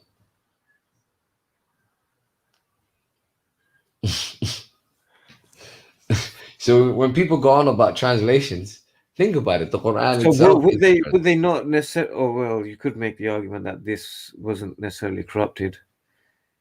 Because what I was going to say is that wouldn't you just say that, you know, because of their scriptures having been corrupted, you would expect that their dua would also be somewhat corrupted. So not necessarily the same, but the two aren't necessarily connected, are they? No, not necessarily. But I get your point. That's interesting. I've never come across that. Because as far as obviously, because coming from a traditional background, I've obviously been told that, you know, this is the verse that the prophet basically says out, and then obviously the reply is the Quran. That's possible too. That's possible too. I don't dispute that. That is possible too. But that could either mean that Gabriel is asking the prophet to, you know, read this dua and this will open up, you know, the source of revelation for you. Yeah. Or it could be that the prophet is using his own words. Now, if the prophet's using his own words, I can imagine, whoa, this is like it's like earth shattering for certain sects, if you know what I mean, and denominations. They'll be like, "What? This is the absolute word of God. It's not the speech of the prophet." People be going mad. You know that, innit? Yeah, man. But as you can see, bro, like what people are practicing in the Quran is completely different things, man. Now, I've always had a problem with rituals because it's like, does God want me to act in this world, or does He just want me to stay busy, like doing rituals? The problem with the rituals is you can have some really, really horrible people that can use those rituals as a cover. So you will have people who don't follow any of the righteous commands in the Quran, but they'll cover their their horrible characteristics by simply following the rituals, and you are to believe that they are like you just because they follow rituals. What's one of the first things that you hear about the Prophet? I don't know what do you mean. That, you know, about his character? What's one of the first things that you hear? He Off the top of your head. Walking Quran. No, his character. Huh? So one of his personal traits. Honest. If honesty, okay, let's take that. Honesty. That's one. Any other that stick out? Any other that stick out? He was honest. He was generous, I guess, merciful. Al-Amin, trustworthy. Yeah. Trustworthy. Majority of the people you'll ask, trustworthy is what they'll come up with. Yeah. Obviously, the stories that you've heard that he was the one that was, appointed as the one to look after the assets and the goods of those who visited Mecca, right? So obviously you've got to be extremely trustworthy to look after someone's things that you don't even know, right? Because you've got no loyalty to these people. You could do them over whenever you want. However, when trying to do over someone that's personal to you that you know, it's far more like difficult because you're not going to be as inclined because you're like, oh, this is like shitting on your own doorstep. All right, So DV. now, I got to go now. Go on, wrap it up. so I'm just going to end on this point. How many people can you say are just, honor that characteristic just to be trustworthy? Oh wow, good point, bro. I don't know. I wouldn't bet on it. You wouldn't trust nobody. And in this day and age, This is like Stone Cold DTA.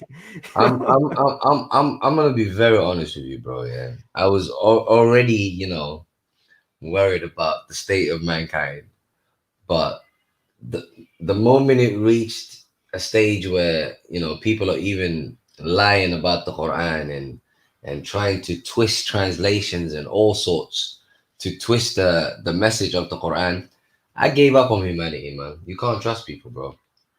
They'll do anything.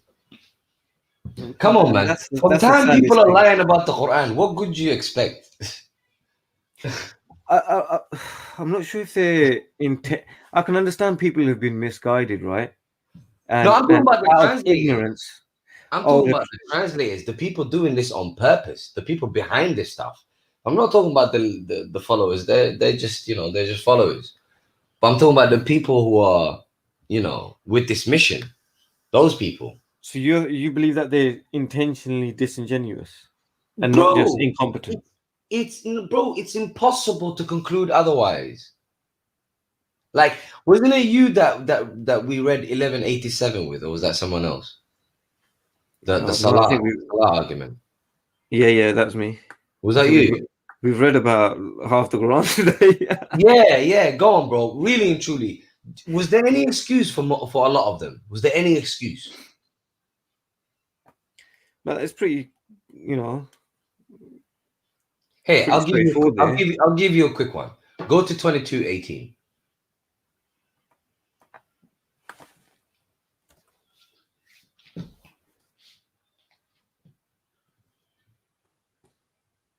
I could see how weaker men will kind of like, give into society's pressures, if you know what I mean. I can totally see that. But the ones that have changed the Quran, those are my beef. Those are my people. Those are the people I've got an issue with. But like, look, for instance, the verse that I gave you, 22:18, yeah? It talks about trees, mountains, stars, the moon, stuff like that prostrating. How do you conclude that trees prostrate? How? And the moon and all of that. How do they prostrate? And they're choosing the word prostrate because they're trying to avoid submission here. Maybe I've got a good translation here. It says, "Do you not realize, Prophet, that everything in the heavens and earth submits to God?" You've got a good translation, but most of the translations say prostration. So no, but most of the translations from this is the Abdul Hakim one. Abdul Halim one, have been slightly. They've not kind of like lined up with what you're saying entirely. But this, I've not seen submits. Most of the ones that I've seen online say prostrate. Yeah, But I've not agreed with that because I've kind of like it translated it myself or rationally understood it to mean submits to the laws of the universe, if you know what I mean, or the laws exactly. set out by God. 100%. How would you conclude otherwise? How could you be an adult, someone who's literate, and conclude otherwise, unless you're intent on changing the message? See, I don't know if Come I'm on. that.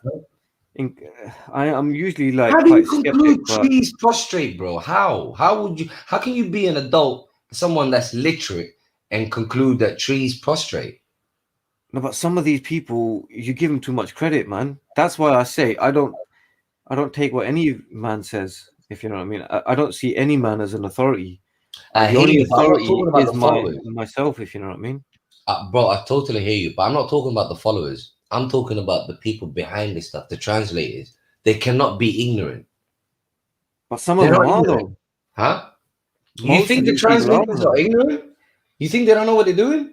Maybe I'm a bit naive on that, but yeah, I don't give them as much credit as people think, like or think to give them, if you know what I mean, because they're only Personally, men, and you know most of these people, some of them, you know, just have a language degree or something like that, and you know throw them yeah, in. but how But do you have a language degree and not understand this, though? Come on.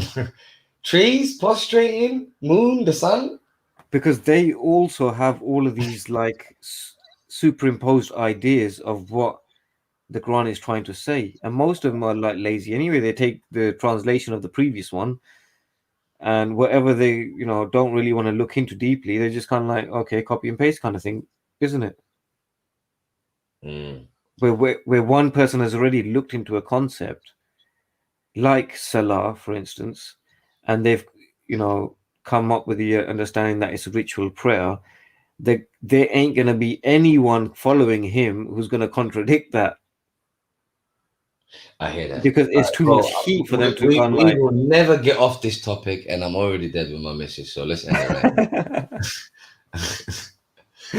I got a whole lot of sweet talking to do. All right, people. Well, you know what?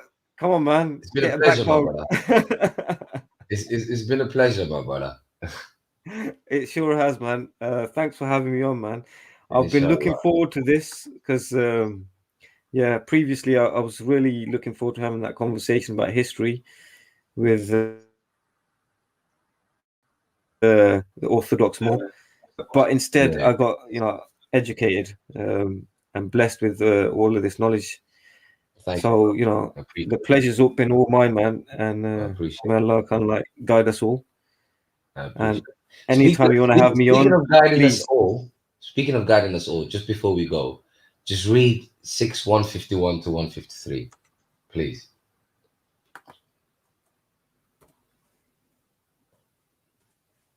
Six. Was it 151? Did you say? Yeah. To 151 Yeah. to 153. Yeah.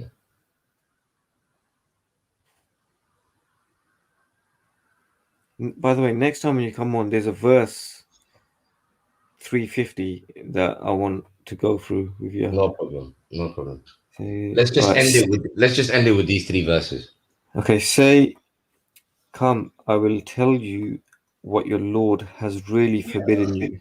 Do not ascribe. Wait, stop right there. Stop right there, please. The word forbidden is not gonna work because of what you're gonna read afterwards. The word haram here can only mean sanction, because you're gonna read things that are prohibited and things that are encouraged. So it can only mean sanction. Please continue from there. So you're saying it says the opposite of forbidden? Yes, it says sanction. Because sanction covers both. It covers that which is prohibited and that which is encouraged, which you will see. Oh yeah, actually, yeah, it could mean both. Yeah, sanction. Yeah. Yeah. Do not ascribe anything as a partner to him. Be good to your parents. Do not kill your children in fear of poverty. We will provide for you and for them.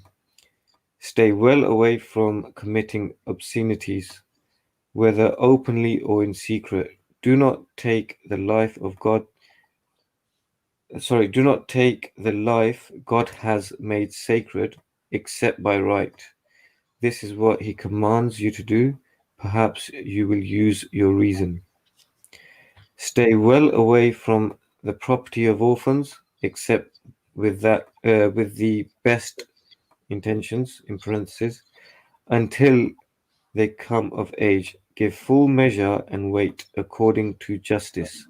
We do not burden any soul with more than it can bear. When you speak, be just, even if it concerns a relative. Keep any promises you make in God's name. This is what he commands you to do, so that you may take heed. This is my path, leading straight, so follow it and do not follow other ways. They will lead you astray from it. This is what he commands you to do, so that you may refrain from wrongdoing. Do you know of any guidance better than that? It's that ain't plain and guidance, what simple.